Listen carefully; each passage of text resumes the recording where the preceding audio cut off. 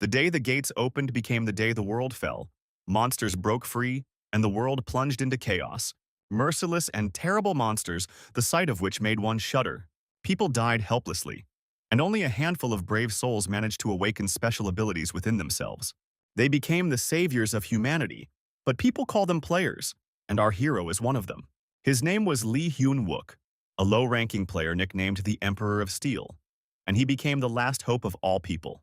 But the hopes turned out to be unfulfilled. The world perished, and Hyun-wook was supposed to find peace in oblivion, but now his head was rubbed by an army helmet again, and he himself stood in an interesting pose. This exercise was called the ostrich. On the sergeant's command, everyone buried their heads in the sand. Using their hands was forbidden, a typical army routine, meaningless and merciless in all armies of the world.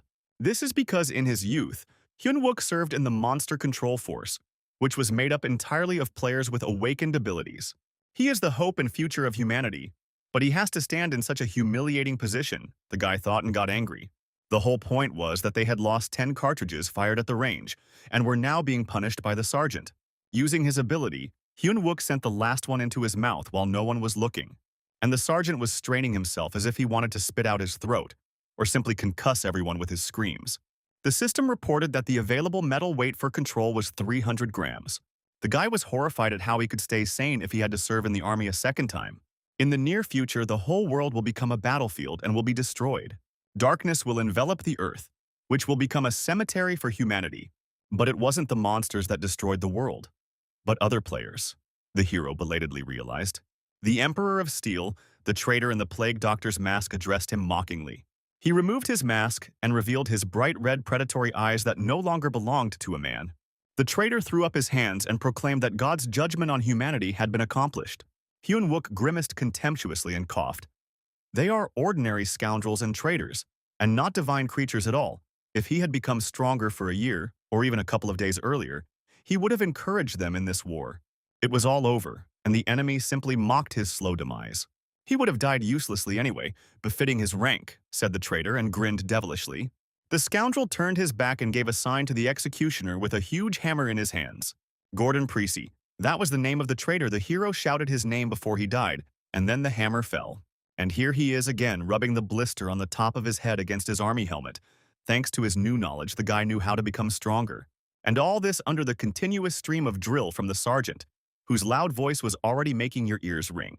Through some unknown means, he returned to the past, and his abilities as the Metal Emperor were nullified. But why was I back in the army? It was such an unfortunate place for rebirth that it took away all joy. After the drill at the training ground, it was time for lunch, and they were lined up on the parade ground. One platoon at a time was allowed into the canteen. The line reached the third company and moved quickly. But the hero still managed to get bored and was in complete prostration. Now it was the reserve squad's turn. Hyun-wook was in command of his squad with the rank of corporal, and the sergeant announced that there was a task for them before lunch. The guy tried to object because they had just finished preparing and were all very tired. But he immediately regretted it, because in front of him was the most vile person in the army. He came up close to Hyun-wook and asked if they wanted to go on a forced march in gas masks, just as a precaution. The annoying sergeant's name was Oh Sang-guk. He tapped his helmet with his finger and in a nasty voice suggested first raising the rank, then looking for compromises. In his past life, the hero didn't even think he could raise his rank, so he endured all this mockery and bullying.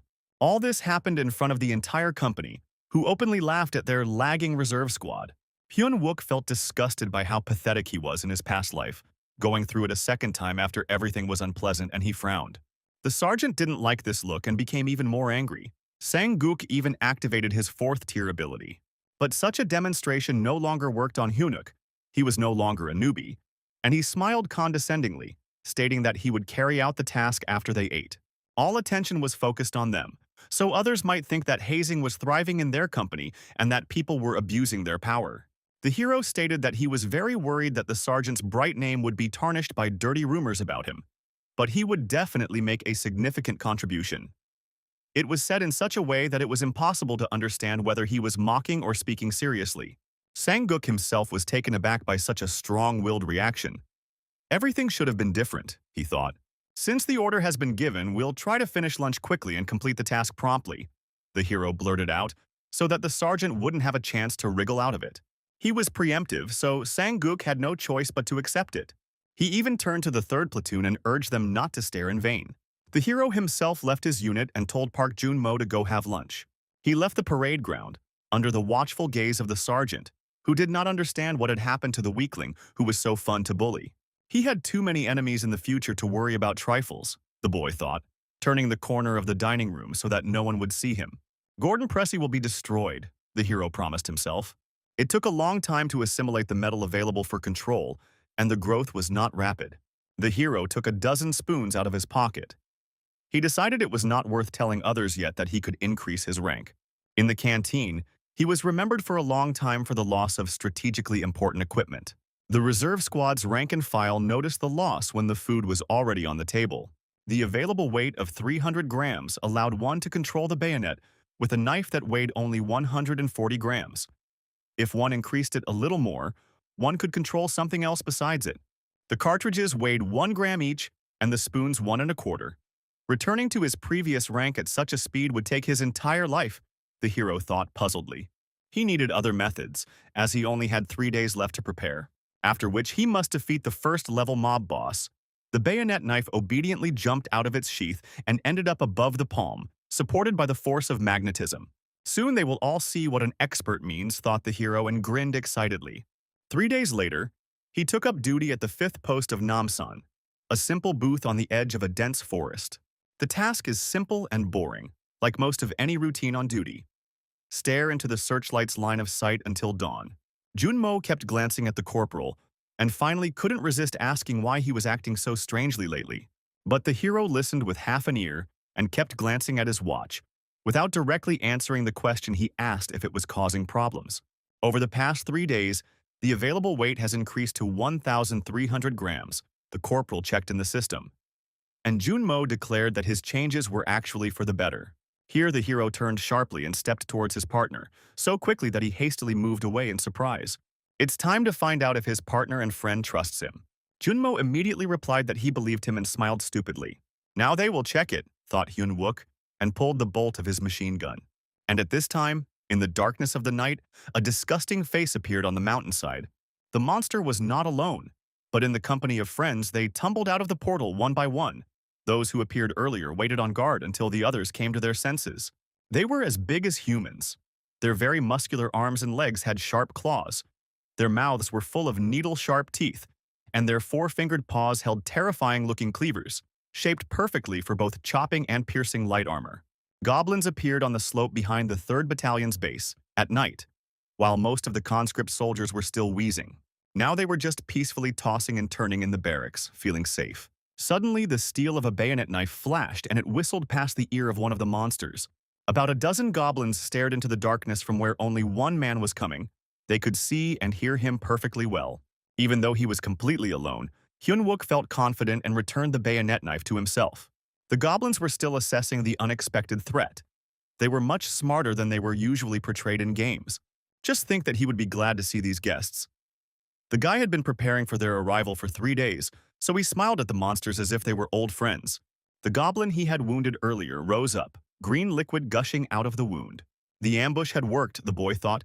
Now he was on par with the first-level monsters in strength, the knife dancing merrily in the air, obeying his will.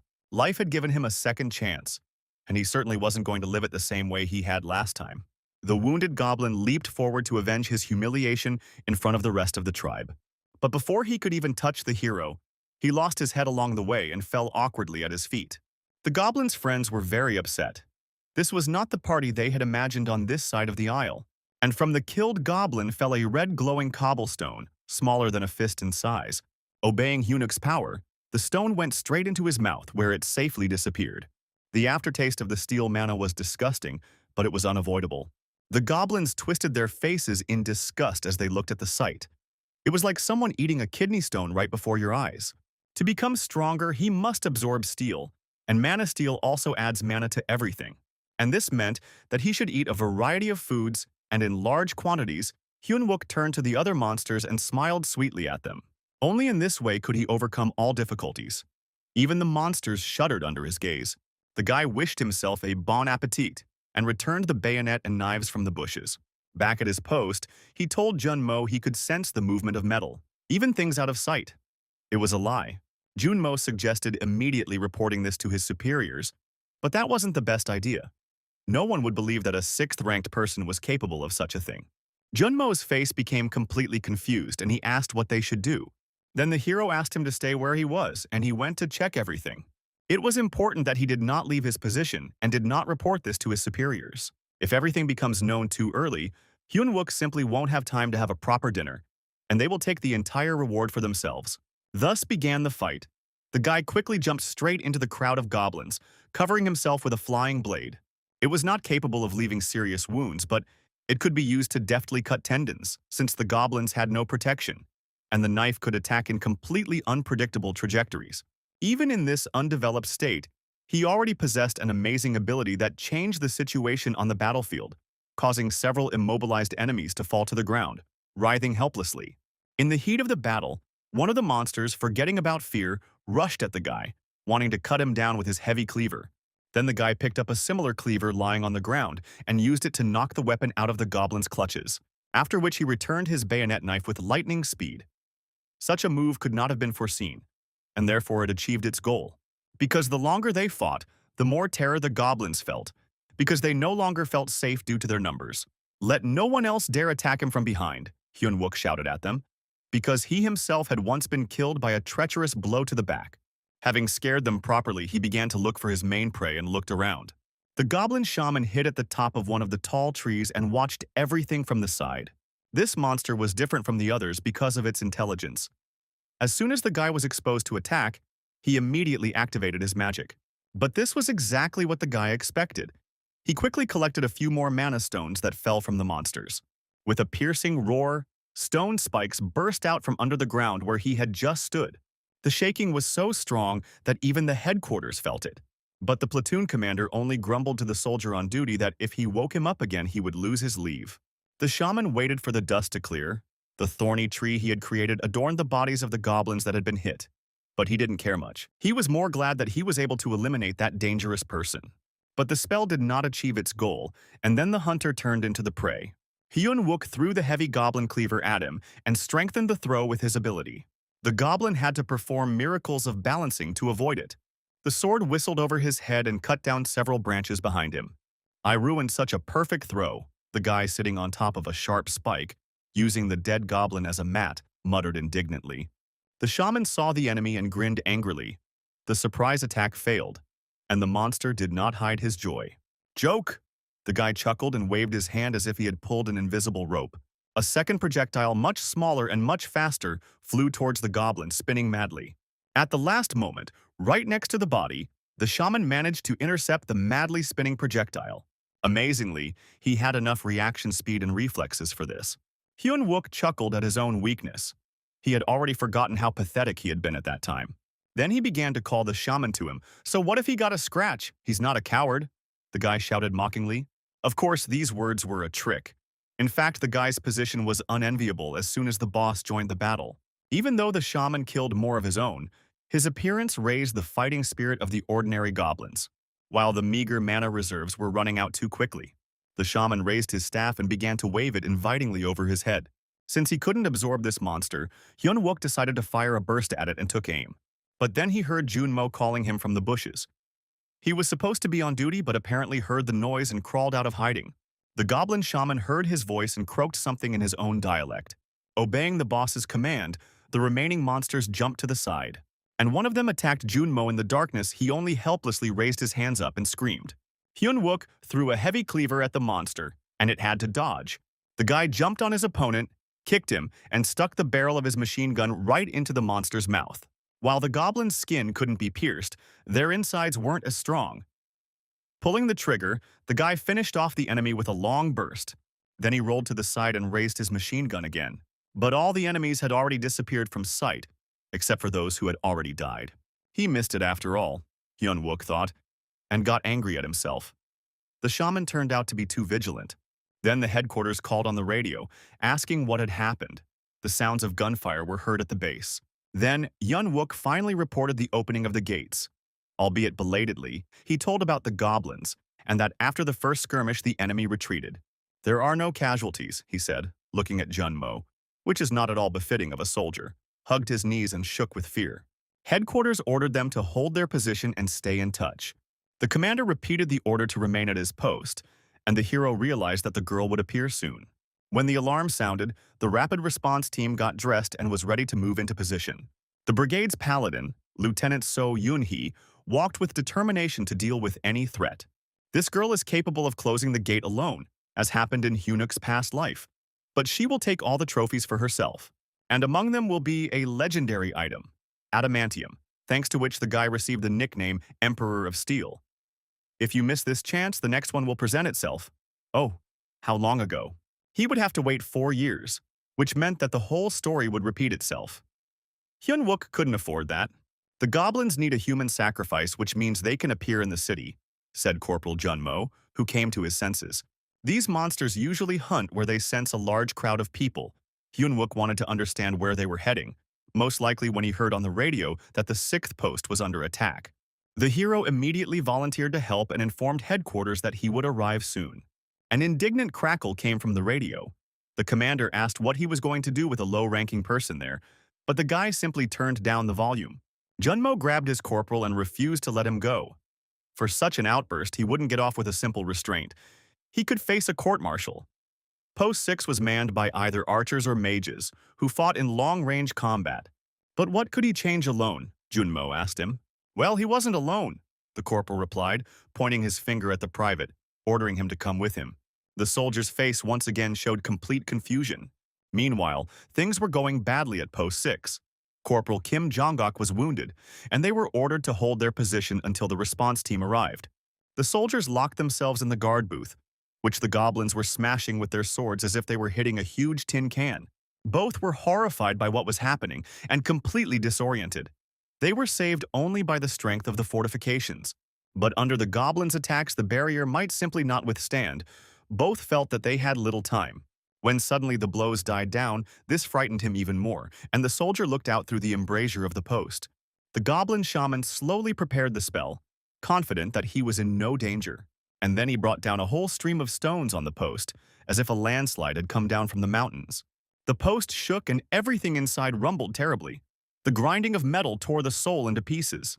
The soldiers were completely desperate. They were locked inside the shaky fortification and could not escape, because they were surrounded on all sides by bloodthirsty enemies. Corporal Chonok was completely disheartened and was already looking down the barrel of his rifle. It was worse than death to imagine what the monsters would do to them when they got there. Meanwhile, the vile enemy was already preparing a second blow with a stone whirlwind, which could be the last. Then the radio in the hands of one of the soldiers at the 6th post crackled. Help was already on the way. They should be ready to shoot at the light signal, the voice informed them. They should also use the flame ability, the voice conveyed. It would take an entire squad of riflemen to drive off the monsters, but despite this, the soldier took up position at the embrasure. In the darkness, it was impossible to see where the enemies were, and the rocks raised so much dust that visibility was further reduced. But then he noticed the glare of a handheld flashlight, and quite close. Hunuk climbed onto the goblin's back and grabbed his head to keep him still, and he radioed to take aim. And he conveyed that he himself would control the trigger. Here the soldier from the 6th post saw how his crossbow pulled the trigger itself. The fire arrow quickly reached its target and pierced the goblin's chest. The monster was very upset and tried to pull out the arrow. But before he could, Hunuk had barely landed when the arrow exploded and a ball of fire enveloped the monster's body. Thanks to this maneuver, he saved his strength and did not waste his own mana on destroying enemies. The shaman was extremely displeased that he was being pursued again and interrupted the casting of the spell. Soon his warriors began to light up one by one, like torches in the night. Meanwhile, Junmo was quietly crawling through the bushes, practically by touch, only the occasional flash of explosions illuminating his path. He was looking for the shaman and had to give a signal as soon as he found him, but that was a big risk. The moment he revealed himself, he could be killed on the spot, so the soldier was nervous. Even though the corporal had told him he'd distract all the monsters, it looked more like he wanted to kill them. Suddenly, Junmo came across a goblin hiding in the bushes, and the monster also noticed him. But before the goblin could strike the soldier, a flying dagger knocked the weapon out of his hands.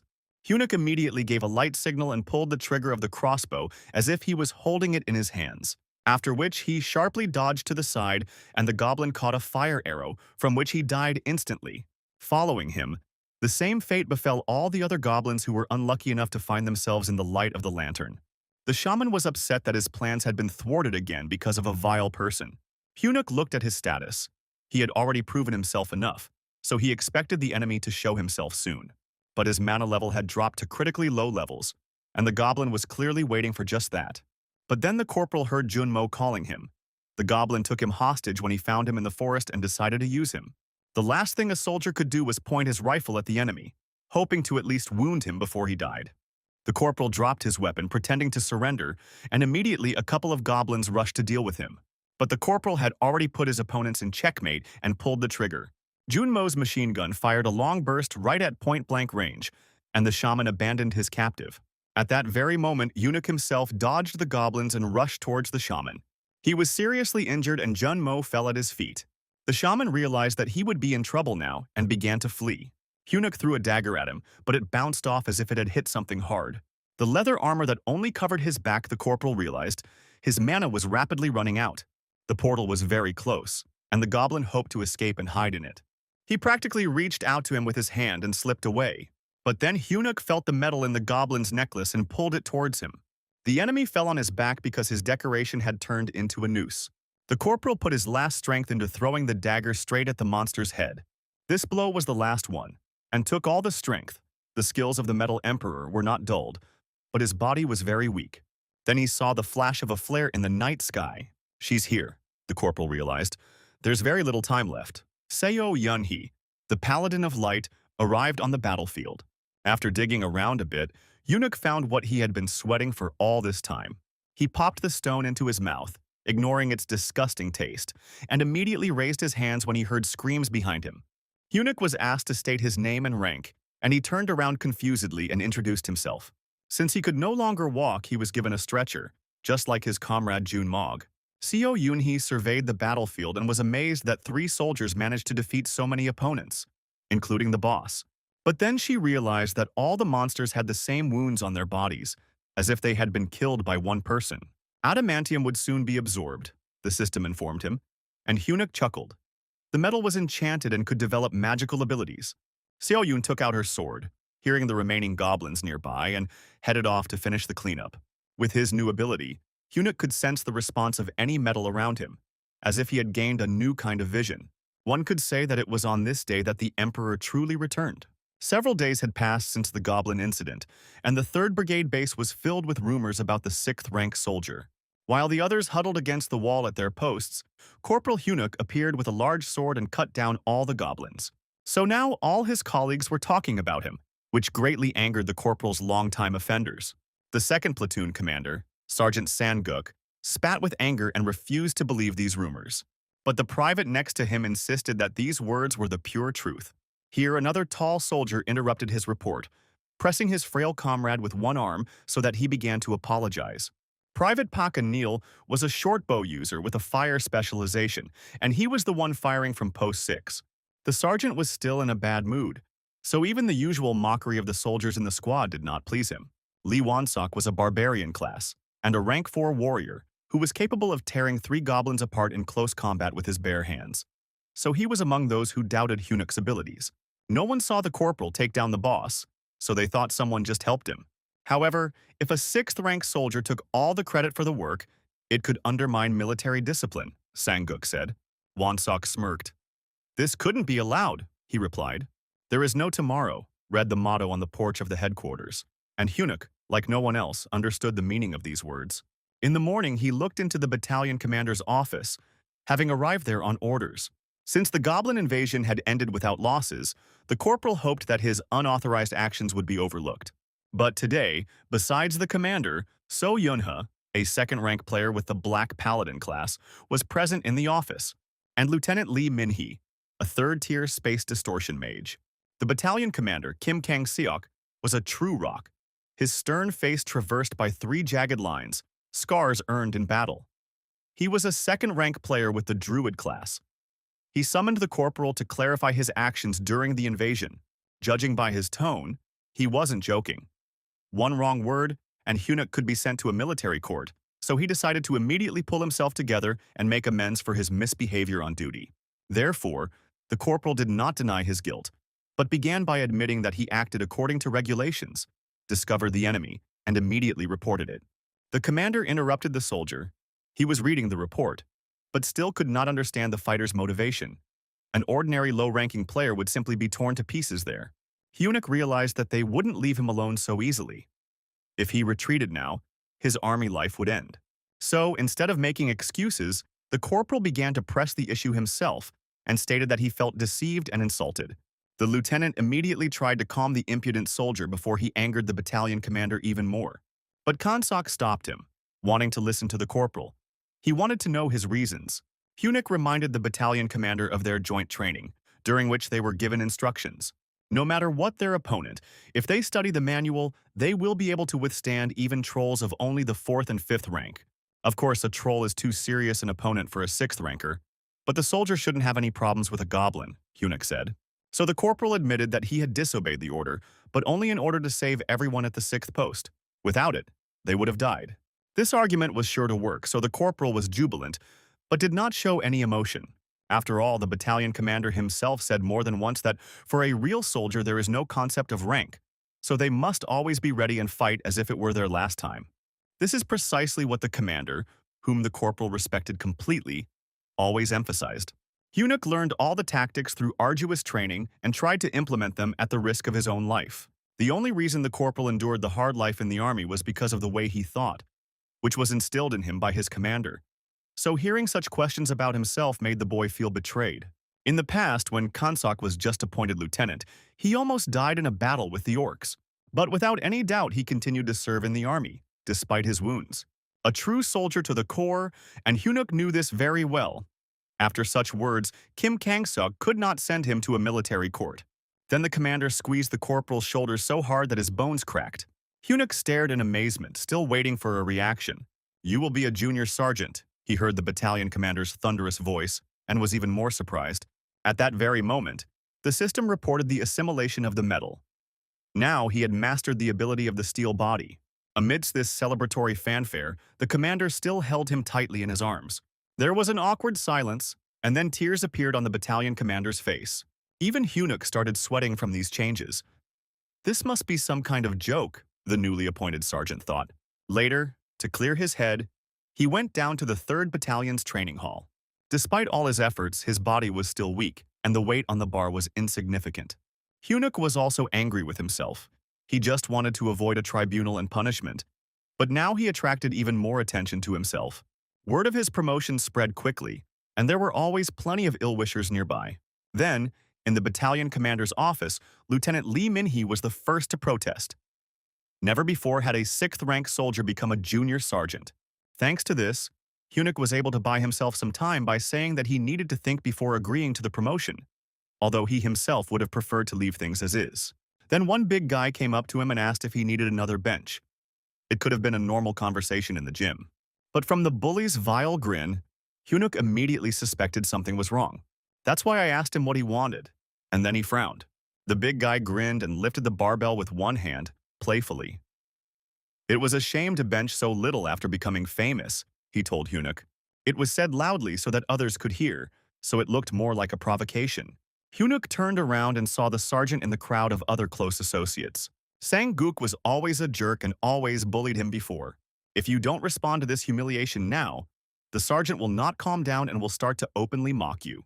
Hyunik took a deep breath, even though he had just decided not to attract attention. He was glad that the scoundrels were nearby when he was in a bad mood. So I immediately challenged the big guy to a fight, and his face said that this was no joke. Lee Won-seok couldn't believe his luck and stared at the 6th-rank corporal in amazement. Half the base came running to watch this fight when they heard about the sparring between a famous weakling and a future ace. Won-seok grinned contentedly and licked his lips like a hungry cat at the sight of prey. At the sound of the gong, he was the first to attack the enemy, not fearing him at all. That same evening, another commander arrived at the unit. He wanted to look at Choi Yun-jun, but he had gone on leave. The talent of the holy swordsman was a great success, and the commander wanted to see it in person. But there was another promising recruit at the base, with a barbarian class. Warrant Officer Choi Myung-ho was a combat instructor for the Black Tiger Squad. the elite and special forces of the brigade, and all information about him was classified. The soldier persuaded him to go to the site and look at the promising fighter so as not to return to the location empty-handed. Meanwhile, Hunuk barely dodged the barbarian's heavy and sharp blows. He went into deep defense, because every blow could be his last in this fight. But gradually he got used to Wonsok's speed and read all of his attacks. However, even a light touch from the big man sent the corporal flying towards the net. Wonsok's punch whistled past Hunuk's ear like a cannon shot, but Hunuk dodged it with a deft somersault and left the net. When he found himself behind his opponent, he even beckoned to him teasingly. Behind all the spectators stood the newly arrived warrant officer Choi Myung-ho. He watched the fight closely and overheard the soldier praising Wonsok. From the outside, he really did look quite impressive, and easily pushed back his skinny opponent. But the ensign was an experienced fighter. He immediately understood that there was no point in force if you couldn't hit the target. The soldier justified this by saying that Wonsok simply lacked experience, but even one blow could ensure his victory. Sanguk couldn't stand it any longer and shouted at his accomplice to stop messing around, because others might think that Hunuk was really strong. His angry cry was echoed by other soldiers, many of whom had already placed their bets and were eager for the duel to end as quickly as possible. But Wonsok didn't play with his opponent. His whole body felt like it was filled with lead. It was very difficult for him. Like a bull, he charged again, swinging his right hand wide. There was very little metal in his soldier's boots, but enough to affect him. Every time the big guy took a step, Hunuk's skill pinned his legs to the floor, and soon Wonsok felt like he was being pulled into a deep quagmire. Because of this, the difference in arm length ceased to play any significance. The barbarian simply could not reach the nimble opponent. The more he hit, the deeper he sank, and the more he became confused about what to do next. Hunuk chuckled at the worry on his opponent's face. It was exactly what he was hoping for. Wonsok asked for a break. There was something wrong with his legs and he couldn't figure out what it was. But the corporal didn't even listen, because in war you can't ask the enemy for mercy. Then the barbarian cursed foully, befitting his combat class, and instantly lost his temper, after which he threw Hunuk away with just a blast of power. It was his body enhancement skill. Going into berserk mode, Wonsok was blown up like a frog from a compressor. The battle entered its second phase, but the corporal did not flinch. He was prepared for this to happen and concentrated. Superhuman duels were never a simple competition, and now the fight had gone beyond the bounds of a friendly match. But the ensign was pleased with Hunuk's preparedness. From the outside, their fight resembled a duel between two wild animals fighting for their lives. A mighty buffalo and a fast leopard gathered to find out who will rule the savannah. The further, the more interesting, thought Choi Myung-ho, and chuckled contentedly. Wonsok was becoming more and more like a tank in size and was now ready to destroy his opponent. In addition, he began to move much faster so that his blow fired exactly like a cannon. Hunuk raced across the arena and landed right into the net he had just stepped away from. Sanguk immediately encouraged his accomplice. It gave him joy to see the self-confident corporal being beaten. But the feeling in Wonsok's glove was as if he had hit the steel door of a bunker, and not living flesh. Hunuk put up a block with his forearms together and withstood the first shot. This ability was called Steel Body, and for 5 mana points it allowed one to temporarily strengthen a part of the body. The corporal grinned again and began to tease his opponent to move. Wonsok didn't keep him waiting long, as if he had gone wild and started waving his arms furiously, but Hunuk easily dodged his body to the side. The man posed no threat to the corporal, but he still had to demonstrate his abilities. Having applied the reinforcement to the leg, the corporal immediately struck the barbarian on the exposed thigh. A blow to the head of the femur is extremely painful and can immobilize for several seconds. Just what the scoundrels need, who think they are, God knows what, just because they have power. Hunuk didn't give his opponent a chance, and it was as if he hit him in the face with a steel bat, after which he carried out the finishing blow on the spot, not allowing him to rise to his feet. It was far more humiliating than just defeat, so seeing such anger made Sangoku feel sick. But Warrant Officer Choi was extremely pleased with the outcome of the battle. The leopard showed its fangs and sank its teeth into the buffalo's throat. A real beast never lets go of its grip and will strangle its prey. True, at that very moment the barbarian decided to show his strength, and in one fell swoop he rose to his feet, overcoming the pain. He lifted Hunuk above the arena with one hand like a toy. Wonsok never figured out what kind of tricks his opponent was using, but he decided to overcome them with brute force, and so he simply swung his hand towards the floor to smear the skinny corporal. The earth was rapidly approaching him, faster than he would have liked. To avoid meeting the platform with his face, Hyunik quickly grabbed the barbarian's arm and hung on it like a dead weight. This way he was able to stay one step away from a knockout. From the side, this move resembled a flying elbow lever, a painful move that straightens the elbow joint to the limit. In this position, Wonsock would have broken his arm if he hadn't stopped the blow in time. After all, his fighting instincts had worked well, Ensign Choi noted mentally. However, an ordinary player would never defeat a barbarian with body enhancement. The fighters in the arena clashed. No one wanted to let go and surrender. Wonsock tried to hit his opponent with his free hand, but at that very moment the corporal released his grip. Instead, he quickly rolled behind his opponent. And he performed a chokehold on the neck, another very dangerous wrestling technique that is best not to try at home. The barbarian's body enhancement only worked on the muscles, but it was still possible to compress the carotid artery. Wonsock was going to simply throw his opponent off, but suddenly it turned out that he couldn't break the steel grip in the literal sense of the word, even with all his strength. However, in order to maintain the grip, Hyunik also had to push beyond his limits. He held the steel covering much wider than he could handle, and pain shot through his body. Then there were shouts demanding that the sergeant stop the fight, because Wonsock was not one to give up so easily. But the sergeant could not take his eyes off the corporal's furious gaze, which was directed personally at him. It was as if he was sending his opponent a warning that would be more than enough. The world before Wonsock's eyes darkened, and he fell into despair at the thought of losing to some weakling. The future ace could not afford such shame, so he momentarily lost his mind. His form exploded as he released all his power and swelled so much that his hands almost brought down the ceiling. But Hyunik never let go of his grip, even though it felt like he was trying to strangle the elephant. It's amazing that Wonsock was able to use his body enhancement twice, but if he doesn't break free from the hold, it will all be in vain.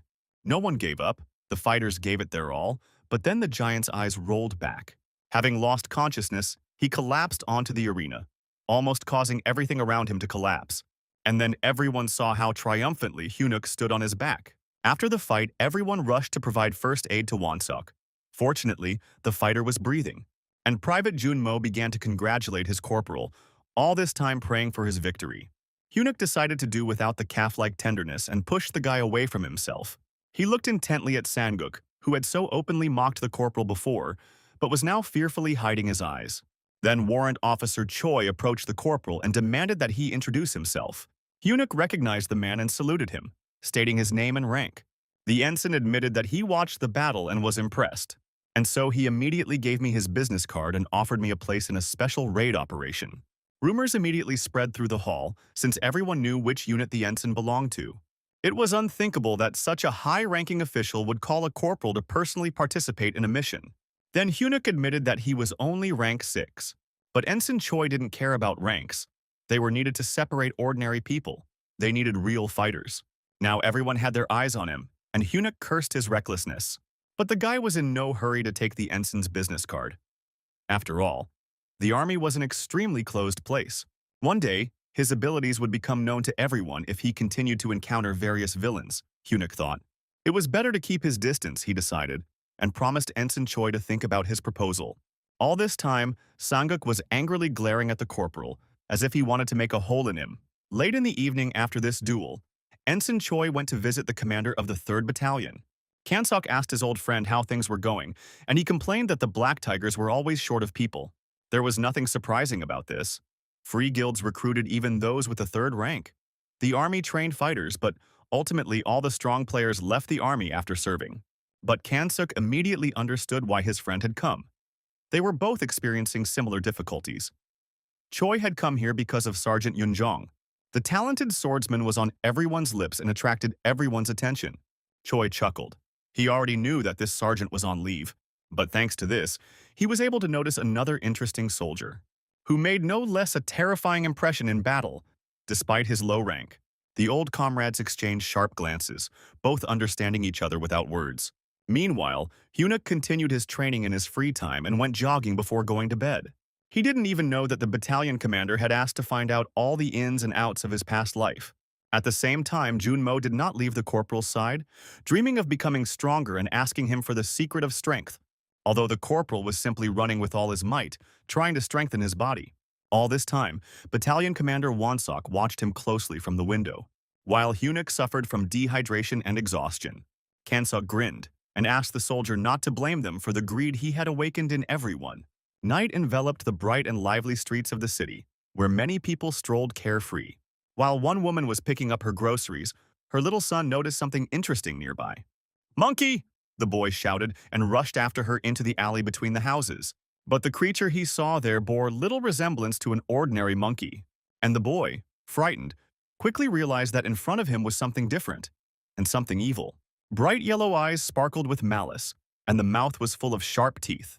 The light from the portal illuminated the entire gateway, and the boy was horrified by this sight, as hundreds of strange, evil creatures were swarming in the darkness. Meanwhile, Hunuk stared in front of him with his mouth open in amazement. He stood in the middle of a small room, arranged as an armory for magical weapons. The battalion's arsenal was located there, and the battalion commander recognized his achievements, gave Hunuk a day off, and allowed him to choose his own weapon, Yuna reported. Although the battalion commander approved of Hunuk's actions, his platoon commander was against everything, just like in his previous life. All this is in the past, the corporal decided and threw off the cover from the artifacts. Yuna looked closely at the soldier, who was causing her complete suspicion. After all, judging by the goblins he destroyed last time, the corporal stopped them single-handedly. But that was simply impossible for a simple soldier. Meanwhile, Hunuk took out one sword and said that he would take it. After making a few swings, the soldier was convinced that this was the sword he needed. Yunha was surprised and suggested that he not take the first thing that came his way, just because she had cornered him with questions. But this was exactly what Hunuk was looking for. A cloud blade that could absorb water and create fog. At first he may seem useless, but in the future, thanks to him, Sergeant Choi Yun-jun will become known as the Holy Swordsman. The real name of the item is the Dark Hand of the Master of the Clouds. In the myths of the eras of Tangun and Hwanung, the followers of the three weather gods descended to Earth. They were the Master of the Wind, the Master of the Rain, and the Master of the Clouds. The hands of the latter were called the Hands of Darkness. This could also be interpreted as the hands of the God of Thunder. With this sword, one could use lightning strong enough to clear a medium-sized dungeon single-handedly. The combination of steel and lightning was unbeatable, so Hunuk was delighted with the find. Yunha was surprised by this choice. The sword looked small, the corporal could have taken something more impressive. "There is no time to choose another," Hunuk answered her. And at that very moment the alarm sounded. The base was immediately alarmed. The Itaewon district was attacked. The gates of monsters opened there, the loudspeaker reported. Once again, Yunha noted the corporal's strangely calm reaction, as if he had been expecting an attack from the very beginning. The area was quickly cordoned off, and free guilds also joined in to overcome the threat. Their fighters were all equipped with strong armor and looked exactly like knights from the Middle Ages. The Blue Flower Guild was sent as reinforcements to the gates where the soldiers of the 3rd Battalion were already located. The armor and weapons were custom-made, so much so that the soldiers simply drooled with envy. This armor cost no less than an entire building in the center of Seoul, so the privates dreamed of joining such a guild after their service and living life to the fullest. Meanwhile, Corporal Hunuk lined up his squad and ordered them to take roll call. 6 soldiers were in line. This time, the gates with the kobolds opened. These monsters are not large in size, but they use poisoned needles and toxic gas. In battles with them, there are more losses than in a battle with orcs, Hunuk warned his fighters. He ordered everyone to adjust the sleeves of their uniforms so that no one had any exposed skin. Junmo asked what the fuss was about if they were standing in the barrier anyway and were unlikely to fight today. But the corporal abruptly cut off these relaxed speeches. They weren't for training. If the kobolds were distracted, they would scratch their eyes out. The private immediately lowered his eyes in embarrassment, and Hunuk ordered everyone to check their gas masks. Here the soldiers from another unit began to mock this modest meeting. The guys who couldn't level up their skills were assigned to the support squad and usually guarded the rear. Hunuk wasn't offended by these comments.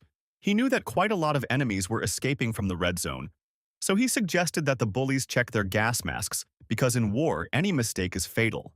But no one listened to him. Only because the rank of their abilities was higher, these fighters behaved extremely self-confidently. They didn't want to listen to advice from low-ranking scum and walked away with loud shouts. Seeing how his soldiers had become depressed, Hunuk raised his voice and told them to come to their senses. It wasn't the first time they had heard something like that about themselves. They were now on a battlefield where they could lose their lives, so this was no time to lose their fighting spirit, he growled. The soldiers answered in unison.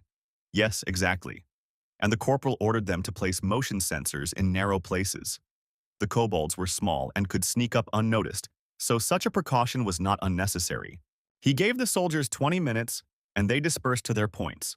As they scattered, the corporal called Junmo over to him. It was no secret that Hyunuk was very excited today. Junmo asked what was the matter, and laughed awkwardly under the corporal's gaze.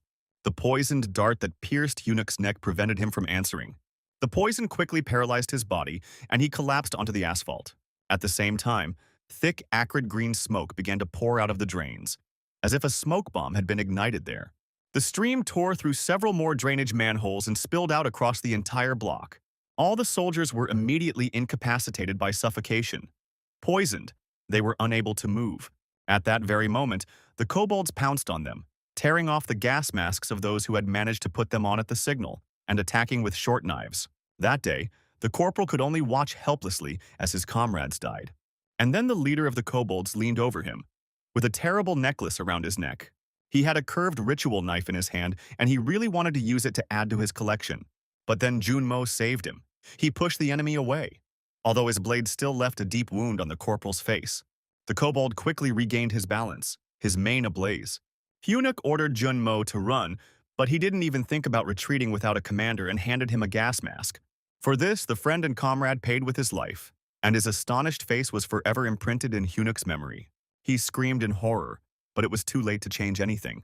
But so many years have passed, and the stupid but loyal private is looking at him again. In his past life, Junmo died here saving him, but in this life, that won't happen. Knowing about the kobold attack, Hyunuk ordered motion sensors to be installed around their control zone. The main battle would take place here today, and the corporal was preparing for it.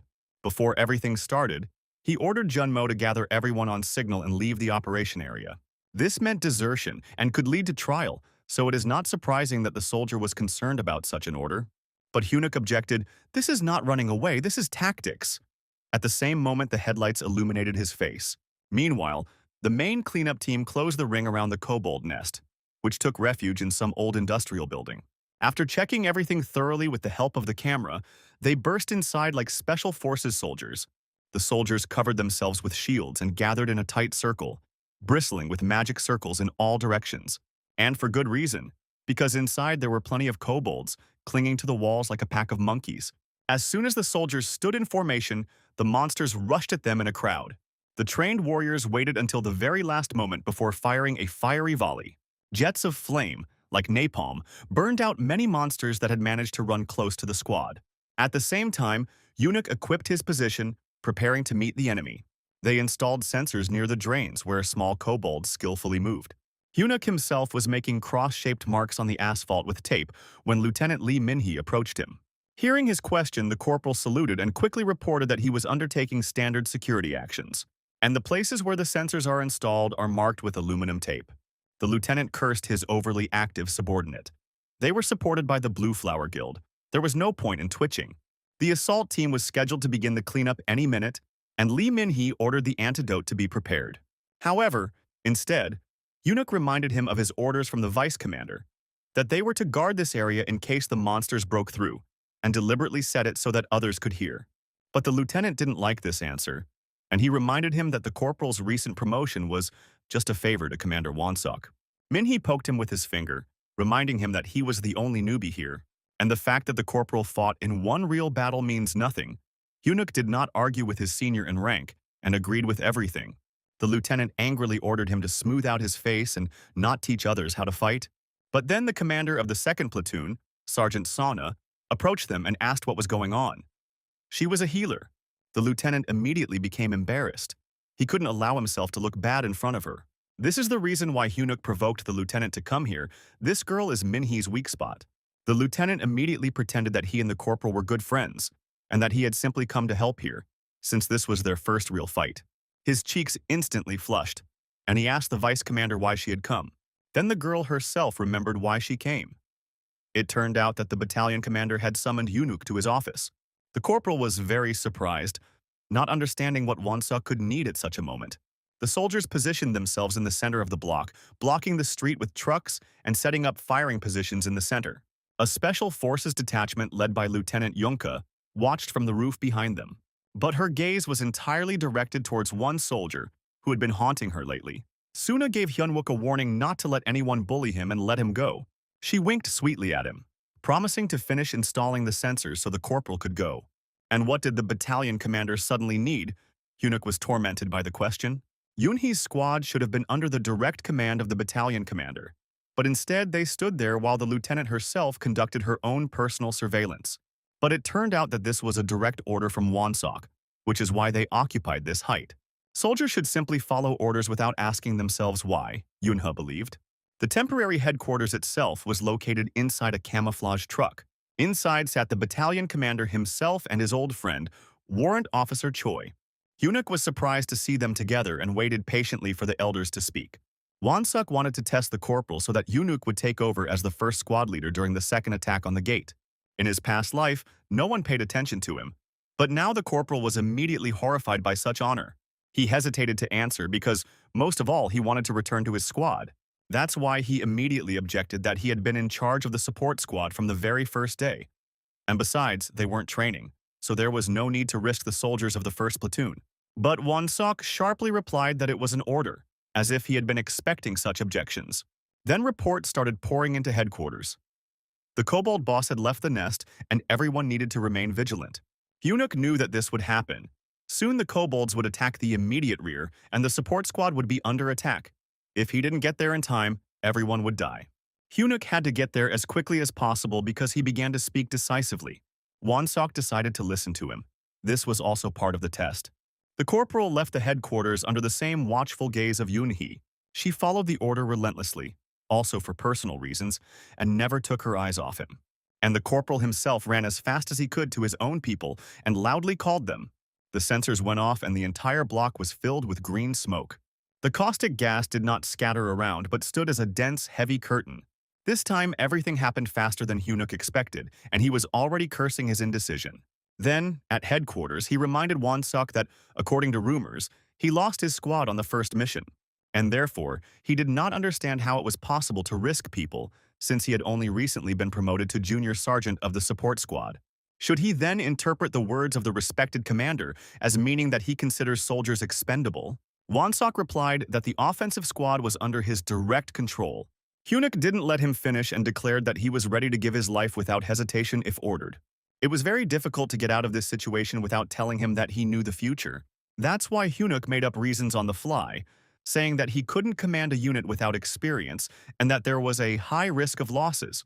Although he was grateful for the trust shown, if the lives of others were at stake, he had to refuse. Ensign Choi immediately reminded that disobedience to an order would result in a court-martial in the army. Of course, Hyunuk knew about this because he had already served in the army. But if he agreed to carry out this order, his comrades would die. Wonseok, however, did not insist and allowed him to remain in the rear with a support detachment. The junior sergeant was even amazed at such compliance. But the battalion commander simply decided to postpone the investigation for later, and warned that as a soldier he would be held accountable later for such disobedience. And so Hyunuk was almost late, nothing could be seen in the fog, and he quickly put on his gas mask. He mentally cursed himself for being so slow. The sergeant reached his hand towards the inventory bag where the cloud blade lay. This item had the ability to absorb water and create mist, just like a portable humidifier. Because of the smoke, Hyunuk couldn't see anything around him. It was quiet, and he could only hope that everything was okay. At least he managed to give the order to Junmo to gather everyone and leave the position. Amidst the acrid smoke, the kobolds began their bloody harvest like a swarm of giant rats. One of the soldiers was wounded by a pickaxe, fortunately not deeply. But he urgently needed help, and the fighter began to call for Junmo. He stood nearby, taking up a shooting position, but in such smoke he could hardly aim. He saw chaos all around and was guided by his comrades' shouts. Junmo took aim and fired at the damn rat. But the entire line passed by as the kobolds managed to escape. After this, the soldier who was left in charge ordered the support detachment to take the wounded man and take cover behind the barricades. They crawled to the wounded man and were able to pull him out. The rest fired randomly just to scare the monsters. At this time, the only healer of the support squad, Lieutenant Yoonhee, cowered in horror and could not move. Junmo shouted at her to come to her senses, but the girl seemed lost and did not hear anything. He casually recalled that she was only 20 years old. This was her first combat mission after her appointment. Private Junmo's hands were shaking with terror. Fear gripped his throat, and he felt helpless because he could do nothing to help the support team. They took cover behind boxes that had been enchanted with protective spells and tried to push back the monsters with gunfire, but due to the indiscriminate fire, their supplies quickly ran out. The situation was grave. If this continued, everyone would die, the soldier realized. Then he asked himself what Lee Hyun-wook would do to take his revenge. The wounded man was quickly losing strength, and soon his situation could become critical. They called for the vice commander, but the lieutenant did not respond. The supplies quickly ran out after a couple of bursts. After all, they weren't an assault group. Then, Dujin Mo took out from his bag the little that he owned, a small hatchet. He knew that the kobolds were obsessed with shiny things, so he decided to distract them to give the squad time to regroup. Junmo raised the hatchet above himself, which was giving off sparks, attracting attention. The kobolds immediately turned in his direction. Even in the thick fog, they were able to orient themselves well. The meager electrical power Junmo possessed wasn't enough to kill even one enemy, but he wanted to at least try. With a loud cry, the soldier left his shelter and ran towards the enemy. The shiny objects had an extraordinary power over the monsters. They could not look away. The trick worked, and the monsters stopped storming the fortifications. They all ran after Junmo. Convinced that he was being pursued, he shouted to his squad to run towards the Blue Flower Guild. If Hyunuk were here, he would have found a use for his pitiful powers, the private thought. And he would definitely use him as bait, the private decided, trying not to slow down.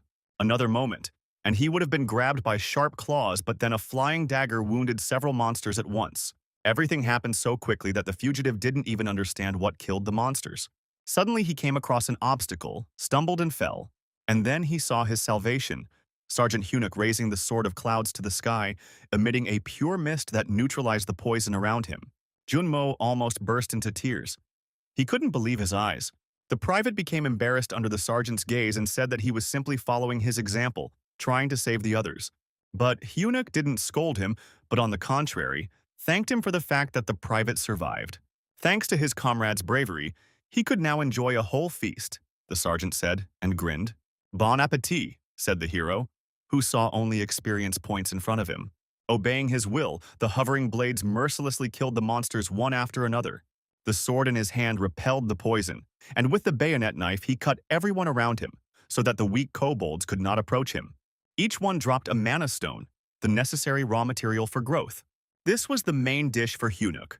The only thing is that since Jin Mo was nearby, he couldn't eat these stones. His abilities had to be kept secret. Having examined the pile of kobolds that had spread out like a carpet here, Hyunuk did not find their leader here. Suddenly, a red seal appeared on everyone's head. Obeying the silent call, all the kobolds turned around. There were so many of them that there was no room to swing a cat, a whole crowd, but they all suddenly ran away. Hyunuk already realized that their distraction maneuver was no longer working, which meant their squad was in danger, and he immediately hurried there. Meanwhile, the cover squad waited on the roof. Due to the thick fog, they could not see anything that was happening below. Lieutenant Yunha ordered to hold the position and shoot those enemies leaving the red zone, along with the Blue Flower Guild, and she herself put on a gas mask. Her subordinate was surprised that the commander was going somewhere, but the lieutenant just wanted to confirm her suspicions. Every time Hyunuk acted as if he knew what would happen. So she stepped off the roof and fell like a stone to the ground. Meanwhile, Songa still hadn't come to her senses and was simply begging for someone to save her.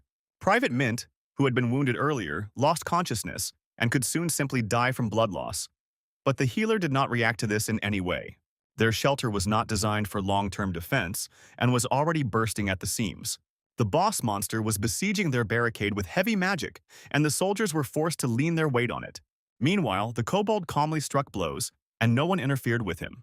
He grinned angrily, and his fluffy mane was burning like fire. As soon as the barrier collapsed, the enemies immediately rushed again at the barricades where defenseless soldiers were sitting. They had nowhere to run and nothing to defend themselves with, so the soldiers realized that they would die.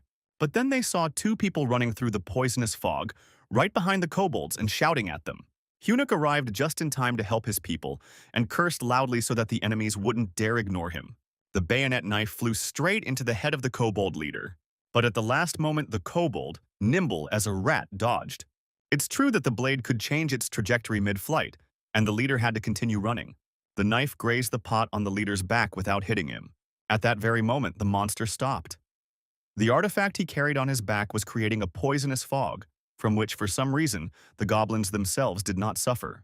It turned out that Eunuch had been aiming at that particular pot from the very beginning, because his knife had left a deep cut on it. The kobold did not like this at all, and he immediately sent his subordinates into battle. But instead of attacking the enemy directly, the kobolds dispersed. They quickly surrounded the two soldiers, keeping their distance, after which they took out tubes with poisonous arrows from their pockets. Everyone exhaled sharply, and dozens of darts flew towards Eunuch. It would have been easier if he were alone, but he urgently had to cover Junmo. But the enemies were shooting from all sides, and it was impossible to dodge all the shots. Then the sergeant ordered him to lie down on the ground, and to stop all the needles he had to go far beyond his abilities. Eunuch not only stopped him, but also directed him towards the enemy. However, because of this, he lost control of the bayonet knife. The sergeant realized that the goblin leader was not just controlling his minions, but was also controlling their minds. So he had to be eliminated. Eunuch fired a burst, and the leader ran away again, hiding behind his puppets. Simply scaring him off wouldn't buy him time, the sergeant realized, and it was dangerous to fight in the open with Junmo nearby. So he ordered him to return to the fortification, and Junmo replied that he was ready on command. "But there will be no command, just run!" Eunuch shouted to him, and together they rushed forward. Another dozen poisoned darts immediately flew at their backs. But Eunuch stopped them mid-flight. This was enough for them to take cover behind the barricade. The last one bounced off the box charged with magic, and did no harm. For a few moments, the battlefield fell silent again, both opponents studying each other, thinking about what to do. Eunuch chuckled. Even though they were late, he was satisfied with the result. But when he looked inside, the picture didn't look so rosy. The soldiers were exhausted, morally crushed. One was even at death's door. Everything was on the brink of disaster. There should have been a senior officer with them, Eunuch asked in amazement. She sat on the ground with her head between her knees and whined quietly. What is she doing? The sergeant was indignant when the soldier was dying. He realized that Songhu was in the grip of a panic attack, something that often happens to newcomers to combat. But Choi Seong-ho was the only doctor in the squad, and without her they would simply be destroyed, so the sergeant slapped her. The girl returned to reality and looked in amazement at the one who hit her. "Everyone will die if she doesn't come to her senses," Eunuch told her calmly. "If she doesn't do this, she will regret it for the rest of her life." Then the fortification was illuminated by a bright flash, inspiring hope. Sonia came to her senses and used her healing magic. "The soldier lost a lot of blood, but he will live," the lieutenant said. She felt guilty for what happened, but she promised not to give up anymore and to fight for everyone. Eunuch thanked her for her help and borrowed a bayonet and knives from his guys. Junmo already knew what would happen next and became worried.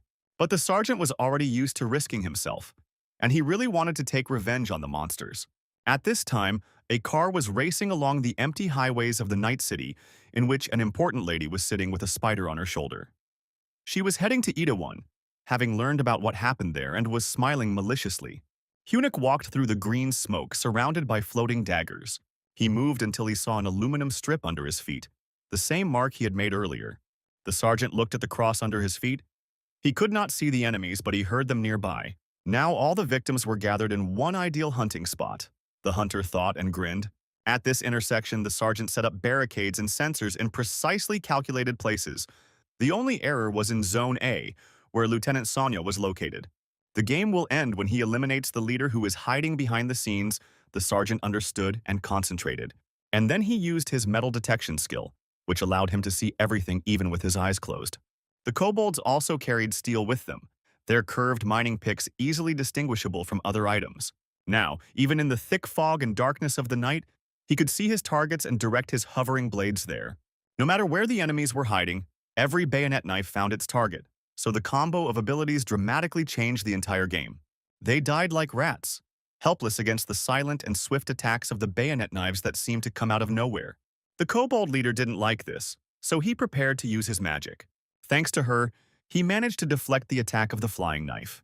But now Eunuch was able to spot him among the other kobolds and immediately threw several knives there. Then the leader went berserk and his red magic stopped all the knives, surprising even Eunuch. As soon as the leader took all the blades on himself, he ordered his henchmen to fire their tubes. Dozens of poisoned darts flew towards him. Even one was enough to kill him. Eunuch covered his face with his hands and felt needles pierce his army shields. The kobolds waited for the poison to take effect, hoping that at least one needle would find its target. The bayonet knives, having lost contact with their owner, fell to the ground next to the leader. The sergeant pulled them towards himself to bring them back to himself. But the force that held them was beyond his control, so he simply abandoned them. The self-confident kobolds rushed en masse towards their goal. Despite the poisoned needles, the sergeant was still conscious and cursed everything in the world. Another moment, and he really decided that everything was over, just like in his past life. But fortunately, his reinforced steel body saved him from the poisoned needles. At the same moment when the leader forgot about the blades, Eunuch quickly returned his bayonet knives to himself. He gave them a spin to give them more quality and began to wait for the horde of rats coming towards him. Eunuch swung his arms and raised a veritable storm of blades. Everyone who came too close to him was hit. Water vapor dispersed the toxic smoke, and a whole tornado grew in the center of the intersection. When the storm died down, only the kobold leader remained, his eyes gleaming angrily. "It's time to settle the score," said the sergeant, gritting his teeth. In response to this, the leader released another portion of green poison from his shoulder jug. The wave of poison almost swept away the sergeant, but he stood firm. Fighting was pointless. He shouted to his enemy. It wasn't for nothing that he spent so much effort to ensure that he was left alone. With his X-ray vision, he clearly saw a single kobold, which was now easy to distinguish. Unlike last time, Eunuch was in no hurry to thoughtlessly throw his blades, otherwise the kobold mage would catch them. But the enemy did not move, as if he was waiting for something, and this was strange. Suddenly, red threads began to stretch towards the sergeant along the ground. He didn't have time to dodge, and magic grabbed him by the leg and dragged him towards itself. In an instant, the sergeant found himself above the roofs of nearby buildings. Then he tried desperately to remember when he learned to fly. But the miracle did not happen, and the kobold brought him down to earth. The blow was heavy, so the monster clearly rejoiced. Eunuch's feet sank deep into the asphalt, but he himself survived. The overgrown rat only made him even more angry. It's good that he managed to turn his legs into steel, otherwise he would have broken them. This enemy was definitely not simple. Every time they fought, Eunuch would remember his past hard life, and it would irritate him even more. The kobold suddenly ran away and began to run in zigzags to hide. The next moment, he tried to attack the sergeant from behind, but what else could you expect from a big rat? Eunuch dodged deftly because he could feel the movement of the steel. The vile blow further stirred up traumatic memories. The sergeant hated being hit in the back, so he suddenly grabbed the kobold by the arm, and he hit him on the head with all his might to vent all his anger on him, after which he charged with a steel foot straight into the jaw of the vile rat. The kobold's blow sent him flying back after all. His build was barely larger than that of a child. It's impossible to count how many times since his return Eunuch had imagined this day and thought about how he would get revenge. In his long list of grievances, kobold was first, so the sergeant was honoring him. Once the leader's mask cracked, he could no longer use his annoying magic. It was time to close the gestalt, Eunuch said, and chuckled. The rat screamed something in its squeaky language, but the blades were already rushing towards him. Each one hit the target where even one would have been enough. But the sergeant enjoyed this feeling of complete superiority. The monster lay on the ground on its last legs, all its artifacts broken. Because of him, the sergeant lost an eye in the past and was crippled for many years. He remembered the dead soldiers he couldn't save last time, which was worth torturing the monster for, but Eunuch decided to just pierce it with his sword. Flashbacks of Jun Mo, the desperate comrade who turned out to be a reliable friend, flashed through his head. In the past he died. Although the sergeant returned in time, these memories were still fresh in his mind. Such was his revenge for Park Jun Mo that he died trying to save him, albeit belatedly. With these words, the sergeant plunged the cloud blade into him. This sword was able to absorb the blood of elite monsters. Killing a kobold filled the required volume by only 1%. "There's one more gestalt left," the sergeant said, picking up the goblin's wavy dagger from the floor. He wanted revenge for the scar that monster left on his face. That's how it all ended, and he managed to change the first event in his life that caused him so much pain. Suddenly, a strange thing that looked like a medallion fell out of the kobold's body. The devil's medallion, Inferno, Eunuch read in the system. The thing contained hellfire and was the highest rank among such things. Previously, this thing belonged to a completely different player, the one who controlled a countless army of monsters, to the one whose army instilled terror and fear in anyone who encountered it. The worst enemy of humanity, the war with which has brought everyone to the brink of survival, the necromancer. There is practically no information about him. The only thing they have in common is the ability to develop their skill, which is why Eunuch hides his ability to increase his rank. In his past life, he barely managed to finish the fight in his blue lava golem workshop, and only received a pathetic copy of the Inferno. And then he received a real medallion, which means there is something he didn't know. Without thinking twice, the sergeant decided to eat this thing when Yuna called out to him. She pointed her sword at him and asked who he was. The sergeant turned around and feigned innocence. He was confused, not knowing how much the lieutenant had managed to see. Moreover, she was not the only potential witness. Another woman in civilian clothes approached them, which seemed completely out of place. The unknown woman introduced herself as the head of the Blue Flower Guild's strike force. He handed over a business card, and the woman said she was glad to meet him. She watched the battle from afar, wearing a gas mask, and was impressed. She also recognized Lieutenant Yunha as the third daughter of the Paladin commander, the woman said, taking off her gas mask.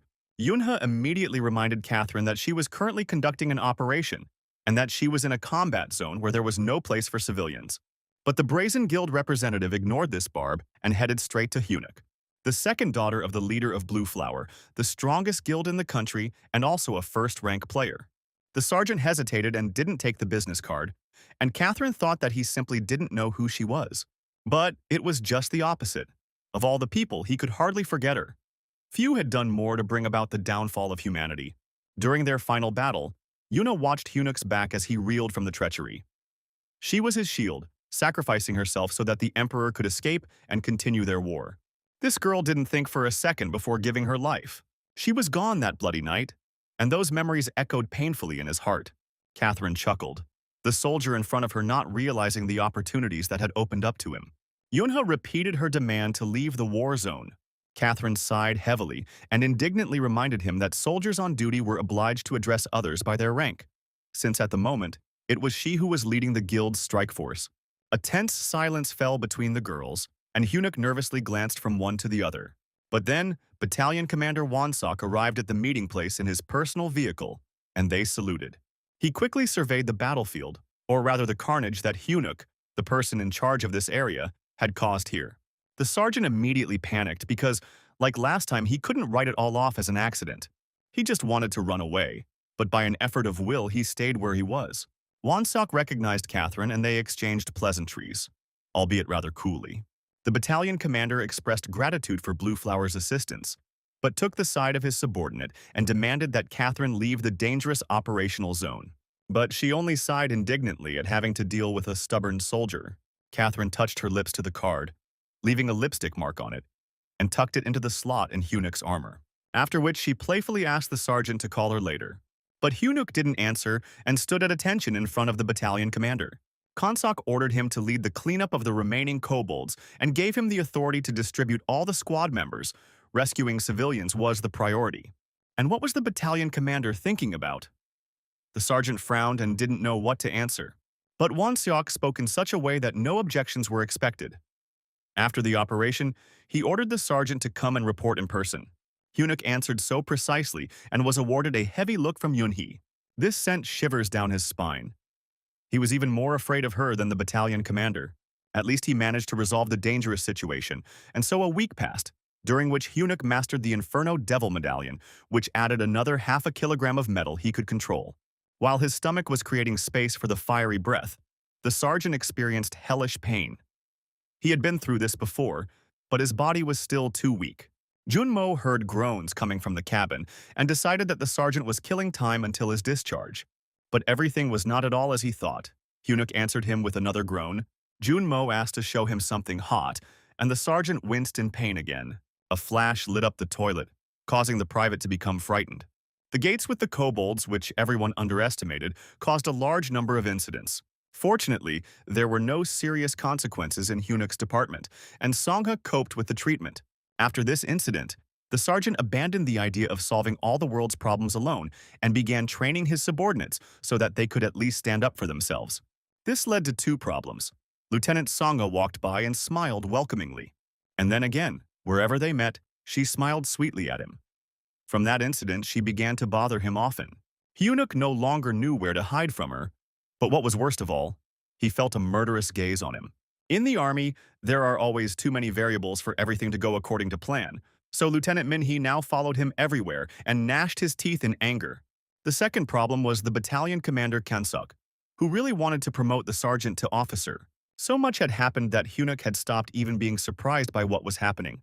After the operation in Itaewon, The battalion commander cast aside all doubts about the sergeant. And now, his dream of creating an ideal military culture that does not look at rank has come closer. But Kanseok believed that the sergeant simply had to help him, which of course did not suit the latter. And Hyunuk said that he would think about it during his vacation. 3 weeks later, the long-awaited day arrived when he was given leave, just as he had fully mastered Inferno.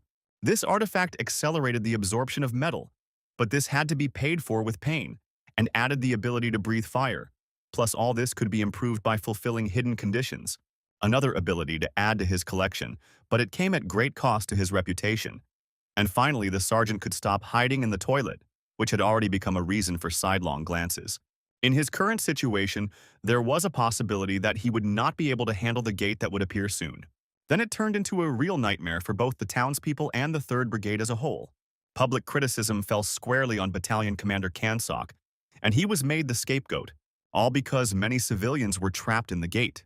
This time, Hyunuk himself was preparing to go there and could really die.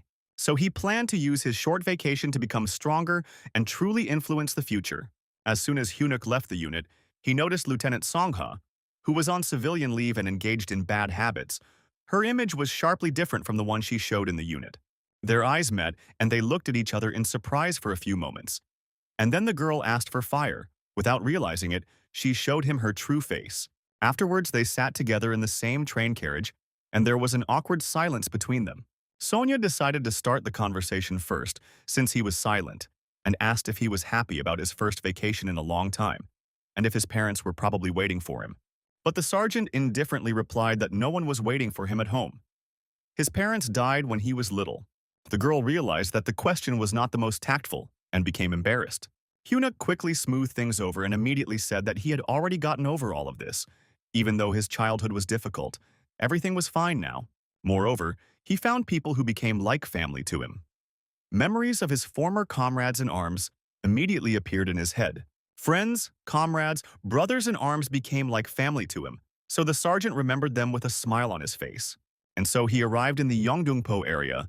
Songha went about her business and left the sergeant alone. 4 days and 3 nights of free time, a period during which he had to prepare, and first of all, he had to get money. At the entrance to the station, he came across a huge poster advertising the Blue Flower Guild. The owner of this guild is a multimillionaire, so it won't be easy to compete with him. Gordon Percy, the traitor to humanity, the one who killed Hyunuk in his past life. With his capital, he bribed high-ranking players, acquired influence, and artifacts. And gradually, he infiltrates the management of everything and everywhere. They lost to this villain for many reasons, but the main one was money. Even if he couldn't earn more, he should at least get enough so that Percy couldn't drag him into his dirty game. Hyunuk knew the key events of the future, where and when money would accumulate. Simply put, even if you invest pennies in something that now seems like a big risk, they accumulate like a snowball. And if you go back to 2008, start mining Bitcoin. Maybe that's why it took off. For the sergeant's plan to succeed, he needed a person he could trust, who would not betray him even if the agreement was verbal. As he was going upstairs to one office, the sergeant heard shouting and swearing. A certain rude guy, Wanchul, demanded money from another guy who tried in vain to justify himself by saying that business was going badly and there were no clients. Zadira also demanded that they find him a normal job, but he didn't want to work as a bodyguard. In other words, he was simply looking for easy solutions in life and constantly yelling. But then, Wanchul finally noticed who had arrived and immediately recognized Hyunwook, spreading his arms in greeting.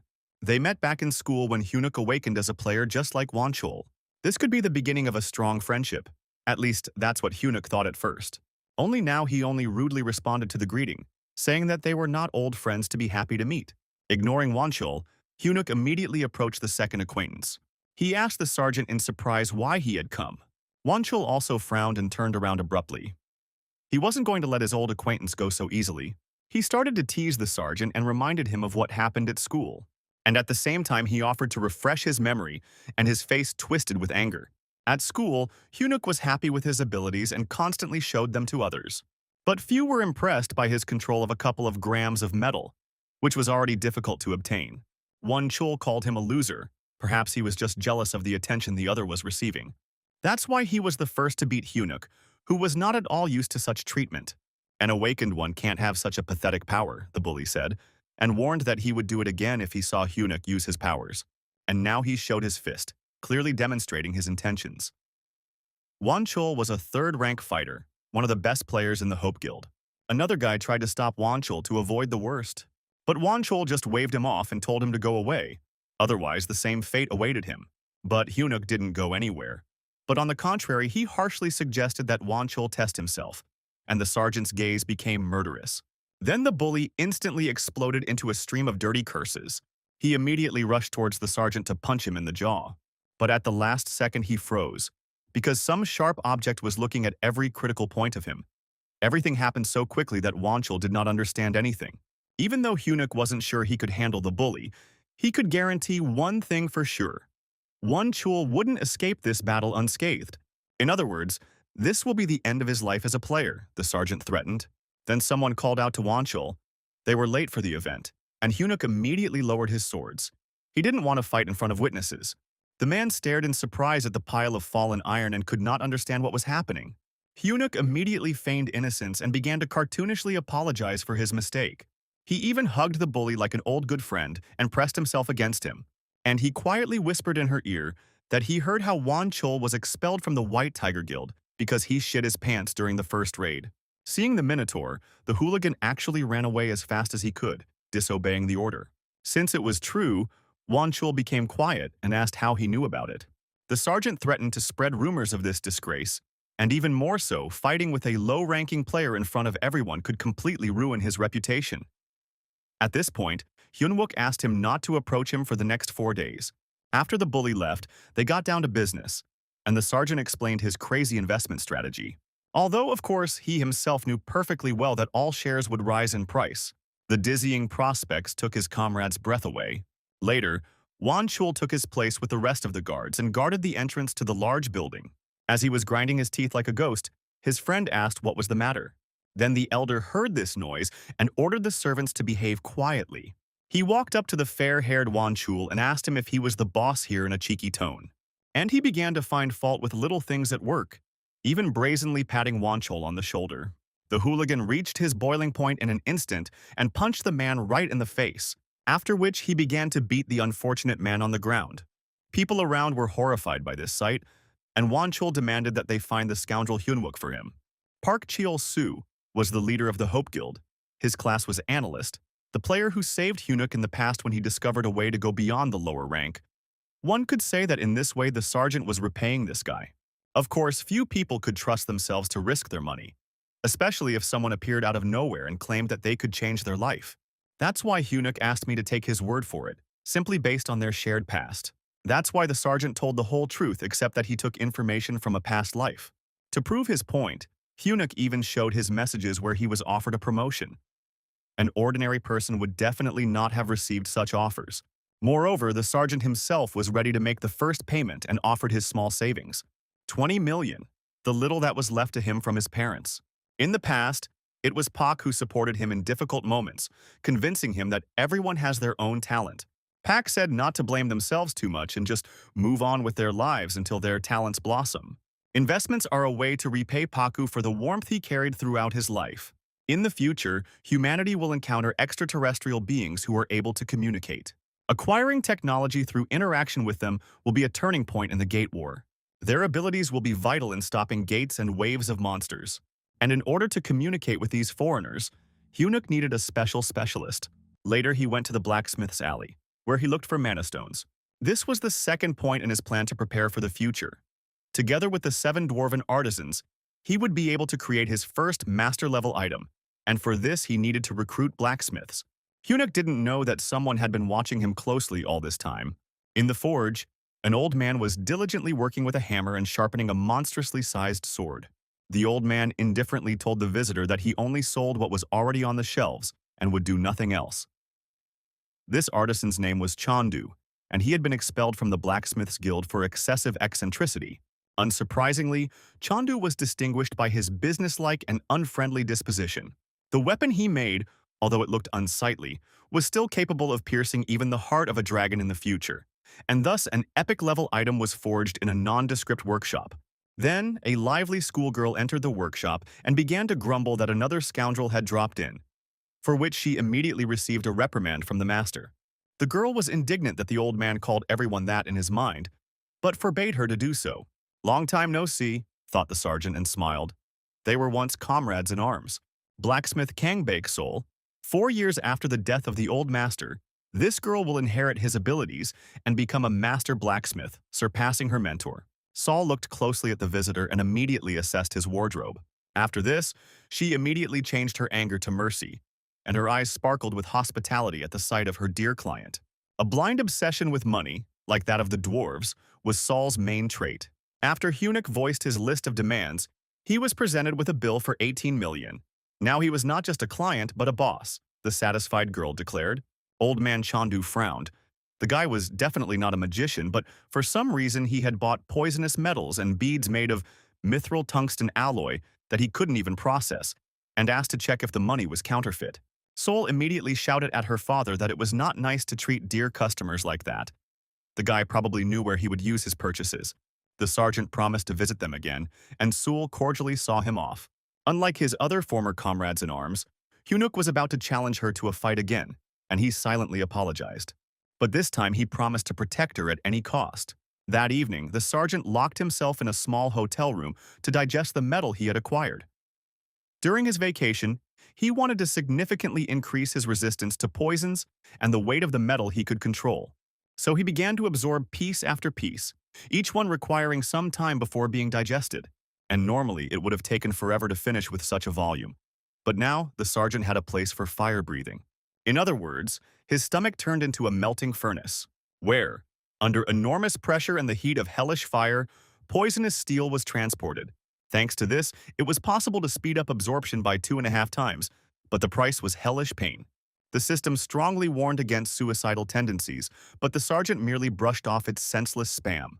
There was very little time left before the gates opened at the Seoul station, and Hunuk had to stick his head into the thick of it, so he endured this terrible piercing pain with his teeth clenched.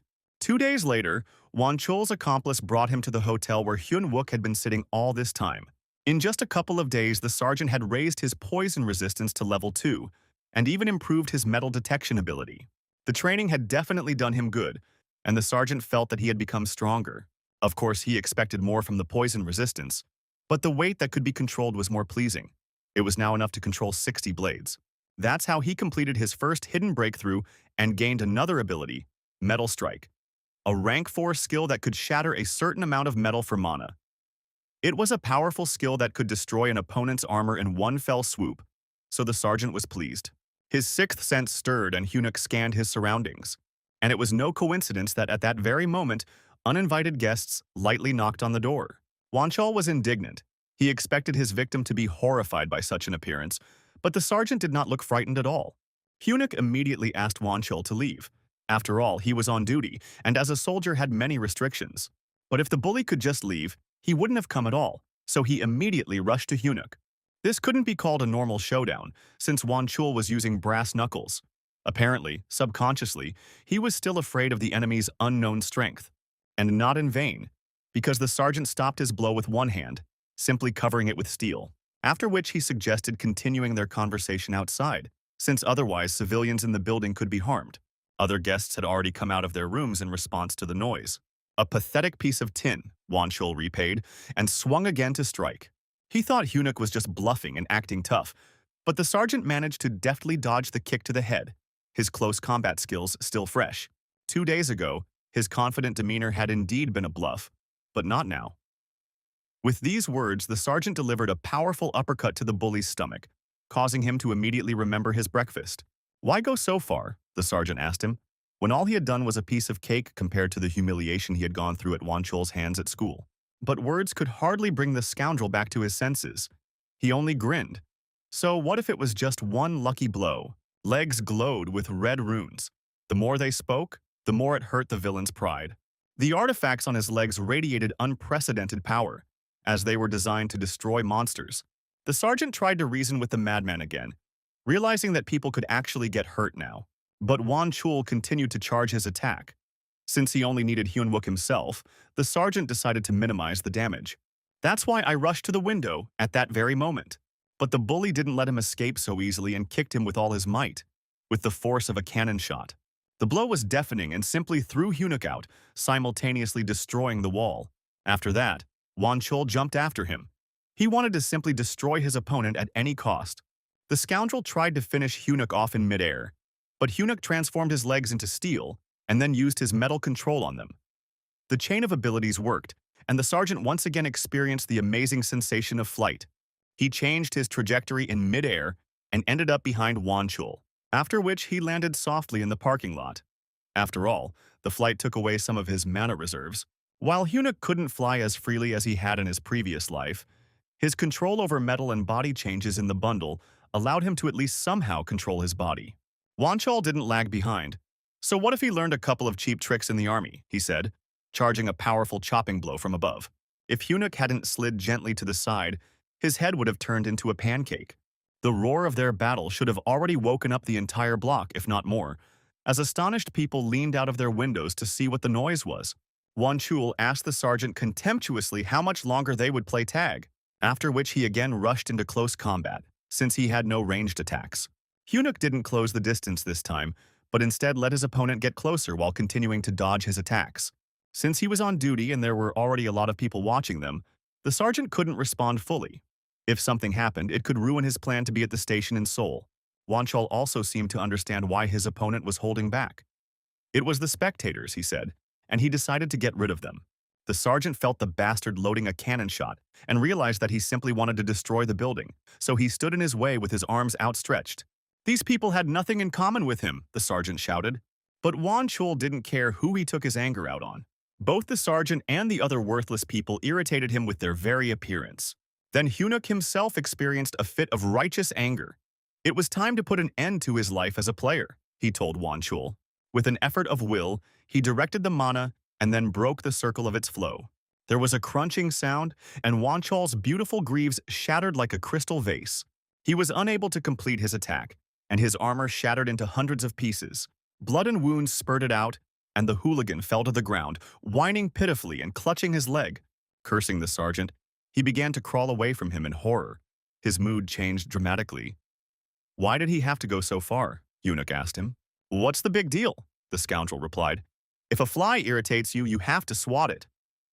The sergeant accepted this answer. There must be a reason why the nasty one, kicked out of the wolf pack, was squealing. Scoundrels like him, with their delusions of grandeur, don't deserve to be players because they always end up villains. But Wan Chul definitely didn't get enough because he started bad-mouthing Hyun Wook again. Then the sergeant put a sharp piece of armor to the back of his head so that no one could see. It was a warning to never show my face again or to pay with 1 foot. For the first time, Wan Chul felt genuine horror and realized that the sergeant was not joking. If it weren't for the need for his next mission, Hyun Wook would have simply eliminated the bastard, but he had people he had to protect. Later, he waited for the police to arrive. A special commission was in charge of the affairs of the awakened. Hunuk's testimony coincided with the testimony of other witnesses, so there were no special questions for him. The investigator was surprised because for the first time in his service, a low-ranking player had left a fight against a strong fighter and was unharmed. And Hunuk, with an innocent smile, stated that he was just lucky that Wan Chul's armor suddenly exploded. Fortunately, he was released that same night, so he didn't lose much time. All his life, Hunuk considered his lowest rank, 6th, a shameful stigma. But this time, it helped him avoid unnecessary suspicion. Then, an assistant approached the investigator and showed him Wan Chul's file, which stated that he had no problems with protracted battles and mana. But if that was true, it meant that the 6th rank had penetrated the 3rd rank's armor without a scratch. That sounded like complete nonsense, the investigator thought. Before any more questions could be asked of him, Hunuk took off from the area at full speed. In a past life, about 1,000 people died at Seoul Station, and with the exception of 3 waves that destroyed entire cities, this disaster was unlike anything people had experienced before. The disaster has drawn criticism from expert players and guilds, and raised many questions about the gate response system. Unlike the previous 2 gates, Hunuk had not encountered these gates personally, so he had minimal information and did not know what to expect from them. He arrived at the station just in time. While everything looked as usual, people went about their business, unaware of what awaited them. Of all the disasters, this was the worst, and the sergeant didn't know if he could cope at all. Part of him wanted to create chaos so everyone would evacuate, but that card could only be played once, and then he'd simply be labeled a criminal. He couldn't afford to slow himself down like that. The sergeant was walking around the station, looking out for something. Somewhere here, in this crowd, hides a villain, a player who went against humanity. If he made a fuss, the bastard would simply give up on his plans and go into hiding. But there were only 2 minutes left, so it was unlikely that Hunnick would have time to change the future and find the culprit. Then someone suddenly called his name, and the sergeant turned around. Sonia, breathing heavily, said that she had been looking for him for a very long time. It turned out the entire squad was already in an uproar after learning that the sergeant had ended up in the police station last night. The vice commander had come because he'd mentioned his business. She'd also chided him for being unable to contact him. In Sonia's past life, she wasn't here. The future had already changed, the sergeant thought, and said that his phone was broken. Looking at his watch, he noted that there was only a minute left before the gates opened. The girl demanded an explanation of what he was doing at the police station and wanted to know everything. But there was no time for that. He had to stick to the plan, thought the sergeant, and taking the heavy bag off his shoulder, he threw it on the floor, from which hundreds of small balls, like ball bearings, spilled out. They immediately rolled across the entire station area, surprising everyone in Sangha as well. She became even more worried because Hunnick wasn't answering her questions and was acting like a crazy person. The sergeant briefly ordered her to run to where the gas masks were kept on the signal. At that very moment, the hall was filled with a strange purple fog, and the roof of the station cracked as if a black hole had appeared there. But then the rift widened and the mouth of a terrible monster appeared from there. "It's time to run," Sergeant Sani shouted. 2 minutes earlier, a woman said goodbye to her daughter right at the station. The girl wanted to take her straight to the train, but her mother refused, not wanting to disturb her. "I just didn't want to tire her out," she said, smiling warmly. They didn't know when they would see each other again, and the daughter was sad about this. But her mother calmed her down. Suddenly, a black, impenetrable wall separated them, as if someone had covered the station with a dome. In an instant, the entire station disappeared, and in its place an ominous black ball was visible. All players received a message about the start of a new event and its rules. They could enter but not exit. Their level had to be no higher than 15, and they could only exit after 6 hours or by defeating the boss monster. That's why Hunnick ordered Sunhee to run to where the gas masks were kept. A large spider crawled out of the huge hole, causing the floor to collapse under its weight. The monster roared terribly, almost deafening the already terrified civilians who were rushing around in panic before it. The sergeant asked Sona to take shelter in a safe place and get gas masks from the passenger medical station. But then she suddenly refused. As a soldier, the girl wanted to fight, but to escape by running away. Even though she was not part of the combat team, she could treat the wounded and help people find shelter. Although she didn't understand what Hunnick was planning, she instinctively believed him, so she ordered him to survive at any cost. The sergeant didn't even think of laughing at these words, and on the contrary, he answered with complete seriousness, "That's right." Some time ago, before the event began, the commander of the 3rd Battalion came to the brigadier's office, where they discussed promoting Hunnick to officer, although his combat rank was still low. But Kanseok stood his ground. Promotions weren't supposed to depend on the ranking system. Ranks weren't tied to a fighter's level. They were merely a baseline, established in the player training center to determine their suitability for combat. When the time came, ranks were raised as their levels increased, but this led to many undervalued players dying early. The foreman frowned at his subordinates' insistence on reminding him of simple truths. General Jun Chul was a top-tier player, ranked in the top 100. Using just one spell, he was comparable to a tactical weapon. All veterans of the armed forces were members of private guilds. If a 6th ranker were promoted, who would turn to their unit next? The general asked. He took Kansok's request as a desire to revise the entire army system and abolish it. But then he slowed down a bit. Even though the lieutenant colonel saw something in the boy, "A bug is still a bug," he said. Their conversation was interrupted by a ringing tone, and when the general picked up, he was informed of the opening of the gates at Seoul Station, an unfortunate event. This was the name given to a calamity phenomenon that appeared in special areas and had harsh conditions that were not favorable to the players. Meanwhile, a battle had already begun inside the gates. Credit should be given to the station guards inside, who responded to the threat in a coordinated manner and doused the monster with fire. But the thick armor held up well to the heat of their spells. Or perhaps they were too weak. None of the guards had ever encountered such a monster. There was no mention of them in the manual, so they knew nothing about their enemy. The monster growled furiously and went on the attack. One of the magicians froze in amazement as he watched a razor-sharp paw rush towards him. Only at the last moment did the commander cover him, throwing him aside. Zhang Manhu, a rank 3 veteran player with the gladiator specialization, was the commander of the 2nd Guard Squad at the station. He immediately realized that fire attacks weren't effective against the monster, meaning he needed to use cold attacks and shackle its paws. The guards did so, and their magic circles changed color. They were all former soldiers, so they acted in a coordinated manner. The commander himself took in his hands a short buckler shield and a sword in pair. The players had the advantage in numbers, so they could attack from all sides, and streams of ice quickly grabbed the spider's legs.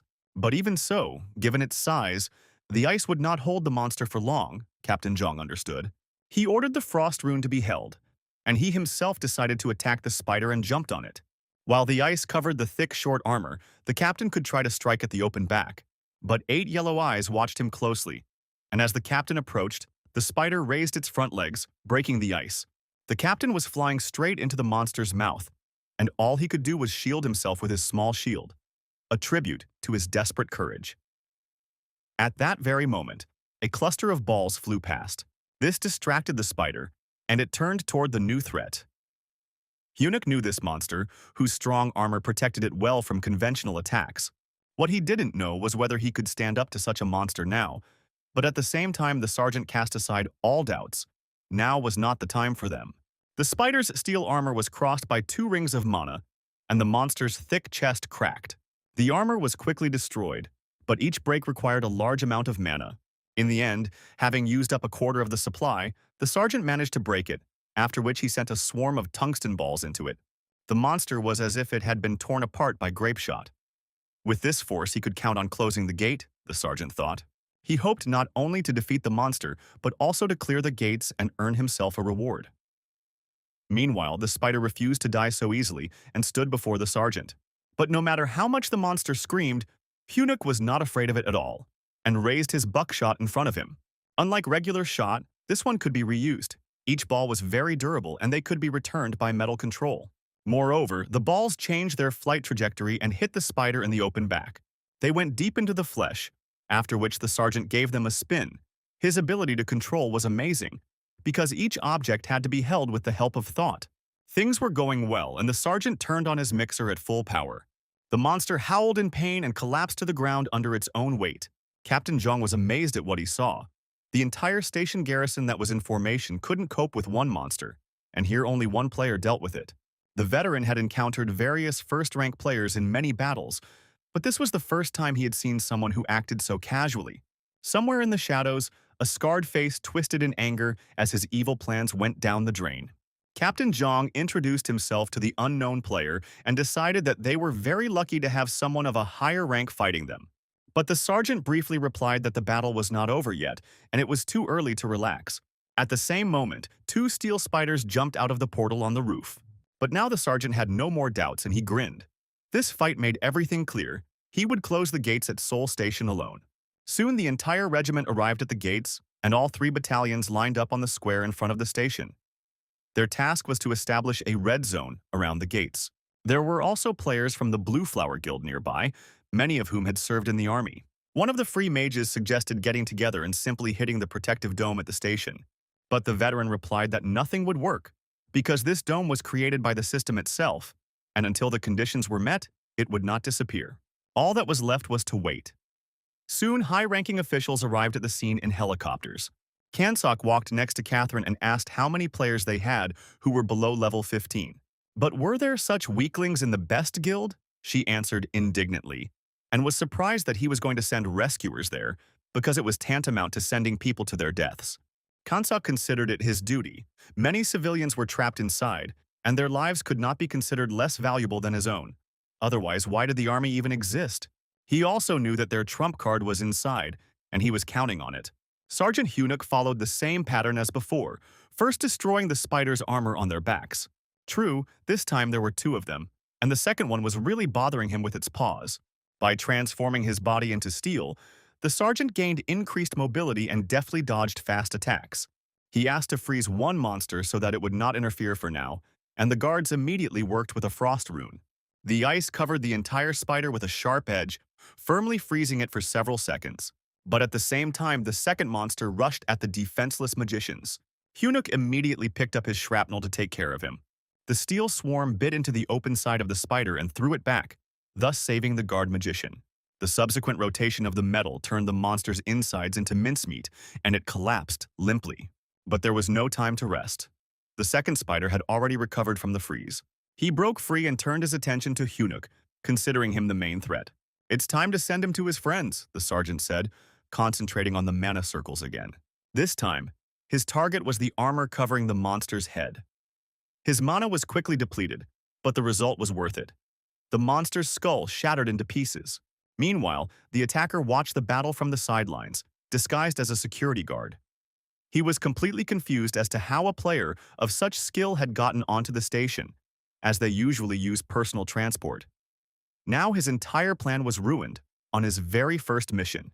He had to wait until the spider weaved a nest at the entrance to the station. And what's worse, if he failed this mission, he would have to pay with his life, so the villain had something to think about. As soon as the first wave ended, Hunuk gathered all the guards together. They were grateful to him, because without his help they would not have coped, and they wanted to know the name of their savior. But the guy didn't answer and looked closely at all the guards. He was absolutely sure that the villain who started it all must be among them. Then, the beautiful Sangha ran onto the stage, swaying her beauty. The sergeant had completely forgotten she was there.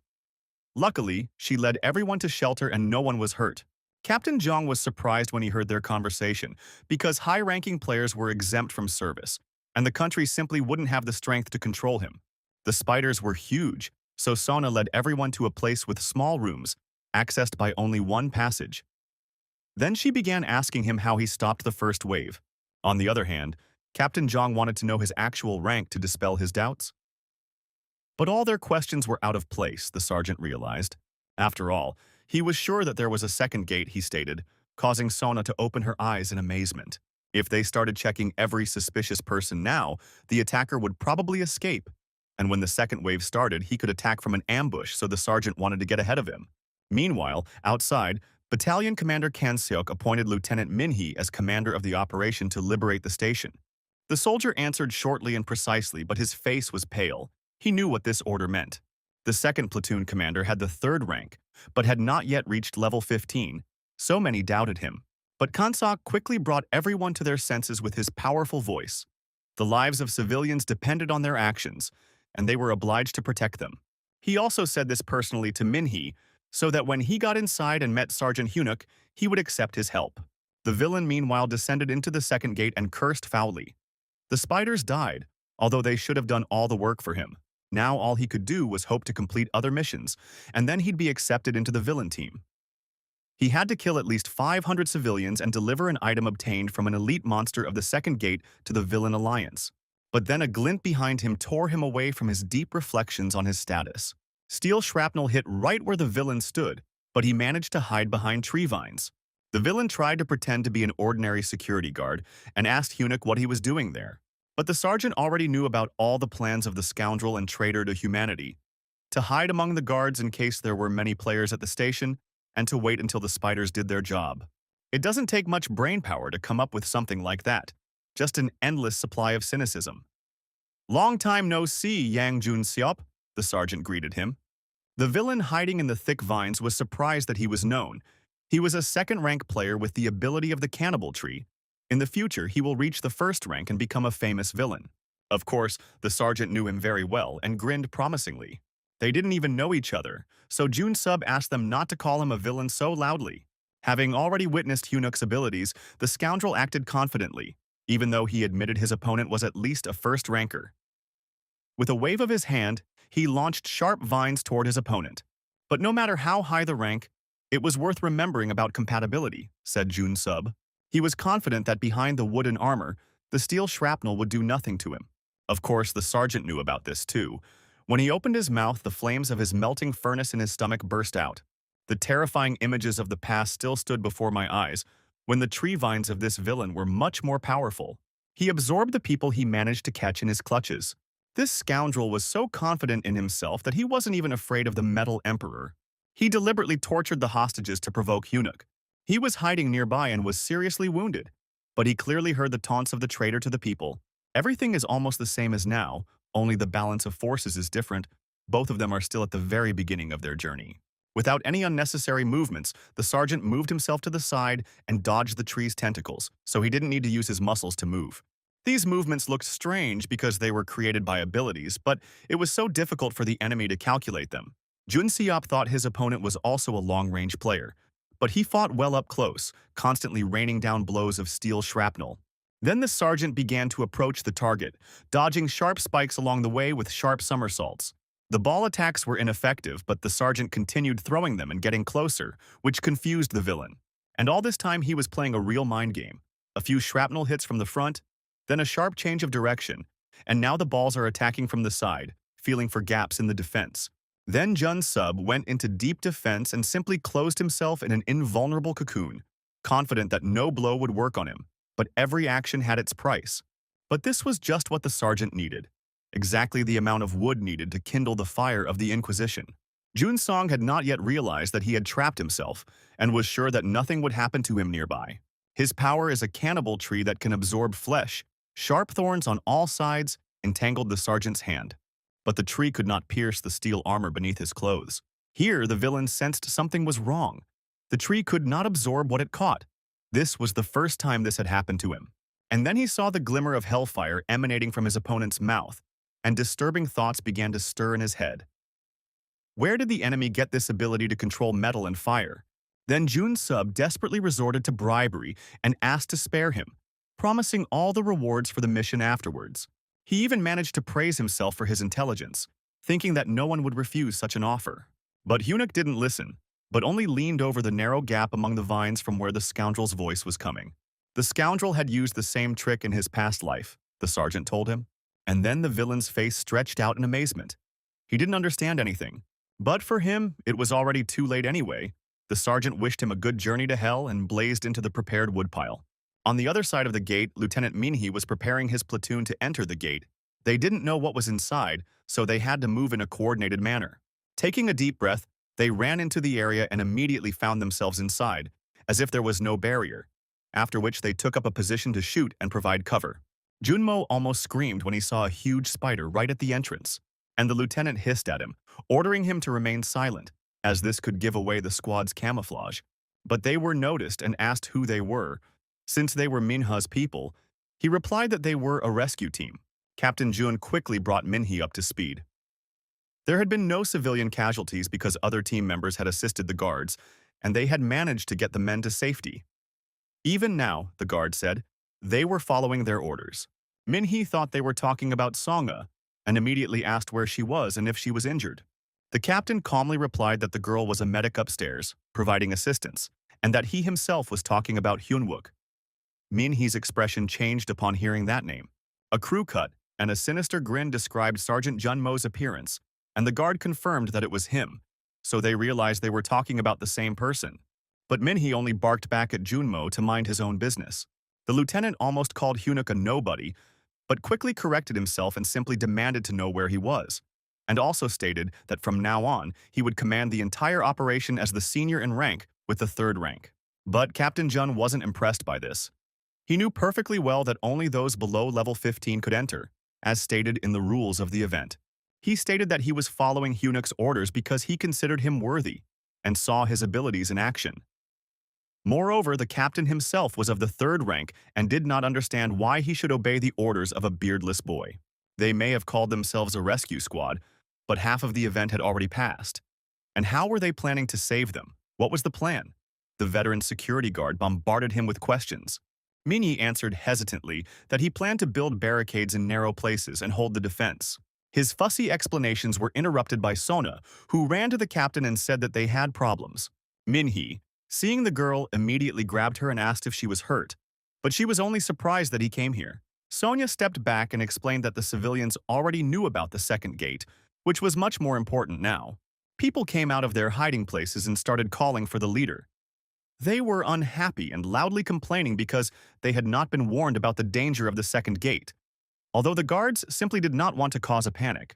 Some guard told them that they were just being used as human shields to buy time. A girl from the station's squad was surprised and asked who could have said such nonsense. She was told it was someone with a scarred face. They didn't yet know that this someone having lost half of his face, was moaning pitifully in pain. Everything was going well, but he miscalculated. But where? Thought Jun Sub.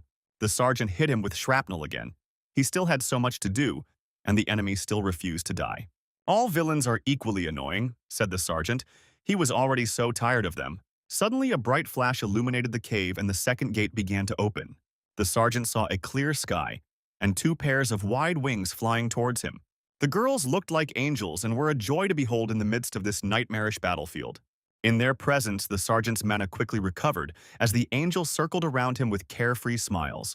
And then Hunuk received a hidden mission.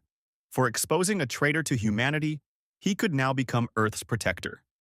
By completing the mission, the system informed him, he would become the dawn of this world.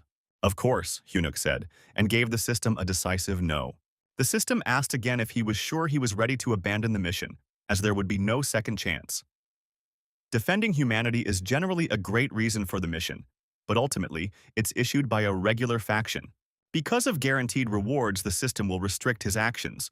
For example, he can't absorb certain items. Moreover, people aren't that simple. If you perform a task incorrectly, you can suddenly become a villain. The same thing happened to humanity's worst traitor, Gordon Pressy, who was originally a guardian. So the sergeant impatiently repeated his refusal again. The angels gave him a displeased look and quickly retreated to their heavens. They couldn't even be touched anyway. A complete scam for a real hero. Hunuk quickly found the metal key and pulled it towards him. It was his reward for closing the second gate. It opened access to Akashi's arsenal. It was this very item that the scoundrel Jun Sub wanted to obtain at the cost of hundreds of murders of innocent people. And there is no doubt that this thing served the purposes of the traitors. Of course, the sergeant kept this thing with him and hid it in his pocket, after which he returned to the station, imagining how else he could mock all the traitors in this life. Meanwhile, the captain of the guards tried to reason with the people at the station, and said that he was the only one in their squad who had a scar on his face. The squabble died down a bit, but people were still outraged by what had happened. What difference did it make how they found out about the second gate if this information was hidden from them, and some still thought that they could be used as a human shield? Even after his death, the villain continued to cause trouble for the sergeant. It was simply amazing how he managed to turn people against the guards, for a completely far-fetched reason. Then, Minhee tried to take control of the situation and said that he could be trusted because he was the commander of the rescue team. Seeing him, Hyun-wook smiled. Just like in his past life, Lieutenant Colonel Kang-seok didn't let things slide and let Lieutenant Minhee in just in time. Incidentally, there's a plot hole here. If Minhee fell here in her past life, then he died. But we know he fought alongside Hyun-wook. The lieutenant's attempt failed, and the people began to shout at him even louder.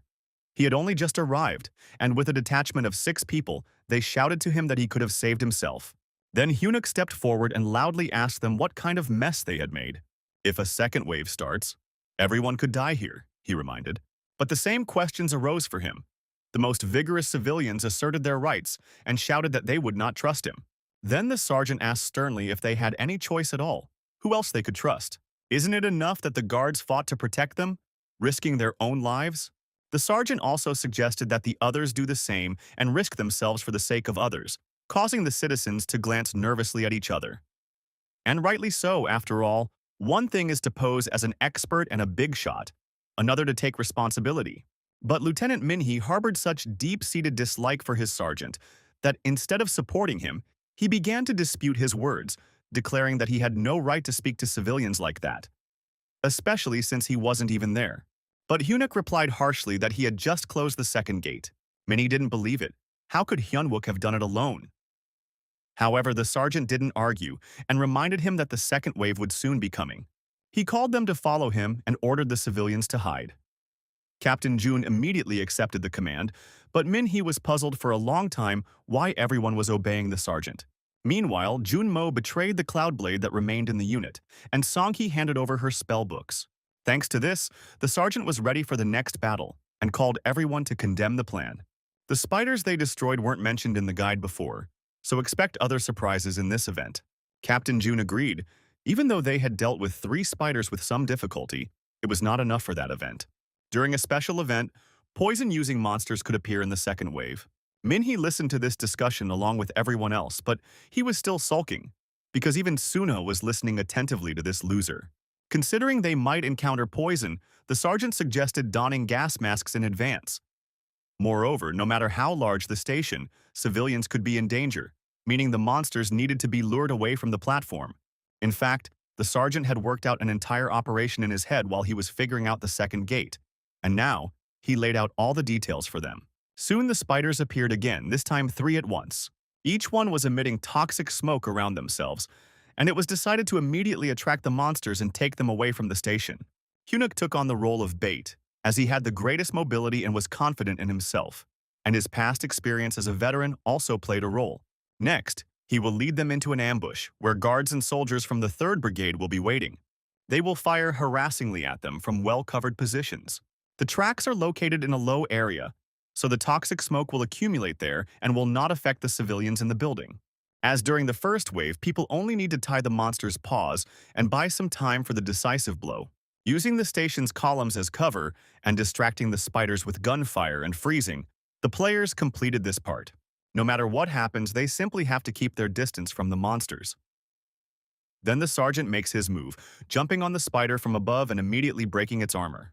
It was lucky that the spider's armor was made of steel and not chitin, otherwise we would have had to get to their insides in a different way. When the spider lost its armor, its body became open to bullets and fire. So the sergeant didn't have to waste his energy on finishing off the man. He could leave that to others. And to provide cover and observation during this operation, Lieutenant Minhee and Sona took up positions on high ground to avoid accidental casualties. Minhee himself was surprised that he was given control over all the actions, although he had not developed the plan. But the thing was, by receiving mana from Sunhee, he could quickly move Hunuk, and thus he could focus all his strength and mana on destroying the monster's armor, without which they were vulnerable. And since Songha will be replenishing the spent mana until the end of the operation, they will use his teleportation. Hunuk outlined the details. Moreover, he assured everyone that Lieutenant Minhee was the only one capable of recognizing and handling a risky situation, as he was well-versed in raid tactics. Since Minhee was so flattered by the good treatment he received, he agreed to this operation, especially since it did not involve anyone's death. At this point, the sergeant wished everyone good luck and to return alive. He was confident that thanks to Minhee's abilities, who had not yet reached level 15, they would easily complete this quest. The portal shook again, and the sergeant realized that the second wave was about to begin. The system once again reminded them of its cruel rules, and then the monsters didn't keep us waiting long. The sergeant grinned ominously. He had been waiting for his experience points for a long time, but this time everything immediately went wrong. Kill the boss monster, or survive for 6 hours, the system said. A terrifying spider, a strange chimera, rose to its full height and nearly blew the roof off itself. She was larger than the previous spiders. The future had just changed dramatically. Instead of a second wave for their souls, a boss monster appeared, and the sergeant, in horror, screamed for everyone to retreat. Lieutenant Minhee also realized that what was happening was not at all what they expected, but the first thing he decided to do was calm down and take control of the situation. He ordered everyone to remain in place and not to show their faces, as before it was necessary to draw the enemy away from the civilians. The spider looked at her fallen minions. She looked terrifying and very dangerous, combining strong armor and long, sharp legs. The monster growled furiously when he saw the one responsible for the death of his relatives. This creature was supposed to emerge after the third wave, and the sergeant realized that perhaps the future had changed because of him. The spider struck with the scythe that was sticking out from behind her back, and only at the last second did Hunuk manage to dodge. This monster was much more dangerous than the previous ones, so he focused on her armor. 2 mana rings crossed on the skull of a huge spider, but the blow didn't work, and the ability simply dissipated after spending mana, because the durability of her armor was beyond his strength. The sergeant himself now found himself in a vulnerable position, and the creature immediately targeted him. To avoid this attack, he turned his legs into steel and moved them in the air. With one swing, the spider broke the steel support of the station roof, which meant that Hunuk's steel physique would not withstand such a blow. Looking at the clean cut of the column, an idea came to his mind about how it could be used. Meanwhile, the monster did not allow the sergeant to rest and attacked again. Like a superhero, the sergeant deftly dodged and slid along the paw. Even though the probability of hitting was not high, it was his only chance. But the creature kept up with the small and nimble target. Minhee shouted to the sergeant to quickly bring the monster out as they had agreed. He did not yet understand that the plan had changed. But despite this, Hyunuk believed that his tactical officer would be able to handle this task, just like in the past. Previously, he had always survived thanks to Minhee's teleportation skills, all because the lieutenant had gained considerable experience in the military. He had memorized the entire tactical manual, and this was not bragging. But books alone were not enough to become stronger. Minhee analyzed his opponent's actions a lot and constantly developed his mind, which had no limits, unlike his abilities. Teleportation consumed a lot of energy, so Minhee had to stay in the rear and carefully choose the moment to use her skills. Every tactical decision is the result of his struggle for survival. And now, the sergeant was counting on this ability of Minha, even though he had returned to the past. The lieutenant and Sonyi ran to the station and saw how the monster was destroying the supports one by one. Hyunuk dodged the monster's direct attacks, but his movements didn't look chaotic or fussy. Unfortunately, his mana ran out too quickly. He only hoped that Minhee would understand him without words, simply by analyzing the player's actions. And the lieutenant realized, after a couple of moves, it became clear that the sergeant was not mindlessly dodging, but was following a clear plan and making sure the monster destroyed the supports. "What a madman!" Minhee exclaimed, having already calculated what would happen next. He immediately demanded that Songhu give him as much mana as possible because he needed to create the largest teleport gate. The sergeant had meanwhile reached the last support. All he could do was pray that the building wouldn't collapse on his head first. But then the spider, apparently tired of running after him, changed tactics, and with a powerful blow of her paws simply shook the ground. The sergeant lost his balance and flew straight towards the last support.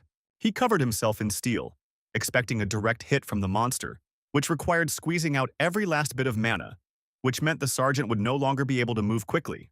A cannon shot destroyed his cover and threw the sergeant against the opposite wall.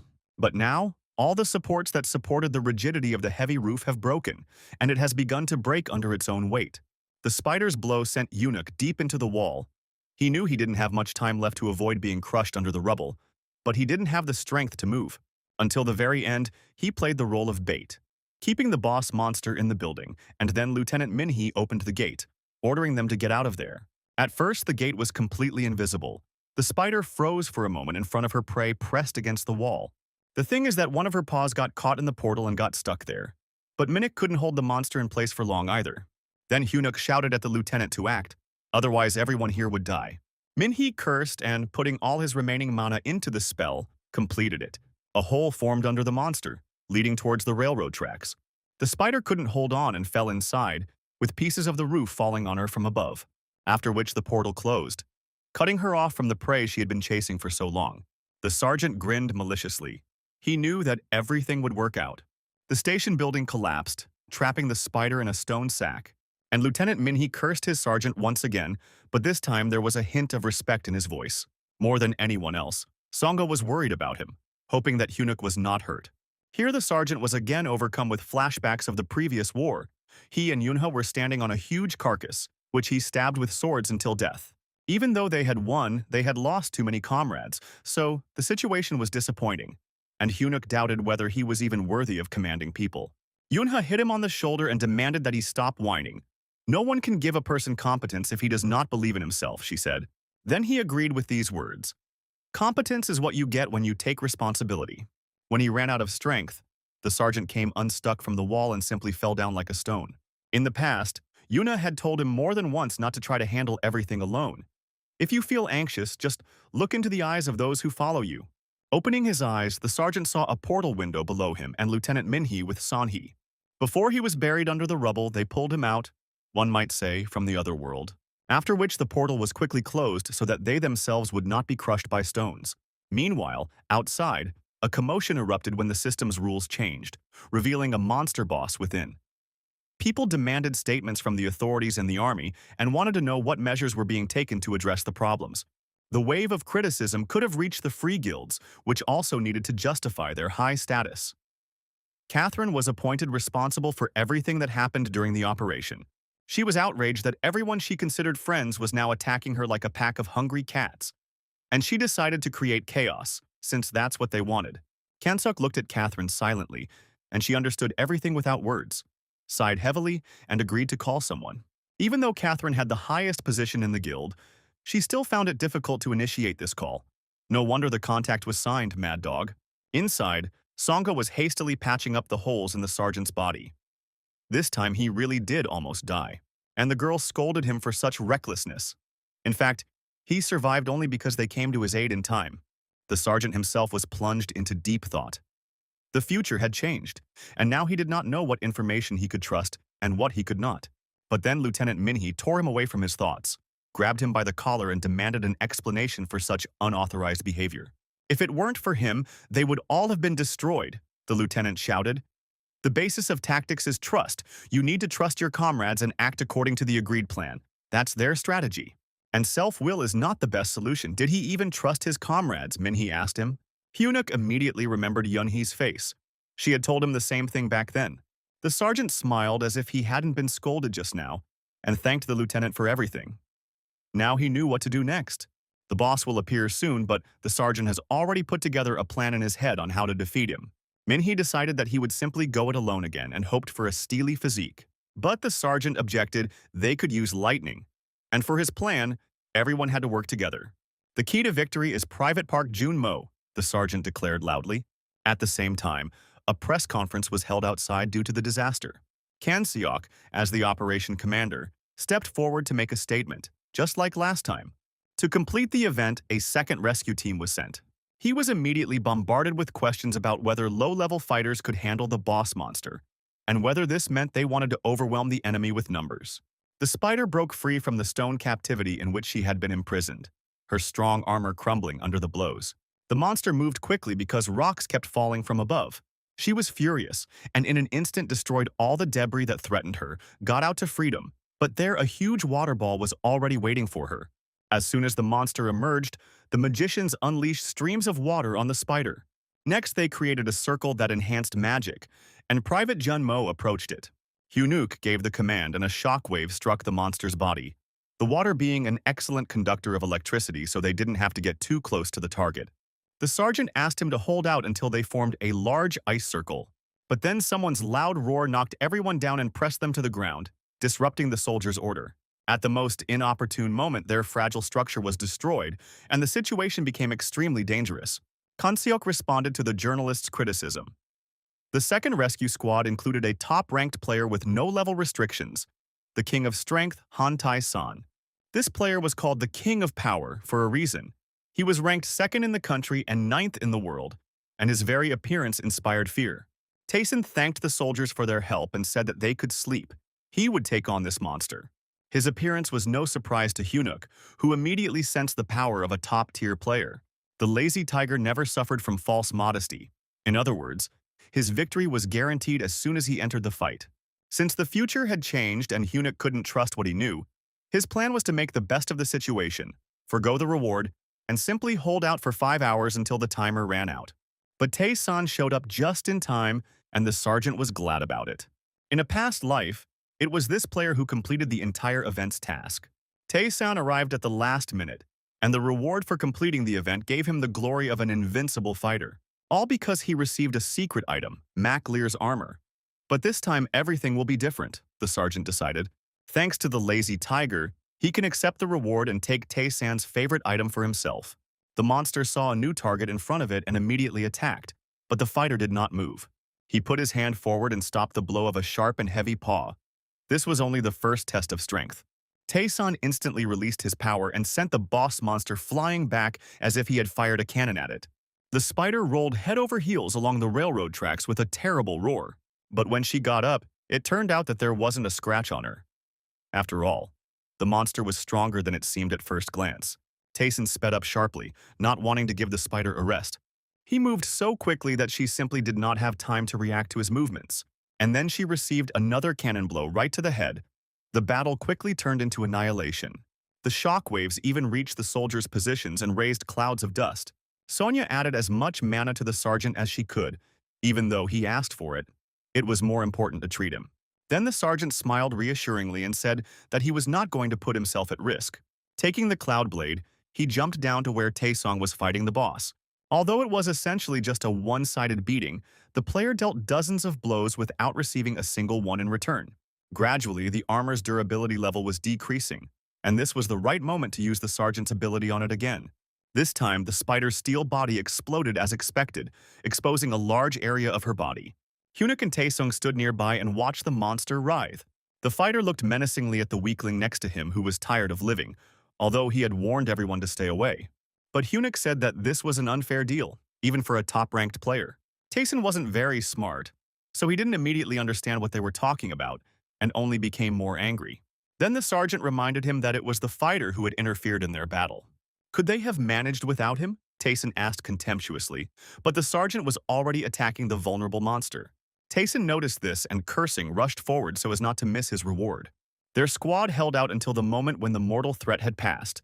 And right at the end, Taesun showed up posing as a hero, so the sergeant couldn't let him take the main reward. And so they competed in speed, the Cloud Blade controlled by the sergeant and the highest-ranking fighter. Both reached their target almost simultaneously, which greatly stunned the monster. But the blade was half a second faster and was the first to penetrate the hole in the armor. Lightning bolts struck the spider's body, and Taesun's blow landed on its jaw. There was a terrifying explosion, as if someone had dropped a bomb on the long-suffering station. And at that very moment, the barrier collapsed, bursting like a soap bubble, because the boss monster was killed. At first, everyone saw the horrific destruction of the station, but then all the civilians who were there came out of hiding. People ran to meet their families and friends, ignoring any warnings. Fortunately for everyone, the worst possible tragedy was avoided, and no one was killed. People hugged their relatives and said comforting words to each other. For several hours, everyone was terrified from the experiences. But now everything was fine. A photo of mother and daughter hugging after the event went viral online. It could only be called a miracle that no one died during the destruction of the station. All event participants received a notification from the system. It was time to receive the awards, but Taesun looked extremely unhappy because he only received second place in the ranking. The Cloud Blade slowly absorbed the blood of the spider monster and was already a quarter filled with unknown energy.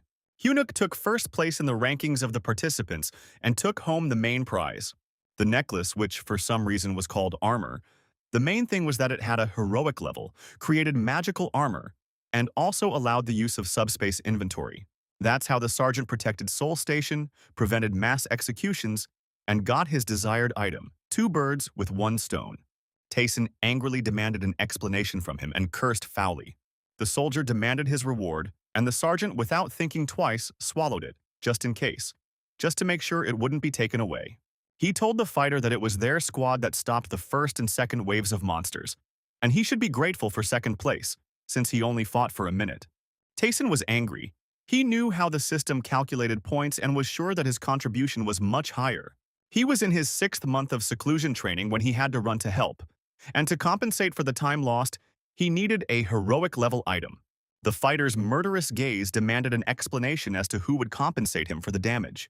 But the sergeant only chuckled at these statements. Arguing with him about compensation was useless, since he had to serve in the army again after returning to the past. Waves of power emanated from Taesung, and he was truly ready to tear the impudent boy apart on the spot.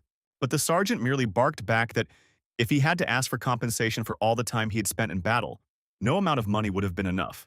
Taesun couldn't stand it and rushed at him with his fists, which promised serious consequences. But the sergeant didn't budge. It was as if he knew that Catherine and Lieutenant Colonel Kansok would intervene right now.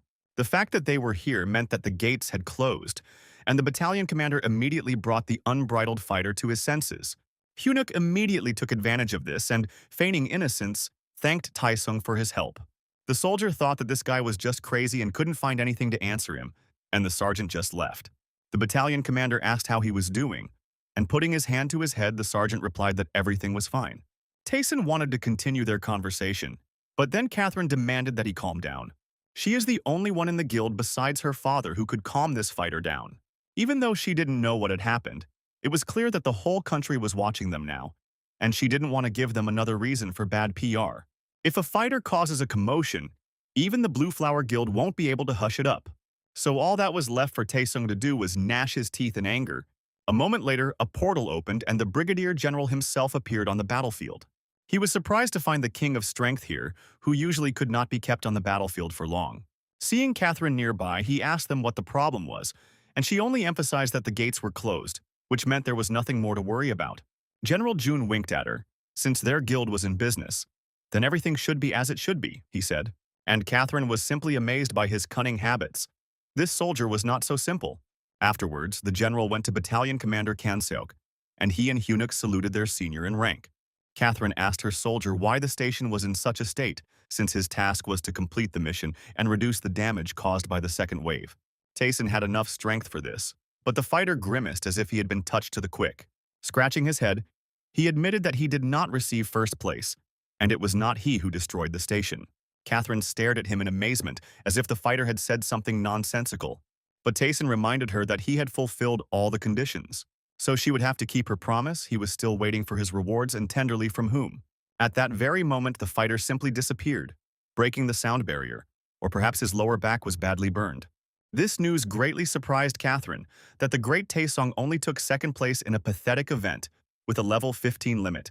But who took first place then, she thought, and glanced towards Hunuk, whom she had crossed paths with for the second time. Military records stated that Hunuk could control 300 grams of metal, but what happened here told the general that this data was outdated. According to the records, he should be at least 6th rank, General June said. He offered the sergeant to take a walk and talk since this guy interested him. Catherine's head was pounding with the accumulated questions, but she couldn't do anything about it. The sergeant immediately decided not to let his guard down. The brigadier general was not a man to be trifled with. His abilities earned him the title of Human Tactical Nuclear Weapons, and he was also incredibly intelligent.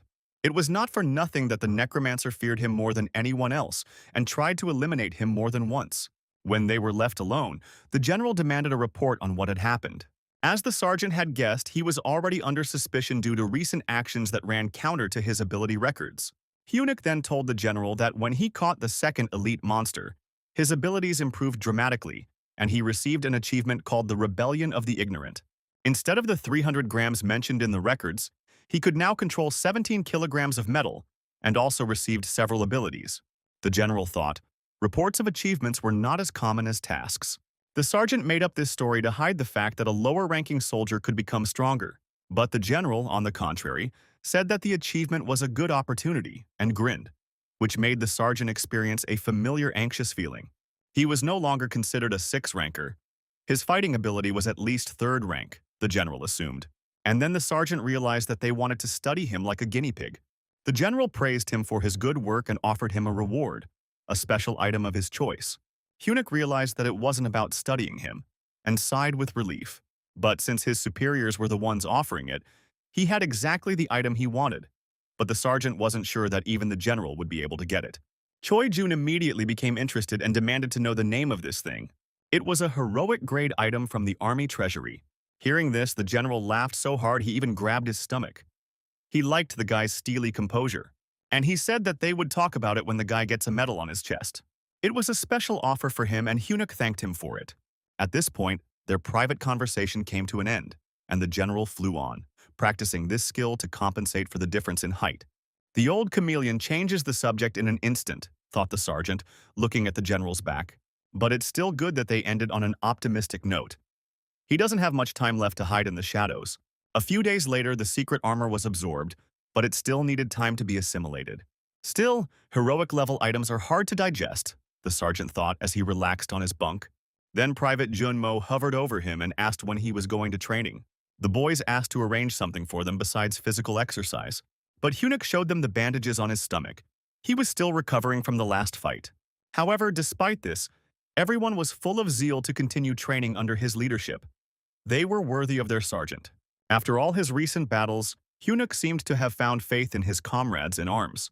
Another private entered their barracks and introduced himself loudly. Private Anmin, the one who was wounded in the battle with the kobolds, recovered and returned to the location. Suddenly, the sergeant stood up and hugged his private tightly. Future awards were important, but he had more significant things around him. The sergeant smiled. He was grateful to the soldier for returning and now being ready for hellish training. Next to these guys, Hunuk felt confident. He had someone to trust with his rear. In the future, they will experience such terrifying phenomena as a wave when many gates open in one place. And soon one of these will roll across Seoul, taking many lives. And the only one who knew about this was Sergeant Lee Hyun-wook. Doubts constantly assailed him as to whether he could cope with this event alone. He was also worried whether his squad would be able to survive these events, but now he knew for sure that it would not. This is what he was thinking when Private Amin returned to the location. Those on his side must become stronger because he needed their help, and only in this way could they be saved. He led them to the training center, and Junmo was surprised because those below the third rank were forbidden to go there. But they themselves asked to give them a real training session, the merciless sergeant reminded. They survived an unfortunate event, they saw monsters much more terrible, and now they are trembling with fear. The sergeant was surprised. Moreover, everyone leveled up. Junmo, however, was not so confident about himself, since they were simply sitting in the rear and should have been able to handle things themselves. Then Hyunuk promised that this time he would be their support. Junmo was overjoyed, but all his joy evaporated as soon as the gates of the training center opened. The support squad was still afraid to take a step there. Their knees were even shaking. The caring sergeant helped them inside, after which he closed the gate behind the boys. They knocked on the gate, begging him not to abandon them. But Hyunuk did not answer. A familiar, sinister grin appeared on his face, and the training of characteristics began. Word of the sergeant's success spread throughout the brigade, and he was now recognized at formations and in the mess hall. The girls expected to see someone huge and strong, but Hyunuk looked ordinary. He went into the cafeteria to cheer the boys up later. The constant discussions behind the sergeant's back made his ears itch. By a strange coincidence, Lieutenant Yuna found herself in the dining room. Turning around, she saw him and was surprised that he was there, even though it was time for solitary training. The sergeant reported that he had come to get reinforcements for his guys, and he earned Sanguk's disdainful look, but he simply ignored it. Another girl who had been talking to Yuna before also looked at him intently. Yuna had already heard that the sergeant had received the achievement, the rebellion of the ignoramus, and Hyunuk confirmed everything. She even read the report of his extraordinary success, the lieutenant said. But her suspicions about him did not go away. She still thought that he was hiding something. The sergeant chuckled. Now he didn't care about her suspicions. In dangerous situations, Hyunuk always acted as if he knew what would happen, as if he had information they didn't have, or some kind of goal, the lieutenant said. Hyunuk pretended not to understand what she was getting at and acted like he was all smiles. Then they heard the squabble between Sanguk and Sergeant Seihi. She scolded him for something and threateningly gathered the ability in her hand. Then they announced over the loudspeaker that Hyunuk needed to report immediately to the battalion commander's office. Once again, he was saved from being grilled, and Yunha sighed in disappointment. She promised to keep a close eye on him, although she didn't know what he was planning. After leaving the dining room, the sergeant decided to avoid the picky girl for a while. He didn't know why he had been called, and there were still a few days left before the promotion ceremony. He paused for a moment before entering, as they were arguing about something. Hyunuk walked inside and saluted, but immediately fell silent, surprised by what he saw. In the office, there was not only a lieutenant colonel but also a brigadier general. Kansok wanted to explain everything, but the general stopped him, deciding to bring the soldier up to speed personally. A couple of days ago, a red gate opened in Shinran's territory, and the Blue Flower Guild was already heading towards it. But inside, something didn't go according to plan. Bad luck didn't come. Experienced and well-trained fighters of the guild began to fight each other for some inexplicable reason. One guy in a funny outfit ran around and tried to persuade everyone not to fight. But in the end, he simply ran away, realizing that he was powerless to do anything. Everyone just went crazy because he was very scared. People tore each other apart before his eyes. That day, confirmation came that the Blue Flower Guild's third raid squad had been completely destroyed. The gate's threat level had risen, and the guild requested support from other organizations. Gradually, Hyunuk began to understand what the general was getting at. The superiors looked at him intently. Nothing like this had happened in his past life. The entry requirement is no higher than level 18 and no more than 30 players. According to the report, there is a zombie dungeon inside, and it is impossible to leave until the raid is completed. When Hyunuk thought about zombies, he immediately thought of the necromancer. Perhaps the commander of the army of the dead was involved in this matter. The arrogant guild lost many of its talented newcomers. Clearing dungeons is the business of the guilds, and the army has no need to interfere in this, the general said. But at the same time, he thought that the guy would be perfect for this task, and he grinned slyly. Now they both asked him if he could handle such a task, which he had not had in his past life. If there were zombies there, this matter could be connected with a necromancer. So the sergeant immediately decided that he had to go on a raid. Therefore, to the general's great joy, he accepted this assignment. But first, he needed to get something. He couldn't defeat the Red Gate with the weapon he had, so the boy reminded the general of their previous conversation. If they gave him the fail note, he could handle this task. It was an arrow that could be shot once and was impossible to miss, and was used by Tristan, a character from the legend of King Arthur. Despite its incredible precision and magic dispelling effect, it was usually a one-time use, as it was difficult to retrieve the artifact in battle. Even in the hands of a general, such a treasure was a last resort. But everything changed when the artifact fell into the hands of someone skilled in metalworking. The general chuckled again and declared that it would be a deal, not a favor in that case, and the sergeant would be held accountable for failure. High risk, high reward, the sergeant replied, that same sinister grin appearing on his face. Sending his best men on a raid is a common practice. But the general sent a common soldier this time, perhaps because he had a long-standing feud with the head of the Blue Flower, Jae-hyuk. If they win, it will mean that a simple soldier in the army will be superior to the talented newcomers in the Blue Flower Guild, which was considered the best.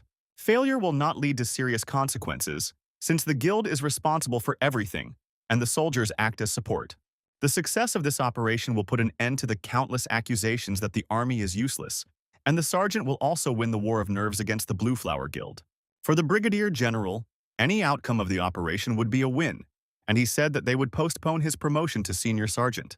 The old chameleon was always working ahead, but Hyunuk couldn't afford to just cash in on himself.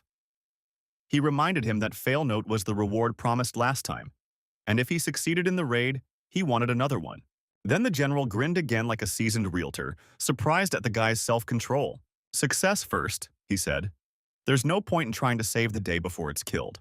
Then the sergeant loudly thanked him for his support and promised to succeed. Then he remembered his guys, whom he left at the training center. They told him that he was a little late to join the training. Even Junmo said that third-tier monsters seemed like a trifle to him, and was confident that they could deal with any threat. How fortunate that the test came along just then, said the sergeant, and ordered the support squad to get ready. After all, they are going on their first independent mission. This news immediately made everyone press their ears and their confidence diminished. 2 days later, the detachment left the base in a truck. Since they were going to fight zombies, they were given bullets infused with holy power. The recoil from these bullets was stronger, so the sergeant warned the squad to use them carefully. That was sorted out, and the guys were interested in where the fail note was, which he was supposed to take with him. Then Hyunuk told them not to worry about it. The arrow was with him. Its tip was sticking out. Upon arrival at the gates, the detachment quickly unloaded. It was still night outside. Before entering the gate, the sergeant was called to a meeting, and he left Junmo in charge. Along with the others, they had to unpack their equipment and take their belongings into bags. The soldiers carried quite a lot of useful material with them. It was immediately obvious that they weren't particularly welcome here. The guild members looked at them askance. The free fighters immediately realized that the army had sent ordinary low-ranking privates, which meant they would have to fight with this burden on their shoulders. To make matters worse, the soldiers might find out about the search operation, the fighter worried. But the commander immediately shut him up and ordered him to watch his words, and the soldier immediately stopped short. These words finally reached the ears of the insightful sergeant, and he began to wonder what kind of search operation was taking place.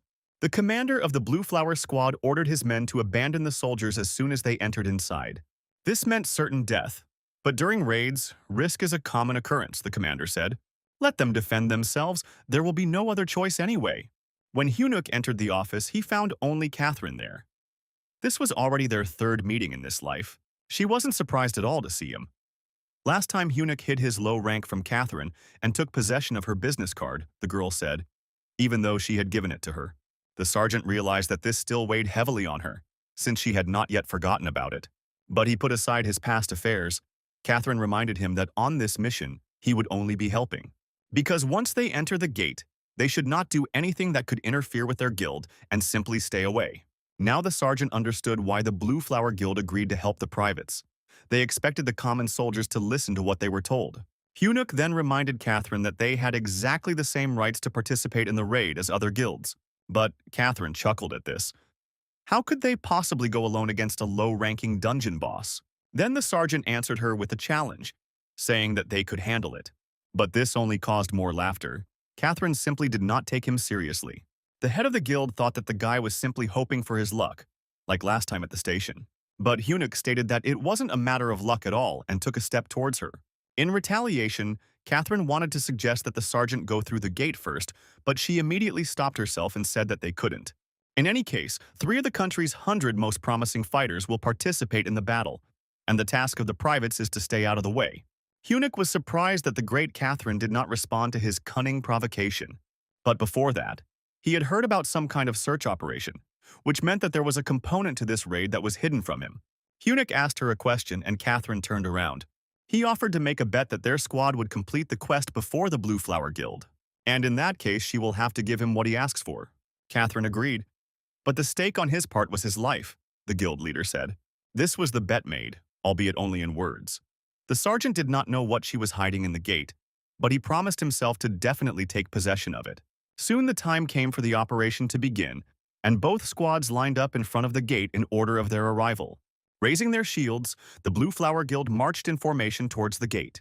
Their commander warned them that they must leave the landing zone before support soldiers arrived. They disappeared into the gate in a tight group. Hunnic's squad could only enter after 3 minutes. The sergeant checked the condition of his soldiers and calmed Amin. Everyone was worried, but he told them to save their breath and act as they did in the exercises. In the same way, raising their shields, the soldiers went into the unknown. And as soon as they entered inside, they were faced with a real nightmare in reality. Everyone who entered there earlier turned into zombies and tore each other to pieces. Even the seasoned veterans of the Blue Flower were trembling with terror and were completely defeated. Hunnic, in complete silence, led his group away from the landing zone, which had become the scene of a horrific massacre.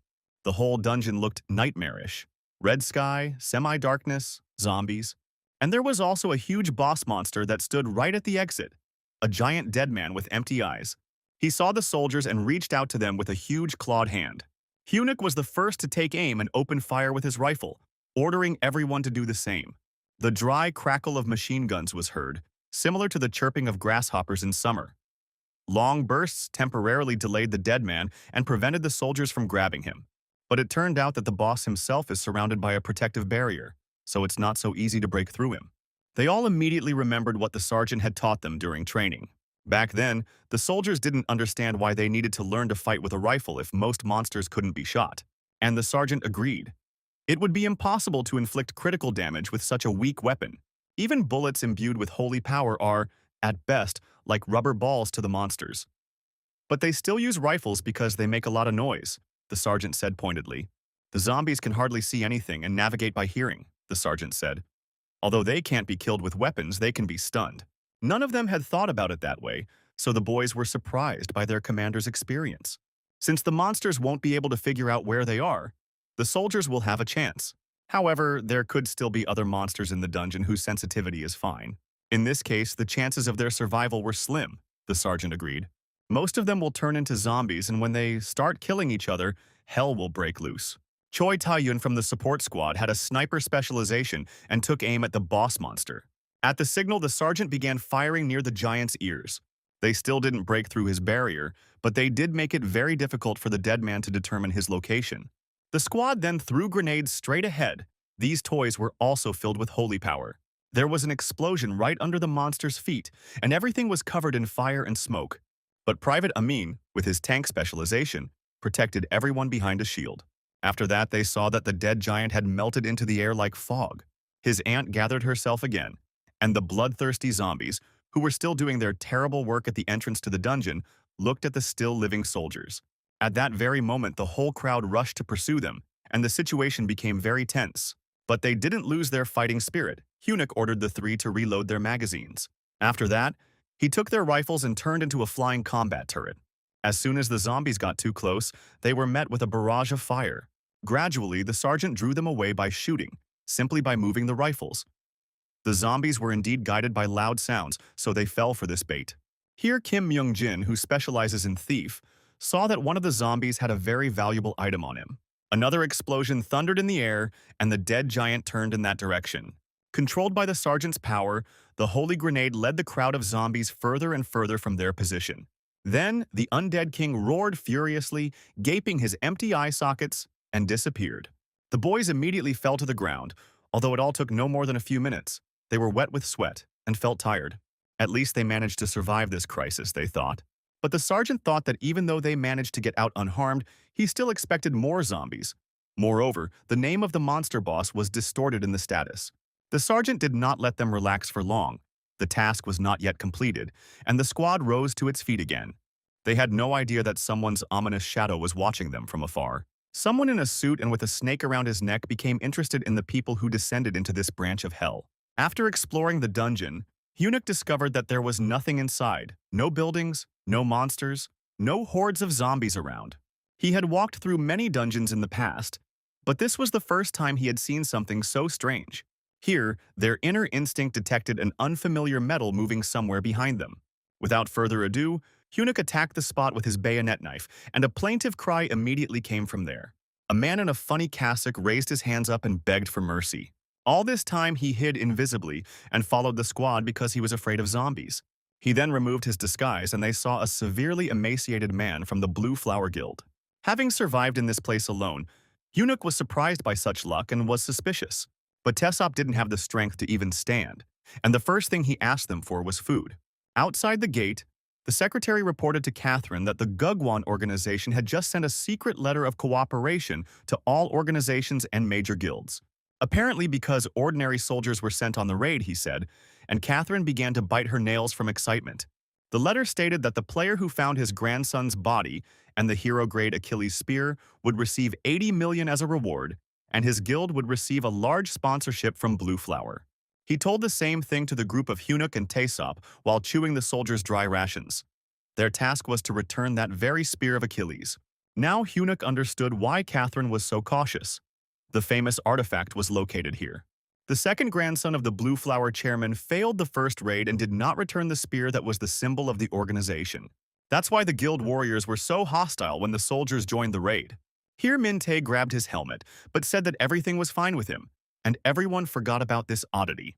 The man in the suit and with a snake around his neck appeared on the hill again and stared intently at the group of soldiers. He looked disappointed, thinking that he would have fun with the newcomers, but they just walked around and chatted. Then the villain decided to call on an army to amuse the people, and dozens of monsters appeared behind him. Eunuch's instincts didn't fail him again. He felt the appearance of many metal objects around him. In an instant, he counted more than 100, and very close, they were advanced undead in heavy armor. What was even more frightening was that their numbers continued to grow, meaning that hordes of enemies were approaching. "Get ready for the third plan," the sergeant commanded, and everyone turned around. They had practiced this plan during training, so no one was confused, and the squad immediately took out the equipment they were carrying with them. Mithril balls, the size of a bearing, several bags were filled to the brim with them. Everyone drank mana and health potions to instantly recover. Thanks to them, health and mana points increased for 5 minutes, and Eunuch immediately felt a surge of strength. The sergeant walked up to Junmo and quietly gave him an order so that the survivor would not hear him. He looked at the rescued man and nodded, indicating that he had understood the task. The survivor started screaming that he needed to know what was going on, and Junmo told him to run with them if he didn't want to turn into a zombie. The shadows of the first enemies were already appearing on the horizon, behind Taesop. Eunuch raised hundreds of steel mithril balls into the sky, each with a spell cast on them. After this, he ordered everyone to quickly leave this position, and he himself remained. The villain on the hill watching them chuckled, deciding that the people had sacrificed one for salvation. "But the victim will be of no use if she dies in a second," he said, and laughed again under the drawn-out howl of the zombie. Meanwhile, the sergeant calmly awaited contact with the enemy, completely confident in himself. Taesop asked the soldiers as they ran if they were being too reckless in simply abandoning their comrade. But Junmo replied that the sergeant himself had personally developed this tactic, and he is definitely not a careless person who would let himself be killed just like that. Surrounding himself with mithril shrapnel, Eunuch ran straight into the thick of the enemies, not fearing them at all. The zombies sensed that their prey had slipped right under their noses and turned around. But at that very moment, the sergeant's mithril balls began to hit them. This time, his opponents did not have full body armor, so he applied Steel Blast to his balls. Magic transformed the seemingly ordinary bearings into a controlled munition with the power of a grenade. Every time the ball hit a zombie, it exploded and destroyed everyone nearby with fragments. Eunuch walked through their line and quickly mowed them all down, like a walking grenade launcher. The iron beads possessed divine power. Now the villain understood why one soldier remained, but these things created too much noise. The echo of the explosions swept through the dungeon and reached the ears of the zombie king. Here, thanks to his senses, Eunuch sensed a different metal among the zombie gnolls.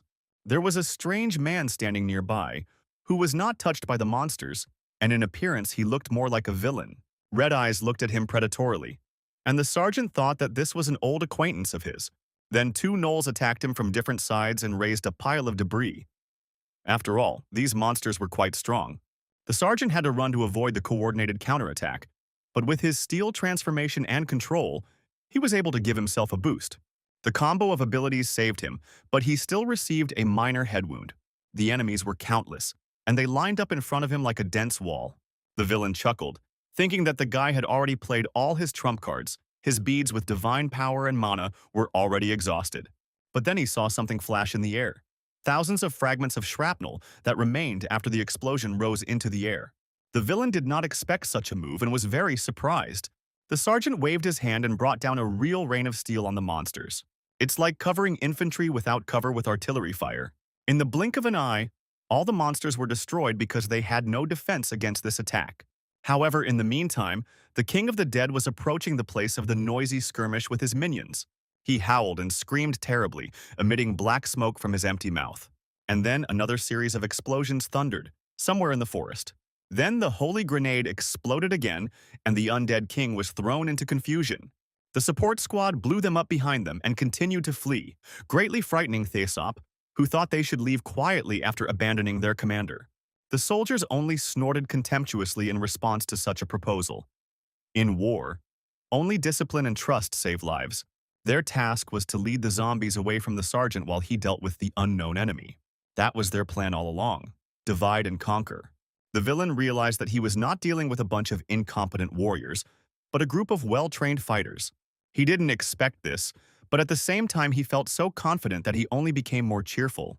Here Hunuk looked at his opponent again, standing in the middle of a carpet of enemy bodies. The villain was laughing, and it was completely unclear what he was doing there. For what purpose did he enter the gate and also act in concert with other zombies? But the sergeant had no time for long reflections. The effects of his potions were quickly wearing off, and he still didn't know whether this was the man in front of him or not. The villain extended his hand, and some kind of weapon began to crawl out of the snake's mouth. He licked his long vampire fangs and grinned bloodthirstily. A long spear appeared in his hands, and the villain looked very strange in his costume. Then Hunuk asked if the man in front of him was a necromancer or not, but the villain didn't answer. But from his reaction, the sergeant realized that this man was not a necromancer. However, this question greatly angered the vampire, and he demanded to immediately tell him where he learned about the necromancer. Considering his reaction and the fact that fallen zombies do not revive, the sergeant realized that this was definitely not a necromancer. But at the same time, this villain is somehow connected with his main and most dangerous enemy. Not receiving an answer, the vampire cursed foully. He was very worried that someone unknown knew more than he should. The villain was the first to rush towards Hunuk, surrounded by a snake and with a spear at the ready. The blow was so fast that the sergeant did not have time to dodge and had to block the spear with his hands. The weapons clanged and Hunuk fell to his knees. The stranger possessed amazing power. But the sergeant also became stronger after all the battles, and the rank of his abilities increased. Now the fusion of Maclear's armor and his steel frame worked together, giving him greater protection. Otherwise, his arm would have simply been cut off. Realizing that the enemy was too strong in close combat, the sergeant immediately broke distance with him. At the same time, he attacked the enemy in the back with a hovering blade. But the vampire fought him off without even turning around, which meant he had excellent instincts. "Pathetic tricks won't help," said the villain, and immediately felt threatened. The sergeant waved his arms, and a hail of razor-sharp fragments flew from all sides at the villain. At the last moment, the snake covered the vampire's body, tightly wrapping it in its coils. Most of the fragments struck the snake, although some hit the villain's hand. But this time, the vampire thought about it. Usually, at level 18, players aren't that experienced. Hunuk assessed his enemy in the same way, who had easily repelled a complex attack, meaning he had long since crossed the boundaries of the Red Gate. Both asked themselves the same question: how did they manage to get into the gate with such force? The sergeant looked at the fragments of beads with divine power that were sticking out of the villain's hand. They burned with a weak fire. He had already seen players who were damaged by divine power. The vampires, a group of players who devoured other players, the sergeant recalled, were the ones who had wiped out the entire brigade in the past when the gate wave was approaching Seoul. Meanwhile, the villain gritted his teeth. The unknown soldier was extremely irritating to him. With a wave of his spear, the vampire got rid of the annoying fragments in his body. His wounds immediately healed, and he began to gather his strength. Since the soldier himself refused to answer his questions, the villain decided to loosen his tongue in another way. Feeling the heroic level power emanating from the weapon, Hunuk realized that this was the very spear of Achilles, and if its true power was revealed, then even the fusion of armor would not help to withstand such a blow. The potion's effect would last for another minute, during which time it was necessary to defeat a dangerous enemy whose attacks could not be avoided. The vampire promised to tear him to pieces and then interrogate him in exactly that order. The sergeant managed to dodge the first direct attack with a sharp backward movement. A wave of blood-black power passed over his head. This one blow could have been the last, but even in this situation, Hunuk managed to counterattack and launched a cloud blade at the villain. But he was saved again by the snake. The vampire only laughed harder. "Pathetic tricks won't work," he declared confidently. Swinging, he again released a black stream from the spear, which greatly increased the attack radius. The wave cut off Hunuk's shoulder pad. The situation was difficult. The enemy was reaching with long-range attacks, while at the same time remaining invulnerable to counterattacks. Streams of darkness allowed the vampire to control the battlefield.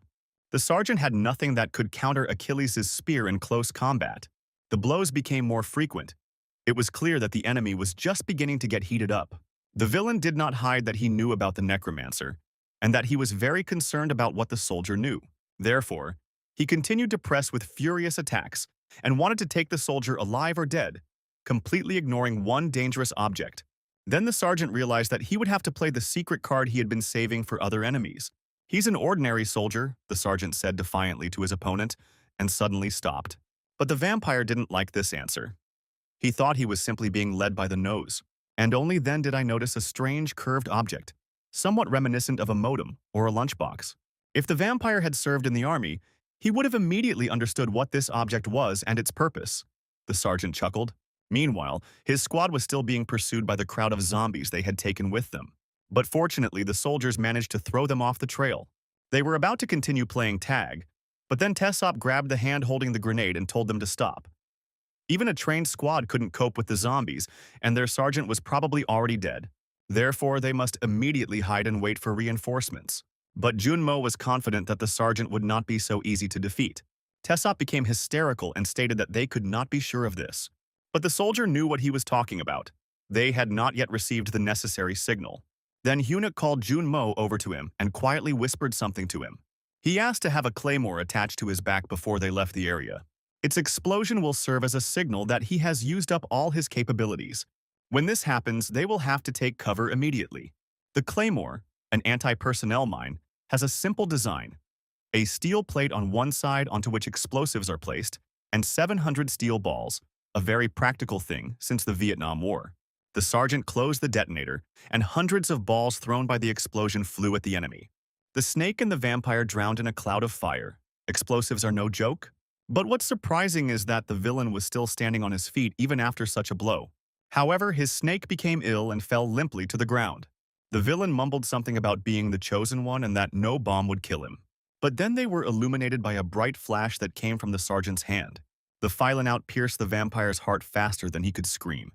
And the great snake was no longer there to protect him.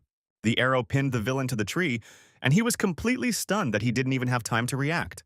The arrow tracks and attacks the target with a 100% hit rate and also removes all magic resistance. From the very beginning, the Claymore's target was the snake, but the arrow was intended for the villain. The vampire immediately wanted to get rid of the pain in his chest, but the sergeant had channeled his power into the arrow, so it was not so easy to throw it away. Hunuk chuckled and promised not to kill right away, because now it was his turn to ask questions. The echo of the explosion spread throughout the dungeon and reached the soldiers' position. Without a doubt, they recognized the sound of the claymore that was detonated during training exercises. Tessop immediately clapped his hands in satisfaction and asked if this was the signal they'd been waiting for. "Anyone left alone in this area could die," the survivor declared. "Since they have radios, they can hide and wait for the rear detachment, and that way they will survive." Junmo immediately cut off his malicious grins. One of their comrades could have died, and that was no reason to smile at that moment. But then something strange began to happen around them. The surrounding terrain quickly changed. In an instant, the ruins in which the soldiers had taken refuge began to turn into a building. What was previously a wasteland has been transformed into a huge cathedral. A zombie castle had appeared. The undead king would kill anyone who entered its territory. the system reported. At first, the squad was confused. They hadn't rehearsed a contingency plan for such an event. Now they had to find their way around the place, and they immediately noticed the enemies approaching. Horrible-looking zombies appeared out of thin air, looking as if their skin had been peeled off. Junmo raised his hand and ordered everyone to remain silent. For a while, they just stared at the crowd of monsters right in front of them. However, Tessop did not have any endurance or discipline, and disobeying the order, he began to run away, not caring at all about the noise he created, which provoked the zombies. Meanwhile, Hunuk was interrogating him with a vengeance, twisting the arrow in different directions, pressing on the vampire's pain points. He had a lot of questions, so the sergeant was in no hurry, but the vampire was certain that one arrow wouldn't do anything to him. And the sergeant agreed that while it was true that a vampire couldn't be killed without divine power, he would still be sensitive to blood loss. Because of this, the villain will feel pain that is worse than death. The villain, having heard this, was stunned even more by the fact that a person knows such subtleties. But the piercing pain quickly silenced him. Then, Eunuch asked the vampire how he was connected to the chairman's second grandson. Maybe he was his financial sponsor. The proud, arrogant vampire was outraged by the very formulation of the question and declared that the guy was just a pathetic parasite. From his reaction, the sergeant realized that the villain at least wasn't lying. Then Eunuch came to the most important question: how they were connected to the necromancer. Then the villain realized that the guy knew nothing. The necromancer could be anyone, his comrade in arms, a family member. With these words, the sergeant pressed the blade to the villain's neck, making it clear that he should not cross the line. The villain before him was clearly one of those who lived for the recognition of others. But he was still silent, which meant he had never seen the necromancer in person, the sergeant realized. And this in turn meant that he had only caught an errand boy, whom the necromancer did not even deign to glance at and did not let in on his plans. It turned out that in front of him was only a fanatical follower. These words angered the vampire, and at that very moment the snake, which he had thought defeated, jumped on the sergeant. But Eunuch quickly pinned her with Achilles' spear and thanked the vampire for the valuable item. If the necromancer had awakened and begun to act, the vampire would have known about it, the sergeant realized. Then Eunuch wanted to know how the villain got through the gate, since the Blue Flower Guild was guarding it from the outside. But the villain answered the question with a question. He himself wanted to know how the sergeant got into the gate that he opened, with a limitation of the 18th level. This information surprised the sergeant. He did not know that a person was able to control the opening of the gate. Then the villain realized that the soldier knew nothing about this and grinned. The second phase will begin soon, he said, as a wall appeared between them. The landscape was changing rapidly, and Eunuch realized that he was about to lose not only the captive but also the failout. That's why he had to pull the arrow out of his body and return it to himself before the new textures were completely loaded. Luckily, he managed to do this, and then the wall completely separated them. Because of the second phase, people of level 30 could enter here, which meant increased difficulty. The Zombie King's castle was the second phase, the sergeant realized, the event taking him by surprise. After this, the dungeon will be completed, said the vampire and grinned maliciously. The black smoke of the undead king began to gather in front of the castle. At this time, the soldiers inside the castle held their breath and looked for a way out. They hid in cracks and crevices in the walls, crawling like mice. And the Zombie King approached some closed urn that appeared in the throne room. The urn disappeared and 2 eyeballs appeared in its place. At that very moment, the zombies' empty eyes ceased to be empty. The zombies let out a terrible howl and began to look around with glowing eyes. Together with the king, they raised their hands to the sky in a cry of prayer. And then the soldiers realized that the zombies were now looking straight at them, which meant they were seen. The descent of the Zombie King, Baron Saturday, has begun, the system reported, and he has revealed his true face. His comrades will become bait and will be offered as an offering, and the zombies will pass through the gate and get out into the outside world. The vampire shouted through the wall, and he mockingly suggested trying to stop this descent of the Zombie King.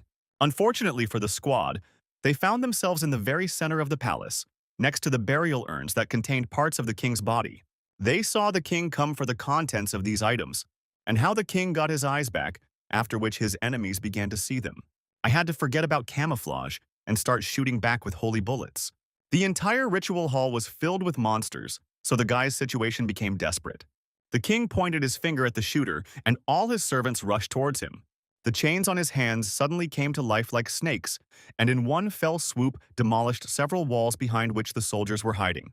One was almost caught by the chains, but the explosion of the holy grenade threw them off and saved him.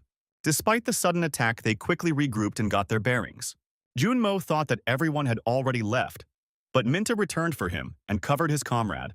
Anyway, Junmo alone wouldn't have lasted long, so he wouldn't have gained them much time. They continued to snipe and distract the zombies to allow Junmo to escape. In such a crowd, there was no need to aim. Bullets flew like a hail across the entire hall. But at some point, the group noticed that the Zombie King was covering up the urns that he had not yet used. They then threw a couple more sacred grenades and took cover behind Minta's shield. By doing this, they gave Junmo time to leave because if he turned into a zombie, it would be the end for them all too. The boy was touched by their dedication, and for the first time he understood what true soldierly brotherhood was. Gathering his courage, Junmo shouted for everyone to retreat as the zombies were about to catch up with him. They threw out all their remaining grenades to delay the enemy, and a series of explosions rolled through the castle. Meanwhile, Hunuk hurried his subordinates, armed with the spear of Achilles, and hoped that they would hold out until then. When he saw the castle, he heard the sound of grenades exploding, so he realized that his guys were still resisting. Before they split up, they agreed that the explosion of the claymore would be a signal to find a safe place and hide there. And if he dies, then Junmo will be the senior, the sergeant told them. But the private did not let him finish and said that they would wait for his return. Everyone will be waiting for him, so he must return safely, Junmo said and smiled. Hunuk chuckled, liking the mood, and left with a light feeling. The entrance to the castle was guarded by a whole crowd of skinless dead people, and they turned to look at him when they noticed him. Unfortunately, the sergeant couldn't make proper use of his new weapon, as Achilles' spear consumed too much mana. Despite this, he still decided to fill it with power. The monsters were very close and were ready to meet the uninvited guest. The system kept beeping at him about mana consumption being too high, and the sergeant told it to shut up. All because he promised his guys that he would return no matter what. One single swing raised a whole cloud of dust, and a tremor from it went through the ground. The Zombie King also heard the explosion and stopped in place. The descent was interrupted, the system informed him, and the dead man frowned with displeasure. And when I turned around, I saw that one of the burial urns for the ritual was missing. A private with thief skills stole this thing without knowing why. He just thought that she was very important to the Zombie King. They were almost caught again by the dead as they retreated, but a burst of machine gun fire stopped the monsters in time. So the group gathered in a narrow corridor, which in theory could be easily defended. The soldiers planted explosives by attaching explosive packages to the wall. Mint blocked the narrow passage with his body, and now they were ready to meet any monster here. The zombies immediately crowded together. The line was like at McDonald's. But by pressing the detonator, Junmo quickly cleared the corridor of those who wanted to get their burger from living people. The shield directed all the energy of the explosion outward, and the walls of the castle shook again from the explosion. Many dead people were torn to pieces and buried under the rubble of the walls. The guys were also covered in debris, and they began to climb out from under the rubble. After a quick roll call, they found that everyone had survived. There were no killed or wounded, and the zombies' path to them was blocked for a while. But on the other hand, they themselves found themselves trapped. There simply might not be enough air for everyone in this room. Suddenly, the wall nearby became covered in a web of cracks, and the squad froze in anticipation. Unfortunately, they didn't have long to rest. The king's steel chains broke through the wall and almost caught them. They immediately scattered in all directions, fleeing in all directions. No one expected that they would be found so quickly. The walls collapsed, and everyone saw the king of the undead standing before them in full height. He glared angrily and came to take what was due to him. The urn immediately began to ripple with poorly rendered textures, and a satisfied grin appeared on the zombie king's ugly face. Just the sight of her sent a shudder through everyone in the squad. They realized that they could die now, but then someone's voice told them to freeze in place, and the king turned around. Junmo smiled and indignantly told the sergeant that he was a little late. The sergeant was terribly angry and shouted to ask who dared to touch his squad. Although he had made a spectacular appearance, his mana reserves were very low, and the sergeant had no idea how to defeat the enemy. The undead king raised his hand, and the sergeant immediately realized that the enemy could attack from a distance. Hunuk also noticed an urn that was standing on the altar and not bothering anyone. The zombie king hesitated and for some reason did not attack. The sergeant also waited, trying to understand what his enemy had in mind. Meanwhile, the guys again took out their bags of things in which there was still some stuff left. Despite all the problems, they did not abandon the tungsten balls that Hunuk used and the valuable potions. Having examined the urns, the sergeant realized that they were the whole point. The zombie king took a step, and a huge foot loomed over the sergeant. He almost crushed him into a pancake, but Hunnic managed to jump back. Then the king attacked him with long chains from a distance. The boys threw all their goods, balls, and potions to the sergeant. The zombie king sensed a strange movement from that room and turned to face them. He raised his hand again to attack the weakest first. Then the sergeant rushed after him to prevent this and cover his own. He had to use Achilles' terribly gluttonous spear again. A jet of black ink hit the ceiling as the sergeant swung. He ordered Minta to cover everyone with a shield, and he himself struck with all his might. The steel chains bit into the shield and almost destroyed it. But Minta stood firm. Dozens of balloons and jars of potions rose into the air. The sergeant immediately grabbed one of them. The squad managed to withstand a direct attack from the zombie king, but their tank's shield was severely damaged. Hunnic quickly raised his mana level while he had the chance. Now he could properly stretch the huge dead man with glowing eyes. Dozens of balls hit the dead man, but encountered a strong barrier. Hunnic detonated them, and now the barrier had to hold back hundreds of fragments, which complemented the blow of the flying blade.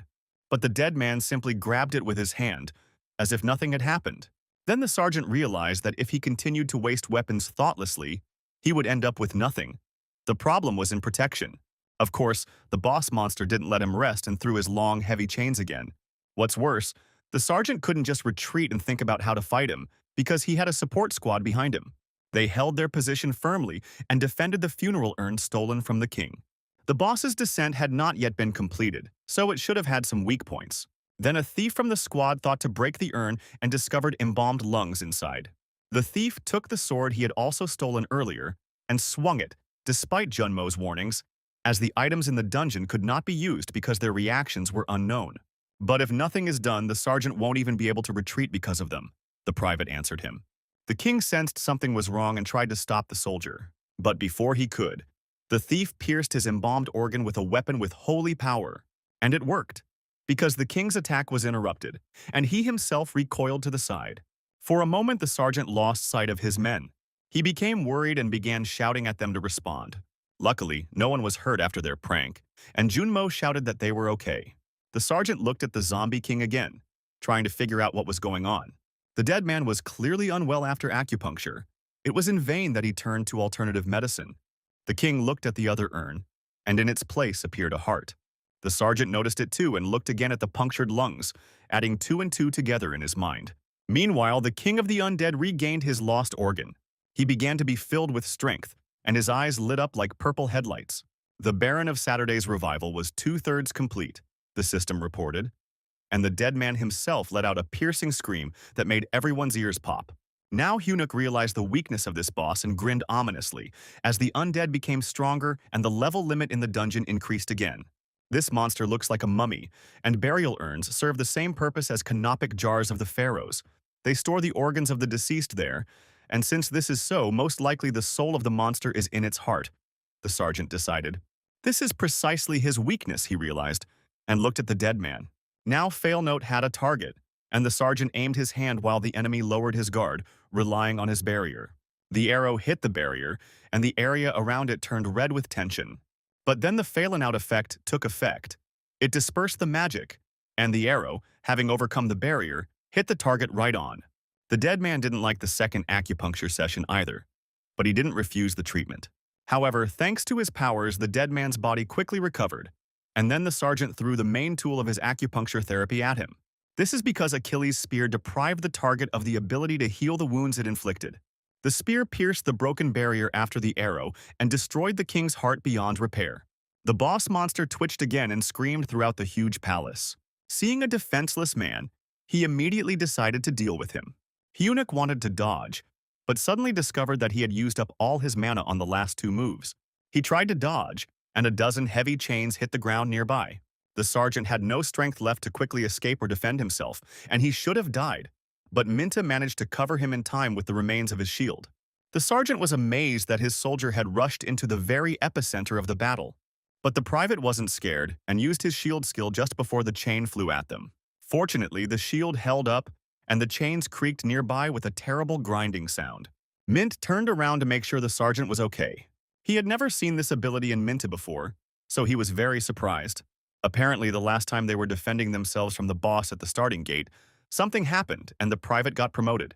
It turned out that from the very beginning, as they entered this dungeon, the private's level grew at a dizzying speed. By constantly blocking attacks, the boy reached level 20 and gained a new ability, a magical shield. As the sergeant had told them, the ability's rank can sometimes change. But the sergeant only cursed, because using the ability he had just received was the height of recklessness. Mint looked down in resentment. He just wanted to protect him, the private stated. Then, the sergeant tapped him on the helmet and replied that protection was his responsibility and he should not overdo it. In fact, he was grateful to him, but suggested that they save the pleasantries for later, because their enemy hadn't gone anywhere and had even come to his senses very quickly. Due to the damage received, the descent ritual was terminated, the system informed the dead man. The spirit of unfinished death has invaded the body of the dead man, which will be destroyed. Unable to stop his destruction, the zombie king continued to try to attack, but it was clear that this was his last effort. The sergeant then ordered Sniper Taeyun to blind the undead king so that he wouldn't take them with him to the next world. The private immediately began firing his rifle with precision. Fortunately, the target was large and difficult to miss. The monster squinted from the hail of bullets that hit the barrier. The entire squad opened fire on the zombie king. No one was saving their ammo anymore. They needed to distract the monster while the sergeant restored his mana reserves. Hunuk yelled at them not to take any risks in trying to stun the dead man. But Jun Mo fearlessly declared that they would buy the sergeant some time to deliver the finishing blow. Hunuk was touched by their participation. These young fighters had become experienced soldiers who could be relied upon in just a couple of battles. Slowly but surely, the sergeant's mana was replenished, and he eagerly waited for the required level for his abilities. But by this point, the soldiers had already run out of ammunition. Each of them had only 10 clips, 300 rounds, which run out very quickly. The boss knocked the rifle out of the hands of a private who could no longer shoot, and the situation became critical. And then the sergeant stepped forward again, attracting the dead man's attention and provoking him. Having restored his combo of abilities, he was able to slide along the steel chains towards the enemy. The control magic touched the phala nut protruding from the dead man's heart again, and the arrow trembled. To defeat the zombie king, he needed to destroy his organs, the sergeant realized. His heart and lungs had already been destroyed. Only his eyes remained. And then he aimed straight at them, fearlessly rushing straight at the enemy. The monster screamed hysterically as he watched the man flying towards him. Fail Note never misses and always finds a way to hit its target. The perfect weapon when combined with Hunuk's ability to bring it back. The arrow pierced the monster's eye, and he realized that he had made a mistake in making an appointment with an unlicensed ophthalmologist. The sergeant approached the second one personally and swung his cloud blade. He wished the boss a good trip to hell and struck. Lucky that the king had no eyelids. The cloud blade immediately began to absorb the energy of the zombie king and was almost half full. The zombie king finally died completely and collapsed with all his weight onto the stone floor of the castle. All participants of the dungeon received a message that the zombie king was killed and could not believe their eyes. As a reward, the sergeant received the king's golden crown. This item quickly increases resistance to undead traits, but its special trait has been locked. Hunuk had never encountered this object in his past life and didn't know what to do with it. But then stones started falling on their heads and tore everyone away from their thoughts. The system belatedly announced that the castle without a king would be destroyed. The sergeant hissed irritably. But they hadn't yet had time to look at the glasses and objects here.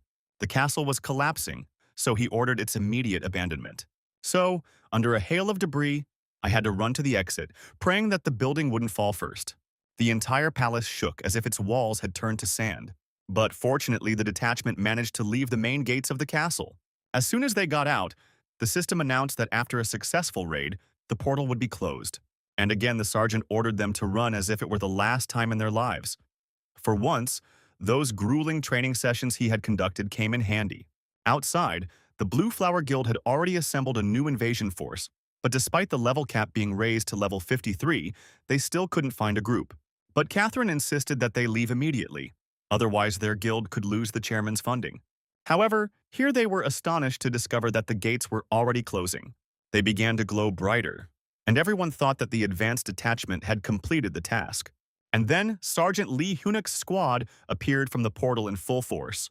Finding themselves in their homeworld, the boys couldn't believe their luck and didn't hide their joy, as if they were returning from the other world. After this, the sergeant lined everyone up and officially declared that they had done a good job and that the clearing of the gate had been successful. And then they shouted 3 cheers to the whole world. Catherine bit her lip as if she had just been slapped. The third-rate scum of the army had returned alive. but their elite recruits had not. Once again, Lee Hyun-wook stood in her way, and Catherine wondered who he was. Then, the slippery scoundrel Tessop crawled out of hiding. He ran to the gate as soon as he heard the message about the completion of the raid.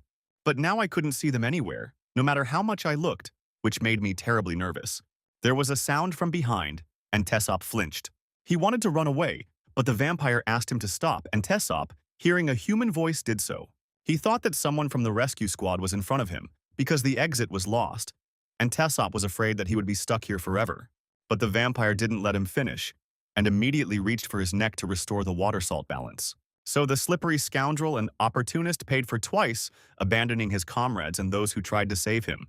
Thanks to his sacrifice, the vampire felt better, and his wounds finally healed. Now his blood was seething with hatred and a thirst for revenge against the man who dared to bring him to such a state. As soon as the soldiers had calmed down a little, the sergeant ordered them to line up, and he himself went down to Catherine. She brazenly demanded an explanation from him about what had happened to her team. And the sergeant was right when he said that by the time they entered the gate, it was already too late, which meant they had managed to defeat it on their own. And the sergeant nodded affirmatively. After all, it was the pure truth. Catherine still refused to believe it, and then the sergeant suggested that she wait for the gate analysis. Then she asked who he was and if he really had the 6th rank. Hyunuk chuckled. Now she should have realized that in the previous gates, he wasn't just lucky. Here she asked if the sergeant had encountered a spear, perhaps a soldier who had become a zombie, or in the treasury. Hyunuk thought. The castle collapsed faster than they could find anything. To hide the spear and not give it to the blue flower, the sergeant used a new skill. Thanks to the development of a steel physique, he received a secret tattoo that allowed any object to be placed into subspace. Now the spear remained with him in the form of a tattoo along the entire length of his arm. Catherine again did not believe that there was no spear, and then the sergeant reminded her of the promise he had made. He also shamed her, in case the head of the soul blue flower suddenly went back on his word. Although the sergeant had no evidence of the bet, and in theory, Catherine could simply forget about it. But she was truly worried, as if her word of honor carried weight for the mercenary.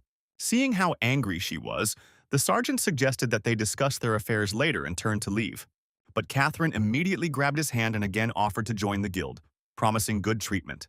The sergeant realized he was being recruited and quickly adjusted his torn sleeve so that Catherine would not see his tattoo. Fortunately, he was saved from further attacks by the arrival of the general, who used the teleport as usual.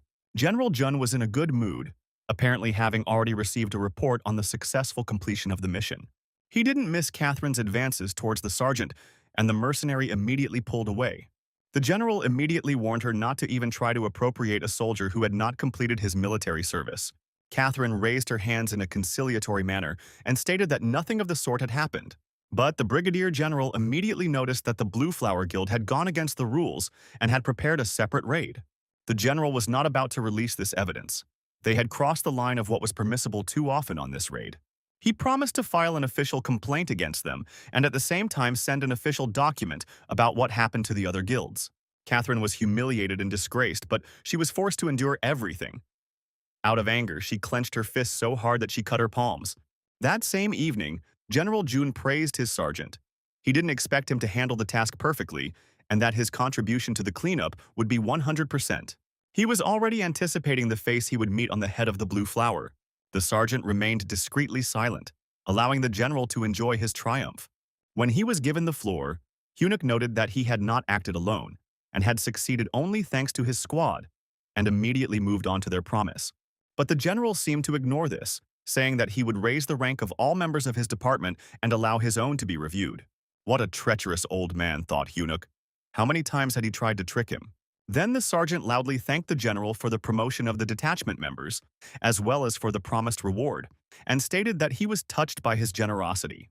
Then the chief realized that he couldn't get rid of the tenacious sergeant so easily, and hoped that he wouldn't demand the divine phantasm. But Hyunuk just wanted his entire squad to be equipped with divine power equipment. The general was surprised by this choice because the zombie gate had just closed, and Hyunuk was asking for such a weapon. The next day, rumors of the support team's success in completing the 53rd level raid and Hyunuk's receipt of an offer from the Blue Flower Guild spread throughout the base. Now it became clear that Hyunuk was much stronger than Yunjong, who had previously been considered an ace, and many were waiting for their exhibition fight. Lieutenant Sanguk almost choked himself with envy at this news. Wherever the guys from the support squad went, they became the center of attraction for gossip. Previously, they were considered ordinary weaklings, a squad where everyone had a sixth rank. They still couldn't get used to being the center of attention, but Junmo, on the contrary, enjoyed the situation. He showed off in front of the girls and spoke colorfully about the exploits of Sergeant Hunuk. The girls were amazed that the detachment, left without a sergeant, continued to act independently, and Junmo quietly whispered that it was all about Hunuk's secret training. The sergeant himself decided that the best place for a crown with an unknown characteristic was his stomach. As soon as he opened his mouth, Wonsok, the one with the barbarian class, entered the room. He immediately started with a respectful attitude and asked for forgiveness for his past bad behavior.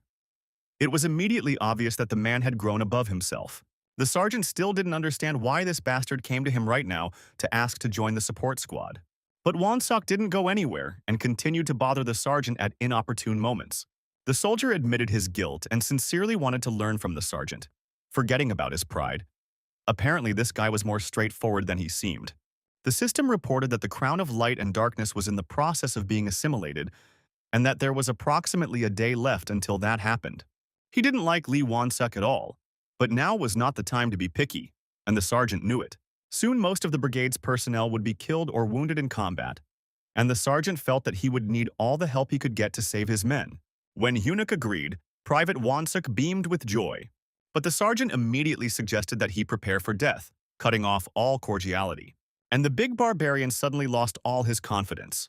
Without accepting any objections, the sergeant dragged him into intensive training. In the middle of the bloody ruins stood a vampire all alone. He was waiting for someone. And then the gates opened before him, and from them appeared a real giant who had to bend over to pass through the portal. The giant judge with fangs and red eyes was also a vampire, and he was terribly angry that his ally had lost so many valuable items. The loser looked down and said that he was sorry, but he couldn't even find any suitable excuses. A horned girl appeared behind the giant and told the loser villain that normally they would have just left him to die in this dungeon, but he was lucky that they were summoned. Soon rivers of blood will flow throughout Seoul, she said with a carnivorous grin. Another character, still unknown to us, admired the lights of the night city from the panoramic windows of his office, perhaps thinking that this city needs a new hero. There was a sign on his desk, Guild Leader Ki Baek-jun. He was talking to someone on the phone and said that he would take action after the candidate's failure at Seoul Station. This man was the head of the Great Mountain Guild, and he was looking for the key that would become the foundation for the creation of their empire. Apparently, the interlocutor was indignant about the loss of a valuable item, and the leader Baek-jun promised to use all his people in the black market to find it. He promised to return this artifact at any cost and looked at his tablet. He had already received the investigation data and knew that the villain at the station was killed with fire, which meant that a person from the anti-monster brigade was involved in the case. A piercing, pain-filled scream emanated from the room beyond the door, but Baek-jun didn't even bat an eyelid. He was more concerned with the plan to open 4 gates simultaneously, which would divide the army's forces, after which his hounds would destroy the brigade's 1st Battalion. Having finished the conversation, he promised the chairman that he need not worry about their country. Everything would be done in the best possible way. After this short conversation, Baek-jun destroyed his phone and opened the ominous door, behind which lay piles of bodies in a heap. Inside, the bloodsuckers had arranged a terrible feast for themselves and enjoyed the easy prey. Baek-jun announced to them that they had new prey, and the freak show turned towards him, tearing their filthy mouths away from their food. The blonde with horns was ready to carry out any order, and Baek-jun ordered the assassins to attack the 1st Battalion of Namsan at their base. When the first wave starts, their task is to kill everyone. The blonde asked him if any methods could be used, and the chief nodded. They must eliminate the armed forces and then wipe the capital off the face of the earth. Then the vampiress grinned devilishly, anticipating the carnage. The sky above the 1st Battalion's base was clear and cloudless, but Hunuk wasn't fooled by this purity. He knew darkness would soon come. All 6 privates in his squad received promotions to ability rank after re-evaluation. Combat Commander Kansok personally congratulated everyone and thanked them for their efforts. He said he always believed that the right culture could be created in the army if everyone followed the leadership and did their jobs properly. Again, this man was mired in long reasoning, thought the sergeant. The battalion commander was fired up. He was in a good mood and spoke with bright emotional coloring. But then his speech was interrupted by an urgent call, and he picked up the phone. As a result, the battalion commander had to leave urgently, and he left the award ceremony to the second platoon commander. Lieutenant Minhee was surprised but could not object. The battalion commander's message mentioned Kaido, and Hunuk remembered hearing that name. This was the name of the holy swordsman assassin who eliminated another holy swordsman, Guk Seong-pyo. In his past life, he also entered the country illegally through the port in Busan. Then Commander Kim Kansuk went in pursuit of him. Unfortunately, at the same time, two vampires completely destroyed his first battalion. This time, the situation from the past began to unfold exactly as it should. Nothing had changed, the sergeant noted to himself. When the battalion commander left, Minhee quickly conducted a roll call, announced the assignment of ranks, and showed them their award weapons. The squad responded in unison. Yes, but the sergeant was more concerned about whether the future would be as stable and whether they could survive. The boys received the 4th rank instead of the 6th, so they were very happy. This alone promised them a good job after the army. Now it seemed to them that they could do even more. But then the boys saw that Corporal Junmo was upset about something. It turned out that he was unable to raise his rank, just like the others. But I received a higher-ranking weapon as a reward, so I wasn't left without anything. Hunuk opened his boxes. Inside were neat rows of ordinary stakes, and everyone looked in surprise at these primitive devices that could hardly be called weapons. The sergeant lifted them into the air. He had already completed all his preparations and decided that there was no point in worrying about the future anymore. Anyway, he had no other choice but to face the danger face to face. That night, he took up his duty and waited tirelessly for the attack to begin, so that he could be in the front ranks. But in the end, he exhausted himself with waiting. He peered so intently into the darkness that he didn't even answer questions. A private nearby was indignant that they were left on duty too often, as if they were simply being used. The sergeant stood at his post for several days, fearing that the attack would happen sooner. On the other hand, he was glad that the changes he had made were not enough to delay the attack. Here Hunuk felt something, and looked intently towards the private. Then he turned pale, thinking that the stern look was addressed to him, and immediately stopped complaining. The sergeant took a step toward him, and the soldier immediately began babbling that he didn't mind being used at all. He just loved the weekends and missed his family. Coming very close to Junmo, the sergeant asked him again about trust, and he turned pale, because usually after this question everything goes wrong and some kind of disaster occurs. Junmo had no choice but to give his consent, and the sergeant pulled the bolt of his rifle and said that they were leaving the post. At that moment, the corporal felt a surge of déjà vu and stared at the sergeant with his mouth open. The entire support squad was on duty at their post today, with Privates Minte and Sunmo on duty together at the gate when Lieutenant Songa dropped in to check on things. She also noticed that too often the guys were on night duty. The soldiers steadfastly refused to admit they were tired, but in fact, they had long since developed dark circles under their eyes. The sergeant told them that it was part of the training, so they had no choice but to follow his instructions. Songa encouraged Minte by saying that the whole problem was that the sergeant thought they were strong enough, so he was harassing them all the time. The beautiful girl's praise made Minte blush and immediately perk up, forgetting about his fatigue. She immediately switched to a stern tone and warned that she would finish them off if they fell asleep. Suddenly, the guards noticed someone approaching the gate. Mint immediately took aim at the stranger and ordered him to stop, but there was no answer. He repeated his order several more times with the same result. Then, two poisonous eyes flashed in the darkness, and a creepy zombie rushed towards the gate. A shot rang out. The private had no doubt and shot to kill, because he had already seen similar creatures on a previous mission. But what happened later left him confused. A whole horde of zombies, seemingly out of nowhere, jumped out of the darkness of the night into the light of the base's searchlights. Then the soldier gave the order to shoot to kill and opened fire himself. The entire route leading to the base was filled with zombies. They were moving like a river flood coming down from the mountains, in a single wave. While the others were shooting, Minta ran out with his shield and began to close the gate. Having pushed them back, he pressed his shield against the grate and activated his ability. A stream of dead people hit the gate and immediately bounced back, as if they had run into a rock. It seemed a miracle that the zombies didn't knock down the thin bars surrounding the base with their mass. There were so many of them. To the sound of gunfire, the sergeant and Junmo ran to another position. The damned soul wave had begun, and the guardhouse for leaving his post without permission was the last thing on Hunuk's mind right now. Lieutenant Yunhe worked late into the night in the official leadership hall. She painstakingly compiled a report, an overview of the trends of military personnel under control and special management. When an ominous premonition came over her, the lieutenant looked up from the document. It was dark in the corridor, and she lit her way with fire from her fingers. Suddenly, I looked into the room where her fighters were sleeping and discovered that they were attacked by huge snakes.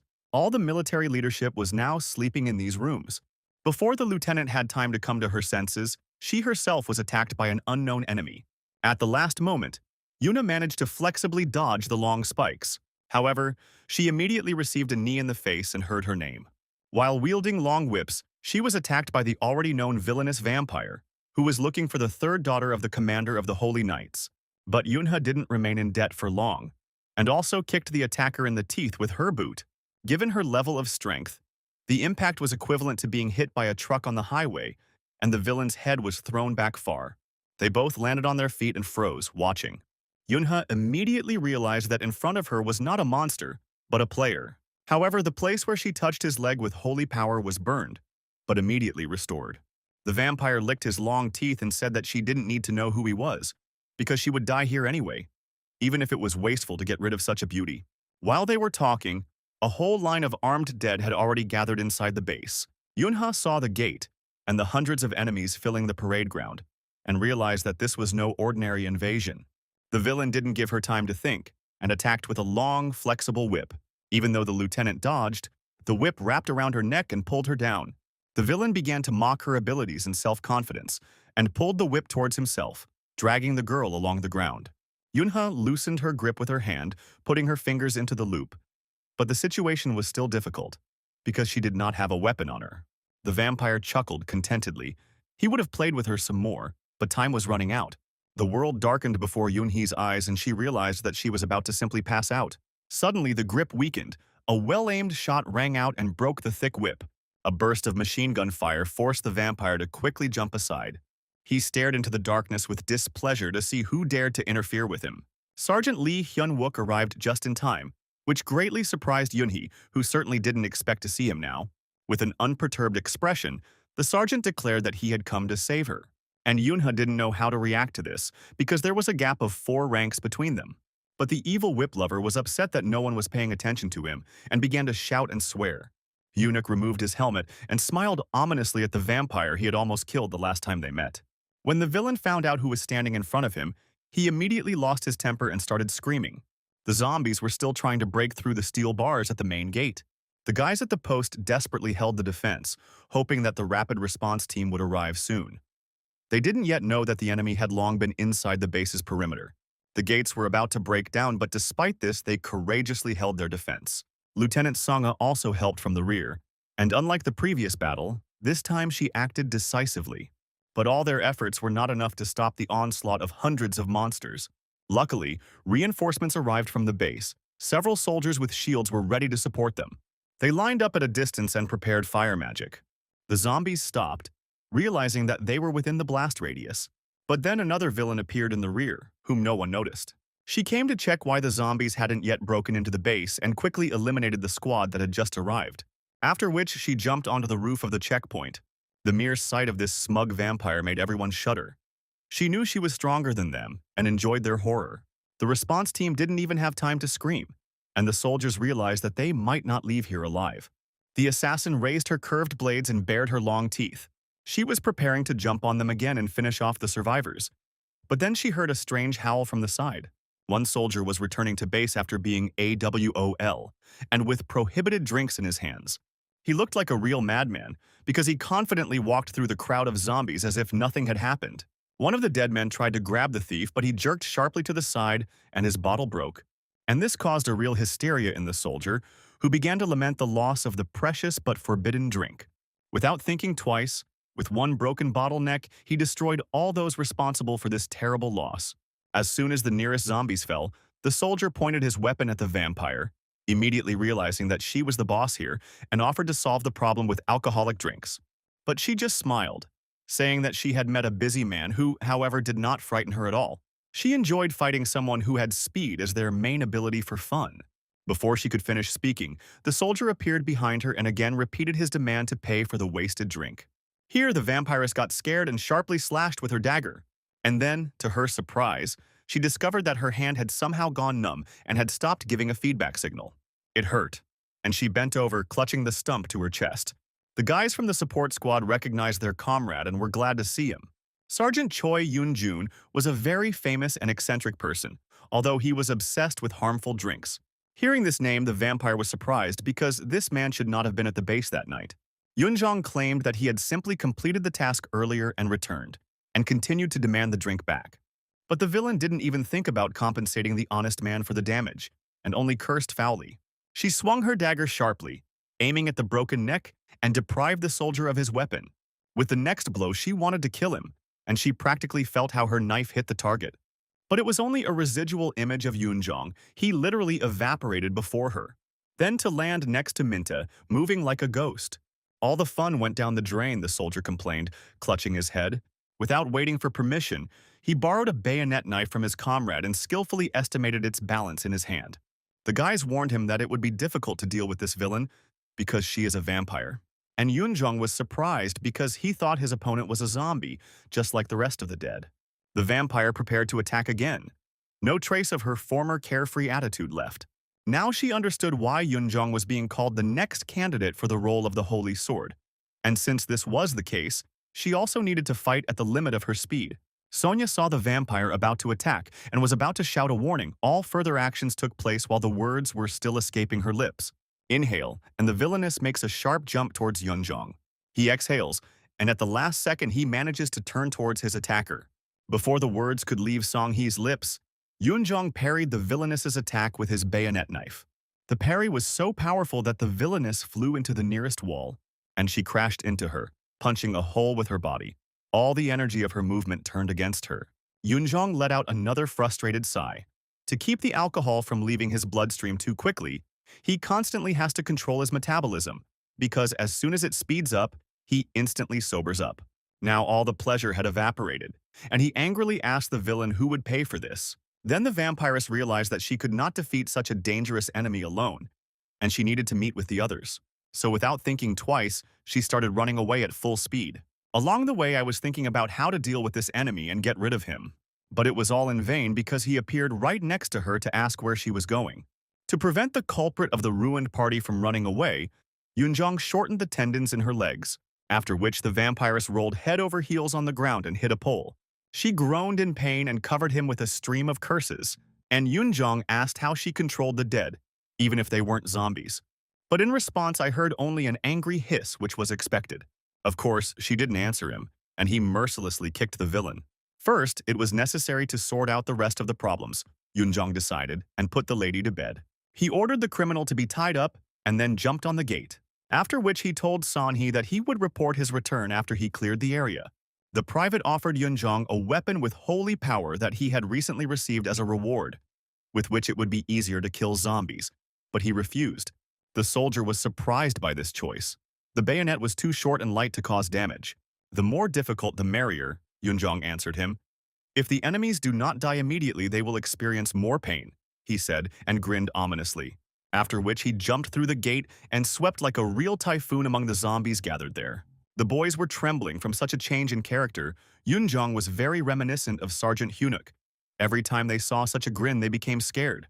Meanwhile, the sergeant openly provoked his opponent and insulted him in every possible way. And it worked. Instead of sensibly assessing the threat, the vampire did not run away. He swung the whip and hit Hyunuk. A dry click was heard, but his movement was interrupted by the sergeant's hovering blades. He pressed the whip in several bends and did not allow it to move freely. Afterwards, he asked Lieutenant Yun-hee to protect the soldiers and the armory from the horde of skeletons marching toward the barracks.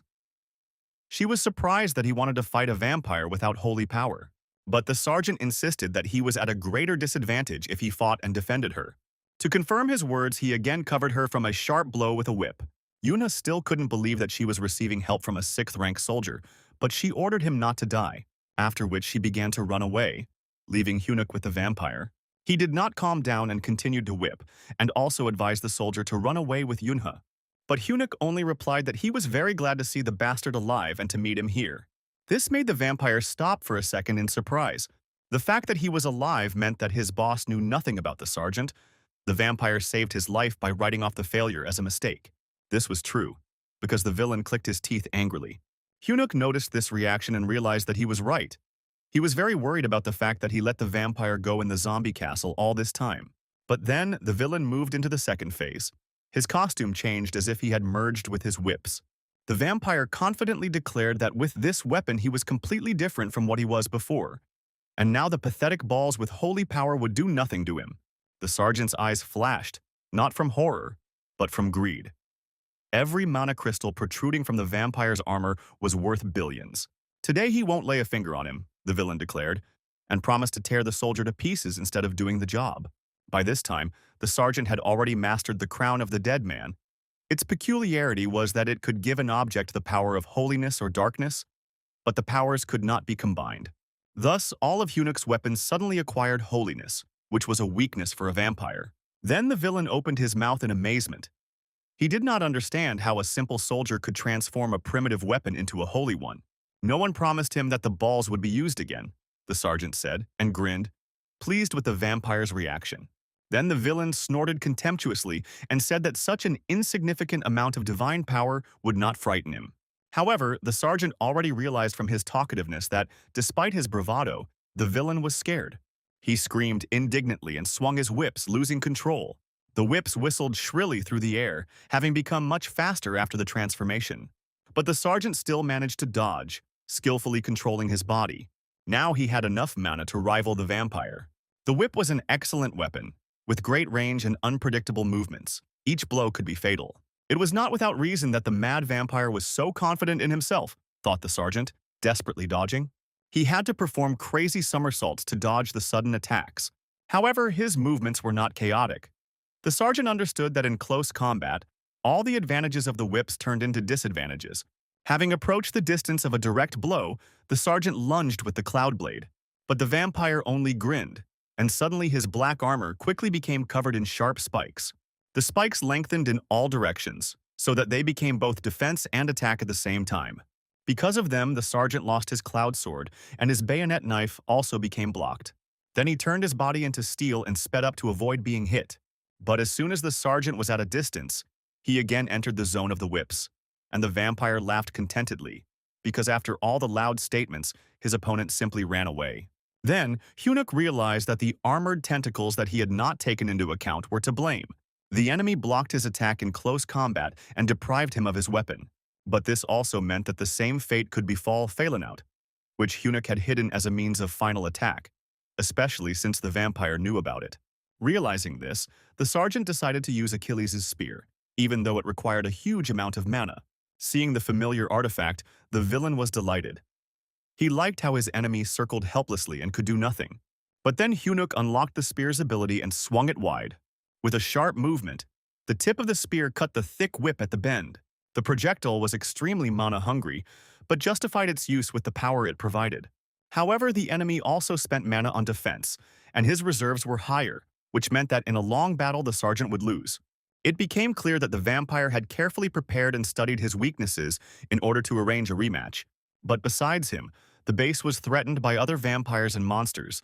Hunuk could not waste his time here at all. Seeing how hard it was for him, the villain burst out laughing and asked the soldier to repeat the statements he made before the battle. His whips whipped around Hunuk again, whistling loudly as they approached him. Then the sergeant grabbed the radio and signaled Taeyong, who was hiding in ambush. The bullet whistled past, piercing the vampire's armor, and only then did the wind bring the echo of a dry rifle shot. Taeyong's sniper pair took up a comfortable shooting position on a hill with an excellent view of the base. As soon as the shot was fired, Gunner Mindy reported to the sergeant that they were changing position. The hole in his chest forced the vampire to his knees, the bullet fragment searing his insides with holy power. The villain unleashed his power to immediately attack the sergeant. But at that very moment, Phalanaut pierced his heart because the vampire had let his guard down. As soon as he was paralyzed by pain, the sergeant approached the enemy with his spear at the ready. The combined, well-coordinated attack was a success, and the sergeant wished the enemy a good journey into oblivion. So the vampire experienced the full skill of a professional acupuncturist, although he said that the needles were a little too big. He was talking some nonsense about how the chosen one can't lose just like that, which means his enemy is of the first rank or even the highest. The sergeant chuckled and tore the mana crystal from his armor, amused that the vampire, on the threshold of his miserable life, was interested in such a trifle as ranks.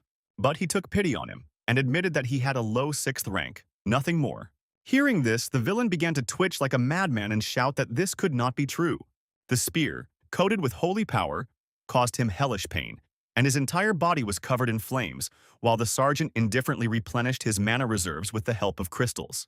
As soon as the vampire turned to dust, dozens of red rubies began to fall from him. Thanks to them, Hunuk increased his mana reservoir and decided to eat half now and the rest later, since it took time to absorb. Once that was done, he moved on, because he was informed on the radio about an army of skeletons moving towards the barracks. The sergeant, with his mouth full, demanded to be informed of the entire operational situation. From the hill where Taiyun had taken up position, he could clearly see that countless numbers of enemies were moving towards the barracks. In this scenario, it is doubtful that anyone will survive. The headlights picked out a skeleton from the darkness, its pale bones glinting and its eyes glowing red. The driver slammed on the brakes and knocked down a bunch of skeletons that were walking along the road. They were just low-level dead, but there were too many of them, and the soldier in the car died, pierced by swords. The entire base was in chaos. Everyone unlucky enough to be outside died. Monsters filled the parade ground and continued to arrive. Sergeant Sahi looked out the window. The platoon commander had just been caught right in front of her eyes. The girls barricaded themselves in the dorm and barely held back the onslaught of the skeletons. But even without weapons, they had a hard time against such an invasion. Without noble phantasm, they had no mana, and the monsters were about to break through. Then, Sehi took charge. She told them to get together and not shoot wherever their eyes looked, but to focus on one direction. Turning around, she asked what happened to the armor from the armory. But it turned out that it was locked with a key, according to peacetime laws, and the warehouse commander had the key. Sahi resolutely ordered the door to be destroyed, melted, or burned. It didn't matter. The main thing was to get the weapon. They still had a chance to survive. She inspired the girls. But the skeletons were already climbing the walls and would soon be climbing through the windows. Then Sehi ordered to move away because it was dangerous. Meanwhile, Hunuk reached the barracks where the girls lived. The army of skeletons had gotten too far, and inside was the one he had to save at any cost. In his mind, he begged Kim Sehi to survive at any cost, and he ran at full speed to save them. At the same time, Sahi was distracted and did not notice how a skeleton appeared behind her. When they shouted at her, she turned around and saw only a rusty blade coming down. On the other side of the hill, where the base of the 1st Battalion of the 3rd Brigade was located, vampires gathered and looked at the lights of the peaceful city. A giant was carrying a huge sculpture on his shoulder, similar to a totem. He asked the blonde Carol if they should open all the gates at once. But the crazy villain said that we need to leave people with hope. When they fight with all their might, they become very sweet, especially when hope dies. The giant with the totem on his shoulder chuckled. Her evil preferences remained unchanged. Then another assassin emerged from the ground and reported that the entire infiltration team was dead. This news surprised the giant quite a bit, and he demanded an explanation. The hidden assassin said they cut off communications, disabled all video surveillance, and then arrived at the meeting place with the infiltration squad, but none of them showed up. Although the scout had informed them that the Holy Sword Yunjong and the Mountain Army were not here, that was not the case at the moment, and they assumed that it was because of Yunhee, the daughter of the Order's commander. She turned out to be stronger than the vampires thought. Then Carol ordered Kanmok to go down there personally and destroy the entire command. The angry giant thrust his burden into the ground. Because of those two losers, he would have to sort everything out himself. As soon as he did this, the system reported the opening of an evil gathering zone. Everyone who possessed the attributes of darkness became stronger. The healing of the undead increased. The number of monsters coming out of the gates doubled. The giant offered Carol to create their own paladin, but the vampire leader sharply reminded him of his main task, to destroy the command. Kanmok growled with displeasure and declared that one blow would have been enough for him to completely sort things out, but the leader stood her ground.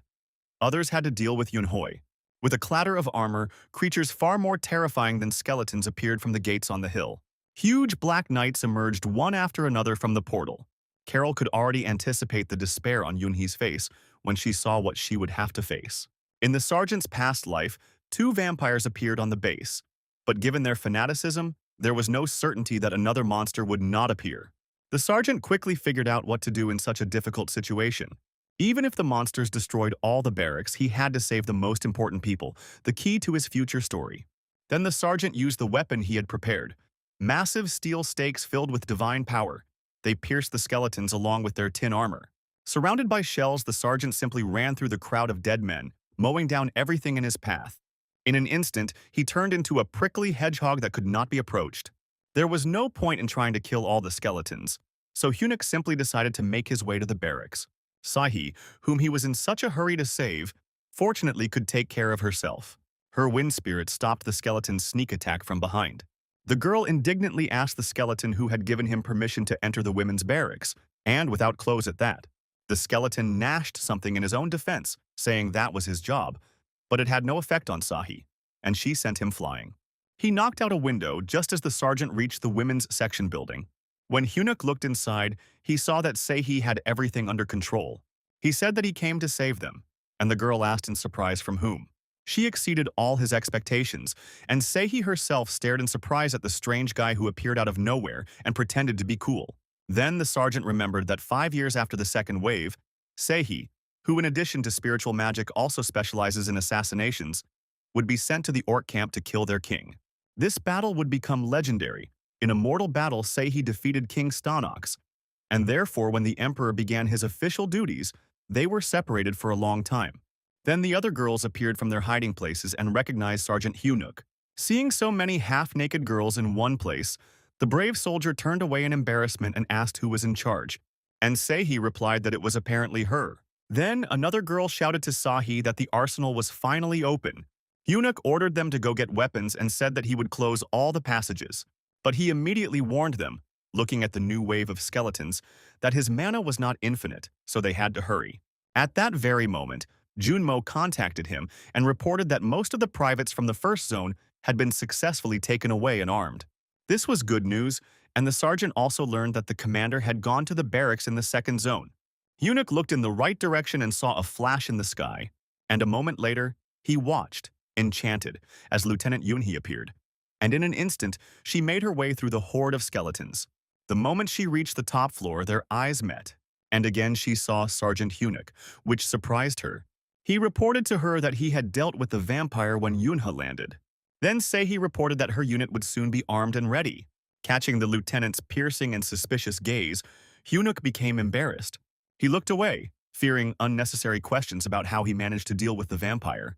However, they still had no time to ask questions. The army of the dead, strengthened by the Totem of Darkness, was marching towards them. The totem was an object that had devil medallions embedded into it. The sergeant chuckled, thinking that it was a great luck to meet them here. But to do that, he needed to find the column faster than the others. Then he informed Yunhee that the vampire who attacked them does not act alone. The lieutenant agreed. It was obvious anyway, although it was not clear how the vampires controlled the zombies and skeletons, but apparently they were subjected to a well-planned attack. Yunha ordered everyone to arm themselves and immediately take up defensive positions. She decided to take Hunuk with her to the command post, and she didn't accept any objections. The sergeant was surprised that she decided to take him with her. There was no communication in the underground bunker.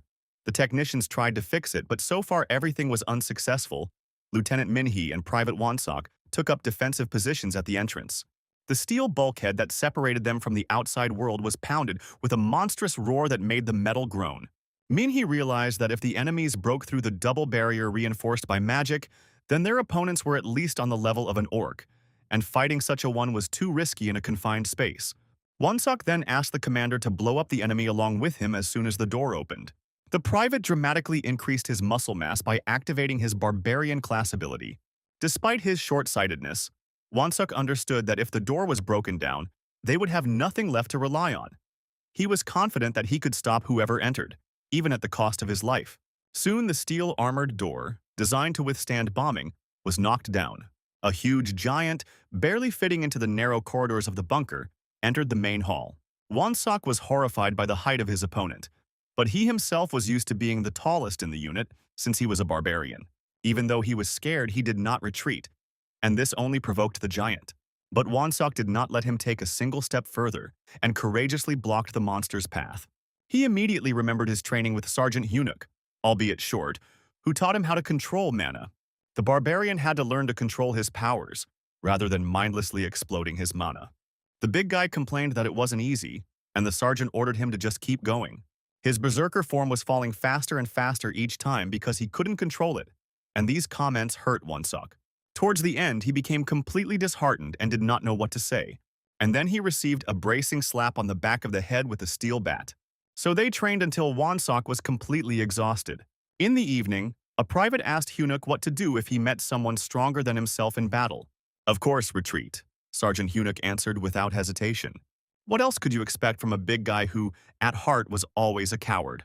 The private immediately began to deny his weakness and say that he was not like that, for which he received a jab in the shoulder with a steel fist.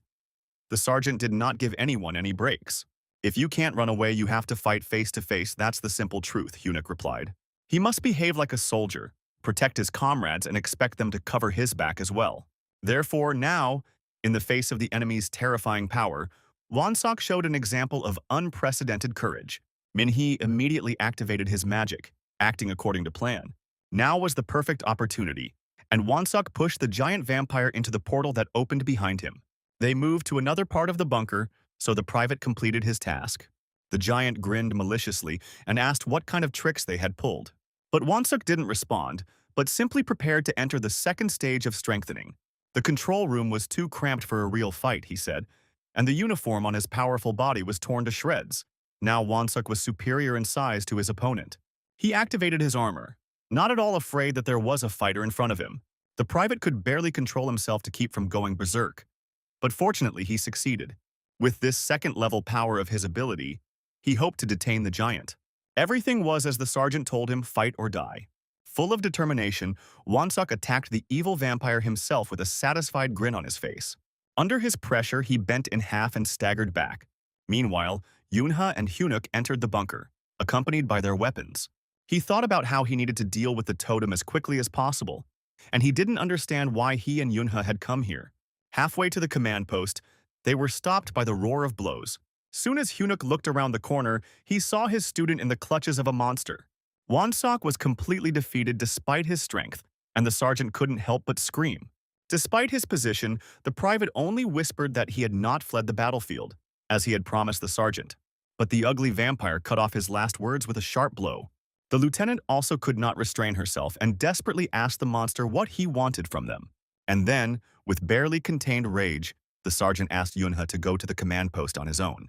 He asked her to give the order to find the totem and destroy it upon arrival, and he himself was going to deal with the scoundrel in front of him, after which he promised to return. All this was said with chilling hatred. The giant ignored the sergeant's words, but he looked at Yunhee and recognized her as a paladin, after which he chuckled contentedly, because he didn't even think that she would find him herself. Yuna nodded briefly and again ordered the sergeant to survive, after which she quickly ran to the command post. Her combat instinct had long been suggesting the right decisions. In war, you need to think quickly. He'd never liked Lee Won-sok because he relied too much on his strength, the sergeant admitted to himself. And the vampire didn't understand the nonsense he was spouting. But even such a young man fought to the death, following his instructions, so the sergeant was touched and instantly absorbed the mana crystal. This item instantly replenishes mana, but the recoil left internal damage. The vampire laughed loudly. He decided that another fool had stood in his way. But before he could say anything else, the sergeant darted past his feet like a cat. And once behind him, he pulled his weapon towards himself. Dozens of sacred stakes were driven into the vampire's back, and a complete acupuncture kit appeared in the sergeant's hands. The monster growled angrily from beneath its shaggy beard, but Hunuk's attack was not over yet. He pierced the monster with a fail knot and worked with Achilles' spear, while also controlling his stakes. But the damned vampire survived everything. He completely covered himself in black armor and even caught an arrow with his bare hand. For such disappointment, he rewarded the sergeant with a juicy kick in the face.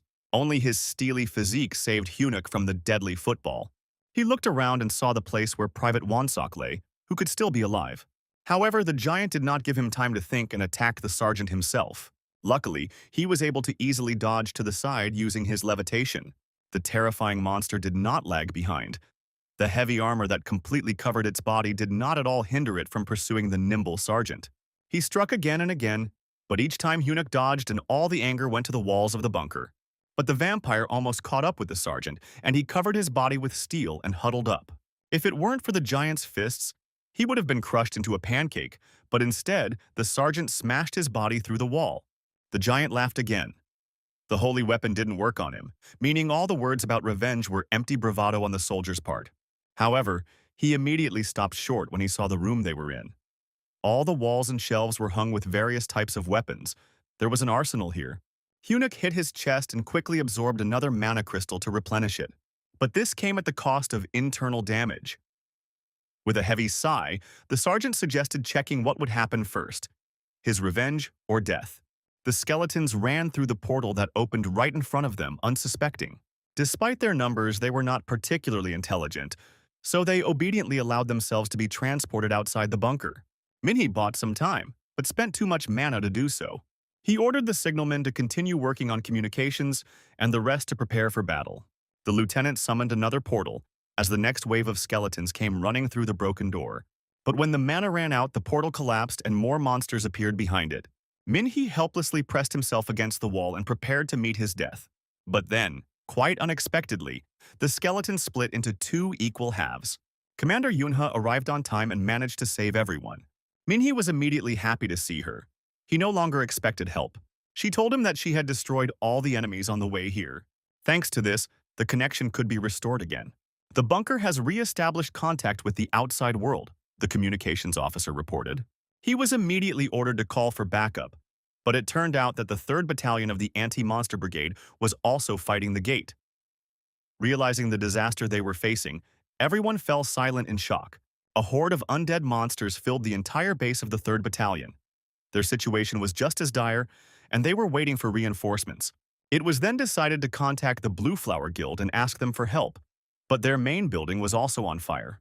No matter which unit or guild they contacted, they all confirmed the opening of the gate and were locked in battle. Each squad called for reinforcements, as if they were watching hell descend upon the earth. A couple of minutes later, a video call came in. The battalion commander himself, who left the base at such an inopportune time, appeared on the screen. Konsok ordered them to buy a little more time. He was already rushing back right now and asked for a full report. Numerous gates have opened all over the city, and near all major organizations. All this has created a disaster that is controlled by the villainous players. In addition, most of the officers are missing, and most likely killed. There was very little information, and Konsuk realized how difficult their situation was. Then the battalion commander demanded that the two of them overcome this crisis until he arrived at the base. Yunha bit her lips until they bled, realizing that there was no way back. They would have to fight for their lives on their own. Yunha asked to speak, and the battalion commander agreed. Then, she proposed a completely crazy idea, although she herself understood how unreasonable it was to hand over all command to Sergeant Lee Hunwook. This surprised the commander, because before this she herself had treated all his actions with suspicion. Yunha agreed. Previously, all the sergeant's actions seemed irrational and alarming to her. Until now, everything had been like this, but in the last few hours everything had changed. Her fighting instinct told her that this man could be trusted. Hunuk raised every weapon in the room, an unstoppable, endless stream of shells aimed solely at Kanmoku. The giant was surprised that an outsider knew his name. But Hunuk didn't go into details. He was already moving at the limit of his strength. The weapons in the armory lined up in a wedge above him, filling the entire space. And this entire deadly stream fell upon the giant's armor, knocking out fireworks of sparks from it. The mana was quickly spent, and the giant only calmly mocked him, his armor remaining intact. Then, the sergeant increased the pressure. He could no longer restrain himself. This attack was impossible to dodge. Each weapon dealt its own damage, and gradually they wore down Kanmok's armor. But the vampire still laughed, as if this power was nothing to him. He had faced many enemies who relied on their strength, and they had all been defeated, the vampire said, as the sergeant came closer. Just like his subordinate was killed, Kanmok said, and counterattacked with a powerful blow. For a second, the battle died down. The sword stopped flying, and the sergeant, activating holiness, jumped behind the vampire. He leaned over to him and suggested that they laugh like before, after which Kanmok felt a stabbing pain in his chest. The wounds from Achilles' spear, strengthened by holy power, were impossible to heal and burned the vampire from the inside. This is how he will die. Like all the other monsters who confidently believed that they were stronger than people, the sergeant told him and grinned ominously. The vampire's entire body was engulfed in flames, the holy skill simultaneously serving as an excellent funeral pyre for monsters. The sergeant watched as the flames devoured the remains of the monster and thought of nothing. He picked up Wonsok's axe and placed it on the chest of the brave soldier who had given his life defending his own. The sergeant apologized to him for coming too late and promised to restore his body when the battle was over, even if the bunker collapsed afterwards, because he did not want to survive alone. To sum it all up, Yunhe had previously believed the sergeant was a foreign spy who had simply infiltrated and wanted to destroy their unit. He always showed up at the right moment for every crisis, but at the same time, he risked his life to protect his comrades, and his strategies were always effective. Even for a well-thought-out cover story, this was too much.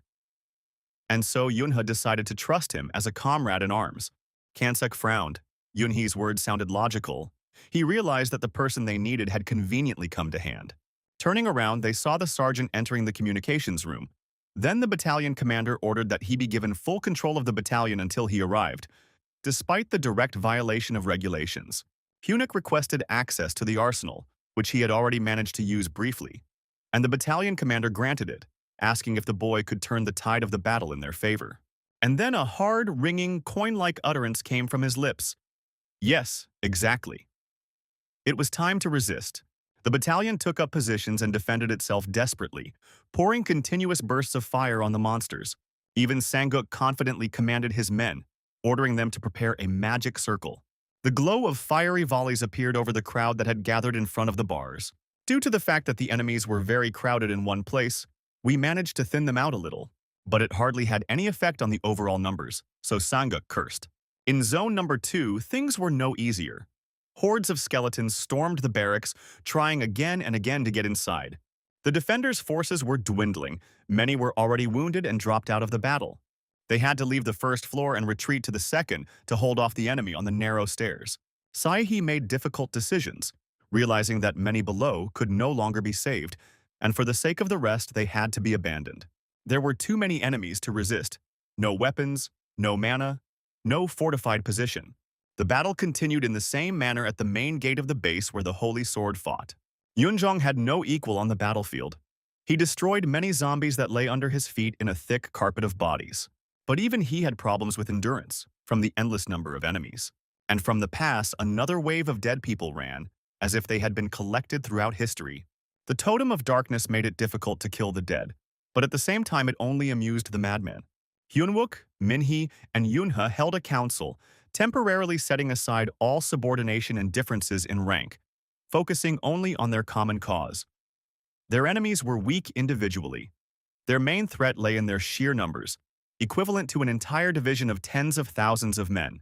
If the enemy numbers aren't reduced, it's only a matter of time before the main camp falls, Hyunwook said. Minhee proposed establishing a base in a fortified bunker where the remaining personnel could be hidden. But Hyunwook categorically refused this plan. If the enemies are ignored, they will become an army of death, led by villains, and when they descend from the mountain, hundreds of thousands of people will die. He described to them the terrible picture he saw in his past life.